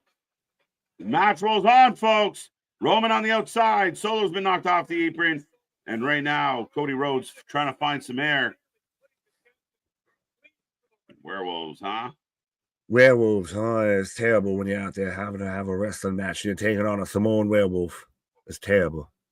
Cody chucked to the outside and tags Solo, who goes and gets him. This show is on cooked and fire. Oh. It's on fire and cooked. Might have worked better, but I appreciate the sentiment. Does that make Cody a... Yeah, Cody's the vampire. Right. Cody thrown back inside. They've cut the ring off. Right. Solo just stomping on the hand of Cody here. And this is, though, a bit of what you need. You need the bloodline to look strong against these two. You have your world title and you have the top star in the company. If you're going to build up the bloodline to be your top faction, Solo's going to take that mantle of tribal chief. Jacob's going to be your next huge star. You need them to look strong against these two. Oh, absolutely. That's why I think they're going to win. He's got a bicycle. He's got a bicycle. We're getting shenanigans in this match, 100%. I'd be shocked if we didn't. Right. All night when they go outside, I grab my remote. Yeah, right, Mr. Noob. They got me trained. Right. 234. Let's see what I got. 234. So I wonder if we get 250 by the end of the night, folks. Hit that thumb if you haven't done it already. Still over 100 with us right now. Be a friend, tell a friend, as we are in the main event and running this one down. Right. Let's see if we can get two in the chat with us live here, as we got 200 plus with the likes and everything. How long until we get the Samoan Frankenstein? I'm guessing. PCO? Is PCO part Samoan? He's the Canadian Frankenstein. Well, I mean, he could be French Samoan or something. I don't know. It's Polynesian, CO. Cody being picked apart by the bloodline, just staring down Roman Reigns, as everybody hoping Roman gets this hot tag. Peacock added a 60-minute overrun. I don't think Trips is going another 60 minutes. No, that's the media scrum. That's the media scrum is what I would assume that is. Right. The man is a missile. What? The man is a missile, according to Michael Cole, in referring to Jacob Fatu. He's more like a fucking nuke than a missile, but I'll take that. As he's biting the hand of Cody. We're biting hands out here. Mm-hmm. And still, I love Roman's still the constant psychology. If he's out there still just on the apron, still just murmuring stuff. He's still just talking shit to Jacob of like, blah, blah, blah, blah, blah, blah, blah. Oh, yeah. I mean, again, keeping that personal element to all this. This is more than just a match. This is more than just, a competition. This is family. This is blood. This is personal. Does that make Cody Rhodes Paul Walker? Yes, kind of. This is about family, Dom Toretto. And I like Cody. Roman's even playing in the crowd. You see me? You see this? Come on, tag me, you son of a bitch. Jawbreaker from Cody. Blind tag from Solo. And Cody trying to scooch on his bum. Dragon. Cut off. Was that he feels Jacob does too many headbutts, like a spot filler. Yeah, I saw it. Like it's like almost a crutch. I disagree, but I get it. take a headbutt or a forearm spot? I'm with this cranium, I've kind of known that if you get close to my face in a heated fashion, you're gonna eat a fucking headbutt. So that's the way it goes. You're eating a headbutt. You're Samoan, use it. That's just that Scottish in you. That's that Glasgow kiss just popping up. As we're getting the train of posteriors here. I think Jacob loves Solo. Yeah, maybe. I don't know. Did he ask him out yet? Did he send him a note? Check yes or no. Gilly, again, drugs are bad. Step away from the bong. I'm not even answering it. Just fucking wake up. Never pinch. Have had a forearm spot all night. Not many. Not many. Maybe a couple. No. The forearms look like shit. Well, when you do it so much, it's even you can forgive a bad forearm spot if you don't see it every single fucking match. When you see it every match, you pay attention and you notice now. Cody's about to get it. Cody's about to get it. No, Jacob says not today. Down goes Roman. I, for half a second, thought Roman just was like, no, fuck that, and just dropped off. It's so funny because you saw Jacob's head come up from the apron like, Right. Uh-oh. I hate forearms now. They just look shitty and no one sells. Man just keeps looking down on his arms of like, I hate you. I hate you. Dun, dun, dun. Yeah, fantastic match so far. Well, good match, I'll say so far. It's been entertaining. It's good. A classic tag team match. They cut off the ring. The babyface is getting worked out. The guy that everybody's going to pop for can't get in. Every time it looks like he's going to, they take it away. Classic tag team match. This is why referees matter. This is why tagging matters. Dear every other indie fucker out there, this is how you do tag team wrestling. Rules matter because they set parameters. Parameters matter. And again, with the bloodline taking out your two, the bloodline is your top heel faction, especially on SmackDown. And again, with guys like Jacob Fatu and your tag team champions, you got no problem with them laying waste to everybody. And again, you need good heels to have good baby faces. Right. Gilly's saying, I'm entertained 100%. Well, you could have fucking fooled us. You sound like Saucy Nugs. That's the strain he's smoking, Saucy Nugs. He's straight on that Saucy Nugs pack. Oh, knees up. Knees up. Oh, going for the tag, but Roman's, he's got to hype himself up. We're getting the dramatic moment of Roman's going to claw back here. I love it. Am I wrong for thinking that Jacob is? Yeah, that's why these wrestlers, when it feels like they're acting, as fans, we tune them out. It's the guys that feel genuinely that. Drew feels like Drew. Punk feels like Punk. Roman feels like Roman. Cody sometimes feels like he's acting. I'm going to say this, and I don't mean a shot at anybody, as Roman's out here just walking through solo here. But there's a reason why we are who we are and everything like that, and why I even say, to hell with the rest, watch with the best, because our shit is real, our shit is raw, our shit is authentic. We're true to the core here, not a fallacy, not an act, not a fucking gimmick here. We are who we are on stage, on screen, off screen, all of that. You message any of us, we talk to each other off screen and everything like that. We're still the same people. Mm-hmm. Absolutely. And Roman on fire, by the way. He got that hot tag and he's rolling through again. And in the chat, the OTC chants echo in the building. He has, I hate to use the trendy term of fucking aura, but Roman Reigns is a goddamn aura. He does. He's been the top guy. And ever since he came back with Heyman, he's been on another level. And people can be mad about it all they want, but he is fucking fire. And again, as much as people think, Cody's doing spike. Roll through. 1, 2. Jesus Christ. Superman punch. Down goes Solo. 1, 2. Kick out. But even Cody's still causing extreme pops. He's selling merch like a motherfucker. He's now in the top 5 of Fanatics just for athletes. Right. Again, I'm looking forward to a really strong storyline for Cody. But I mean, again, the WWE is not that stressed about the guys that are selling tickets. No. Solo again. Yeah, crucifix pinned by crucifix. Roman. I like Stoner Jesus of saucy nugs are saucy nugs. Deep facts by Stoner Jesus. That's a good point, my guy. Oh, we're setting up for. Oh, we interrupted. Back elbow. Solo eating a smack though. Super kick.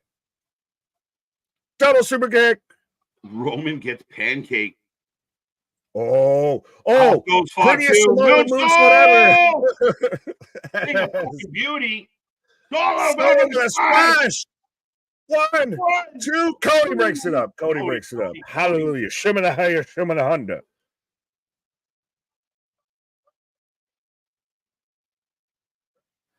Big kick. Anyone have a sight? I see us and I see Peacock. AB, I don't know if you're being funny, but that popped me. It might blow up if you do that. It might blow up. Super kick by Jacob on the Cody. Oh, through the barricade. Down goes Jacob, folks. Down goes Jacob. Shout out Corey Graves, by the way, wearing his best Father James Mitchell attire. Yeah, right? He running that red vibe tonight. Yo, Jacob just knows how to barricade. I'm just telling you. Jacob into the chair. Cody getting rid of the chair. By the way, the two are still in the ring. Yeah, are they? Oh, wow. The two legal men? Crossroads. Go down as he hits a crossroads. Who's legal? Who's legal? I believe it's the men in the ring. It should be the men in the ring. Super kick. Yeah, there's been a lot of barricade spots. You're not wrong. You're not wrong about that, my guy. It's almost nightly at this point, let alone weekly. Lot of Cody's going up top. Cody's going to go up top as Jacob's laid out on the announce desk. There's no way. Roman fighting to get back to his feet. Cody staring at Jacob, who's on the table. Cody's climbing up. Talk about superhuman. A good barricade. Off the ring post and points at Roman, tips the cap and dives through Jacob Fatu. We get a spot by Cody. Destroys the table. Is that his way of saying Solo is all yours? It was a nice little tip of the cap, like 100% of. It's a nice little hey. How chaotic it's been. Chaos. It's been good. It's been good. Building nicely. Right. Yeah, and see, we're already now. It's the weekly table spot, the weekly barricade spot. All the furniture is destroyed.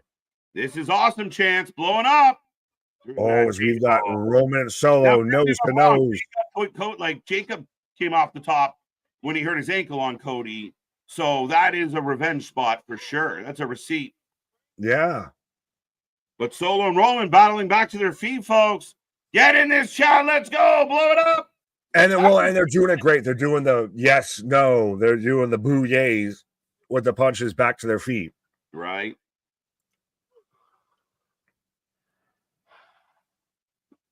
Ooh. Yay. Super kick. Superman punch. Roman, we're gonna get it up. Now here's the twist. What's the twist? What's the twist? Wait for it. There it is. Girls destiny. We got Tonga. Spear from Solo. Spear. Down goes Roman. One, two count. Hiccup, my guy. Hiccup. Oh, sorry. Come on, Roman. We knew there would be miscommunication, misdirection. and all types of fucking miss everything. Right? You got a replay of the spear? Yeah, I was just literally second, like right there. No, I'm just making sure. I just tapped that. So yeah. 2. You lied to me. What did you lie to him about? We're waiting. When Roman stepped aside, that Solo would be the next tribal chief. Roman lost and stepped aside, and now he wants his throne back. Uh-oh. Solo's looking over. Hey, that's got to be Jimmy. That's got to be Jimmy. Right in between them girls and there's homie out there just straight. Blue moment with the bandana and the hoodie. That's got to be Jimmy. That's got to be Jimmy. Super kick. Super kick. Both down. Jimmy Uso in the building. Let's go. Jimmy's back. And we're not done yet. Jimmy's back, just standing there. And I love that it's such a good moment for Jimmy. Like it highlights him so much. Here. 1, 2, 3. And it's over. And a clean finish. Yeah, I give it the distraction spot. Yeah, but still, I mean, it's a lot cleaner than we thought it would have been. I wasn't sure how this was going to play out. But Jimmy causes distraction and puts his hands together to acknowledge his tribal chief. I was going to say, he's doing the prayer like, Jacob out there. Jimmy! I like that spot. Like the Tongas just stand there and Jimmy behind them. That was so clever. Just such a good camera angle. And then you have Jimmy out there just nodding like, yeah, I got you. Where's Jimmy? Jimmy? I'm just showing up. Right now. They not the ones. That's a hard L. Again, we're going to need something. Right. To kind of get them out of a rut. En route. The sad part of all the Jimmy talk was making me think of Jimmy from South Park. Wow, what a terrific match. That was fun. Look, Roman kind of emotional. Yeah, he's like, you serious? And Jimmy's saying, I got you. Poor Tom. Yeah, well, they are the Foot Clan, but they're still tag champs, so we're good. Yeah. That's their role. They're low on the totem pole. They hug it out. We've got Roman Reigns and Jimmy Uso hugging it out. Give it some love. This is about family. And we've only just begun, folks. We're only on Fast and the Furious 3. We've still got 7 more to go. Roman, Jimmy, locked up. I still feel like this isn't the end, though. That, like, I feel like this is still not how we go off the air. My guy. Like, again, you said I'm allowed to have my opinion. Your opinions make my head hurt.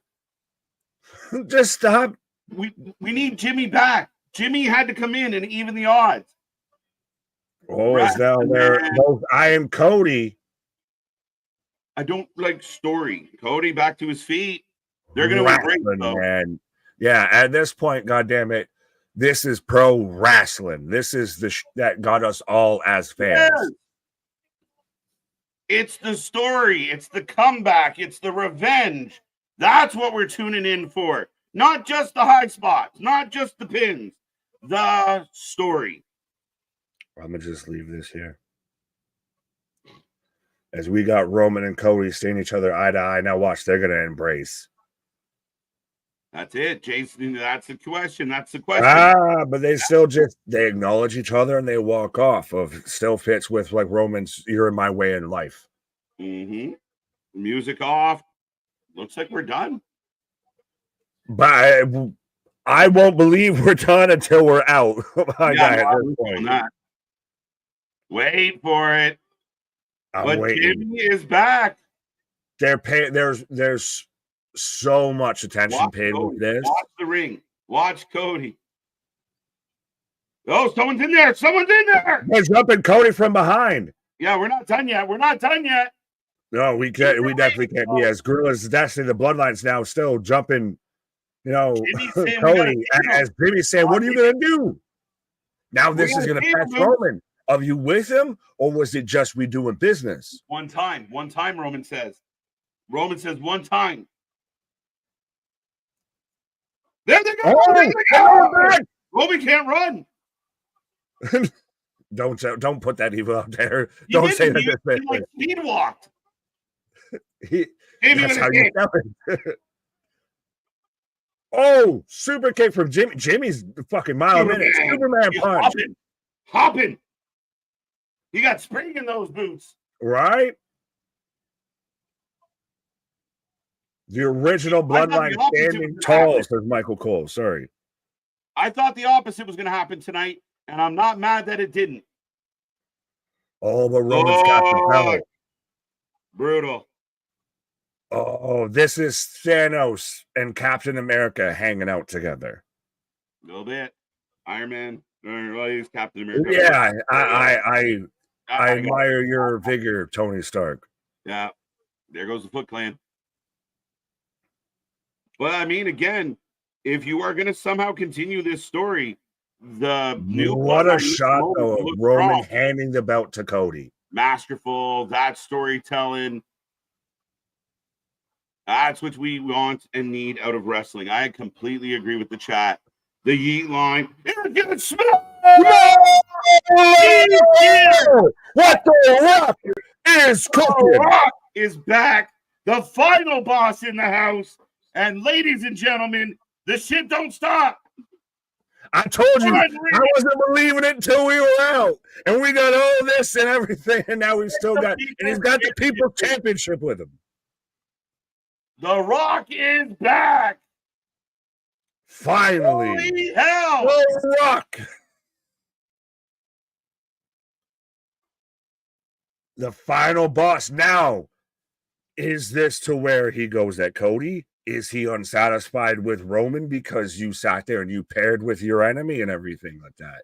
This is going to get really, really interesting. Even the bloodlines hightailing it. Yeah, there's something fishy there. There's something fishy, folks. I think that's it's much like the Shield. It's much like the Shield when they showed up initially. Of they just so happened to not be there when so and so showed up. What is this? I think this is how we're going to go off. Just leave it up in the air. Leave us guessing. War games. Yep. I just want to see Anthony's reaction right now of him just losing his mind to as Roman's handing the belt to Cody, and all of a sudden you hear, "If you smell." Well, we know it won't be Saudi. Oh, we've got both of them just eyeing Dwayne, and he's always throws up. Figured out how to put that finger up. 3. What? Interesting. I think that's got to be. Oh, he does. I think that's got to be him going at Cody. All three of you in the ring there, dead. Oh, touche. Tabernacle. Dead. Fair enough. I'm surprised as the mafioso I didn't pick up on that. I thought he was going like he was counting the pin of because you cut to Cody, cut to Dwayne, cut to Roman, cut to Dwayne. I forgot about Jimmy. Honestly, I forgot about Jimmy. Yeah, shit. Well, ladies and gentlemen, that is the end of Bad Blood, unless they got more surprises. But that is the end. Get your ratings out of 10. Nick and I are going to hang around for a little bit and wind this one down. But we are almost, we're just passing that 4.5 hour mark. So, yeah, how did you feel about this one? Why did you like it? Why didn't you like it? And again, to me, a lot of things went extremely right for the WWE tonight. Yeah, 100% we said that if they were going to main event with Rock or with Roman, Cody, and the Bloodline as the tag match and everything like that, they had to deliver and over deliver. And they did that on all accounts. You got a good match. You got Jimmy Uso return and everything. We thought we were going to have that big moment. You had Roman come to the aid of Cody, and you still got Dwayne at the end. And they left it ambiguous enough to where you don't know where everything lays here. Yeah. Right. Again, I mean, it could have been, like you said, directed at Cody. 1, 2, 3, I end you. It could have been directed at all three guys in the ring. Why did the, Bloodline 2.0 run off? Well, again, it means a whole lot. Jimmy returning to get his comeuppance. We expected Jimmy got back at some point to help the Bloodline. Man, that Drew CM Punk match was amazing. But we knew when it wasn't going to be the main event that something like this, we get Jimmy, we get The Rock. That's why it went last. That's your lasting visual. As much as we can say, well, it should have been the bloody CM Punk, you weren't going to bring back The Rock in the opening match. So let's be real. You started the show with the match of the night. You ended the show with the moment of the night. Yeah. And again, I was highly entertained. There was some odd spots where, I can point out I didn't love, the announcement. I didn't think it was the best of things, but it is what it is. Welcome to Saudi. But yeah. I mean, holy shit, if you ignore the little things, it was a really fucking strong pay-per-view, really tied in storytelling. Even Raquel coming back to jump Rhea. Again, another return that we're not, again, another big moment on this pay-per-view. The Pinata Dom spot was hilarious. Liv retains out of, by being by having a backup plan. And it all worked. It all works. It was a strong one for me. Christ, you even had cool moments and everything to where they kept cutting to, who's up there in the suite with, Bianca and Jade and Naomi and everything. And you had Tully in the background. You had Mickie James in the background. You sit there and you're hyping up Quavo. You're hyping up DDP, who's there and everything like that. You have Metro Boomin. Like, I don't know about your rating for this, my guy. This is at least a solid 9. Yeah.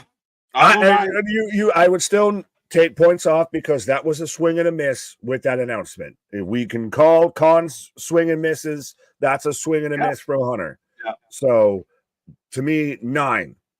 Yeah, I can be talked into a 9. I'm good with a 9. I think that's a fair assessment. Again, we've had a couple missteps. People might say, well, this or that. But again, I think as far as being entertained on a pay-per-view from start to finish, you can take my money on this one. You earned it. I got no problems with how this played out. Highly entertained, enjoyed it. The crowd was live. 9 works for me, which is like the third 9 they got this week. Right. Well, and even Tony bringing up a Big Papa Pump was there. I thought he was banned from WWE. No, they showed him. He was sitting next to. Listen, I got Mickie James. I know my buddy C Money, but I got Mickie tonight. That's points right there.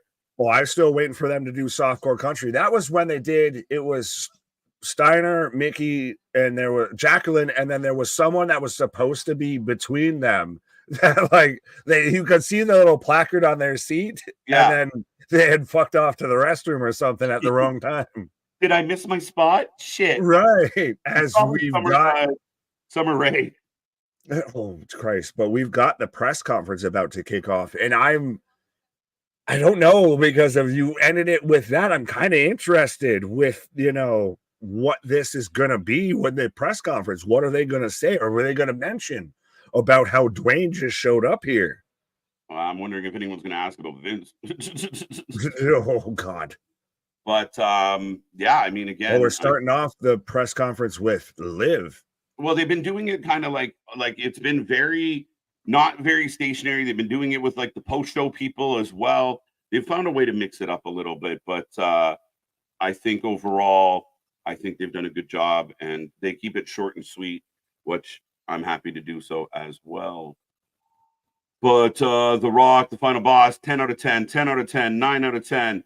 People very happy with this one, 9 out of 10. 0 out of 10, no Trish. Hey, I told you, we got Mickie. So it's at least a 5. 10 out of 10. Mickie, you so fine, you blow my mind. Hey, Mickie. Rick is going off on Instagram. Rikishi, maybe. WWE Bad Blood was a 9 out of 10 for me. Good show, 9 out of 10. 8.5. Hell of a cliffhanger, 9 out of 10. Rock versus Roman for the title or Tribal Chief and the Rock's belt. Yeah, at some point, that's the payoff. AEW has a couple of luchadors on TV right now. Show banger. Juxtaposition. Yeah, 10 out of 10 from 316. He's just happy Liv won. I give it a 10. Favorite part of the pay-per-view was Hell in the Cell match between CM Punk and Drew McIntyre, and I had a laugh when Chelsea Green got humiliated. She's really good at that. Right. 9 out of 10. 9 out of 10. This is the way to do a great pay-per-view. 9 out of 10 for me. That was 100% directed at Cody. The Rock did the 1, 2, 3 thing towards Cody in his last promo at WrestleMania. Fair enough. This defines to me bookending a show and everything. You started it off with your best match, your biggest draw and everything, which I mean, normally you would end that with, but you still ended it with a fantastic match. Your biggest note, your biggest story going forward that's going to carry over past this is how you ended the show. To me, it's hard to give this any sort of a low grade. Yeah, 12 out of 10. And again, if you have a different like and style, that's fine. But I've been tuning in for wrestling since I was a kid, for this type of pageantry, this type of testosterone-driven soap opera, and I think they killed it. They hit it. There was so much story tonight, so much storytelling, and good. People, they want to talk about good wrestling matches. The matches were good. I've watched some fucking horrible matches lately. These matches were quality, and I'm okay with it. But Sapphic giving this an 8.5. Raquel could join Pure Feud. No, she's going to be with the Judgment Day for a little bit. Yeah. 9 out of 10. 1, 2, 3, 41. Hug. 9 out of 10. 10. Anybody? Everyone across the board. Raw looks ridiculous. I can't wait till Monday.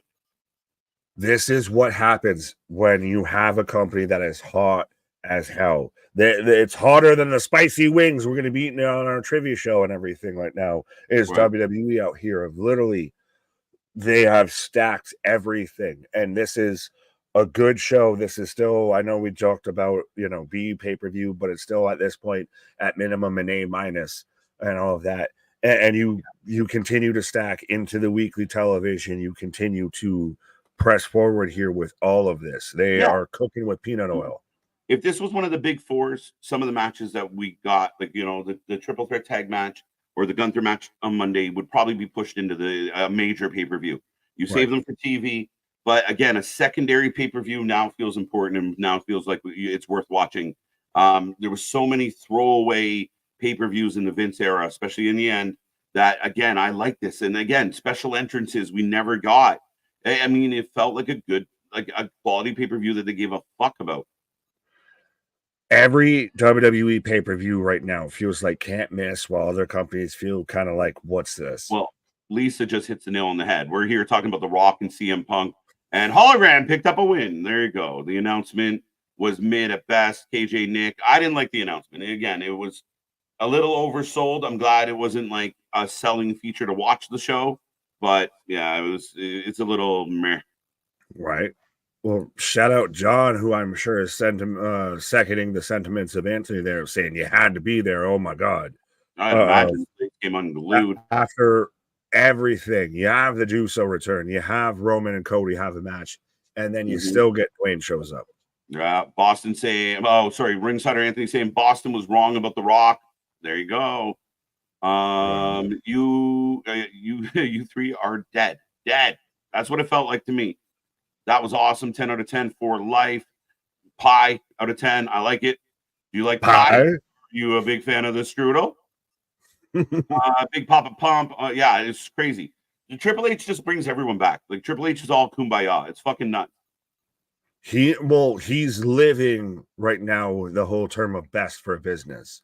It's better to have a better relationship with Scott Steiner than it is to just be on the outs, because you two had some beef back when you were performing. Yeah. 9 out of 10. 7 out of 10. Fair enough. A little bit, it could have been better, but I get that. 7's okay. The UFC fight starts at 10 p.m. Yes, they wanted time, plus the prelims are already on. 9 out of 10. Ooh, Monet is here. Yeah, just getting better. 10 out of 6. Now we're going backwards. Right. Or are you just throwing out dates? Are you just, it's about to be 10-6. I mean, it is. We're 10-5 here. This to me, top to bottom, was a fantastic card, and it's really showing that even with what you would perceive is a less than show for WWE, they're going to nail it out of the park. They're going to over deliver. Quality over quantity, and stories matter, people. I don't give a fuck what anyone out there says. Stories matter.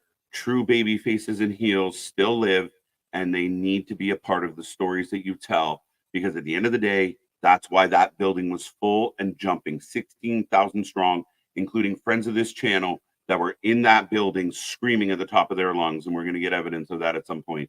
That Facts. is the difference. If you guys want to entertain each other without any stories and no good guys and no bad guys, well, then do it in front of empty buildings, because that's what's happening.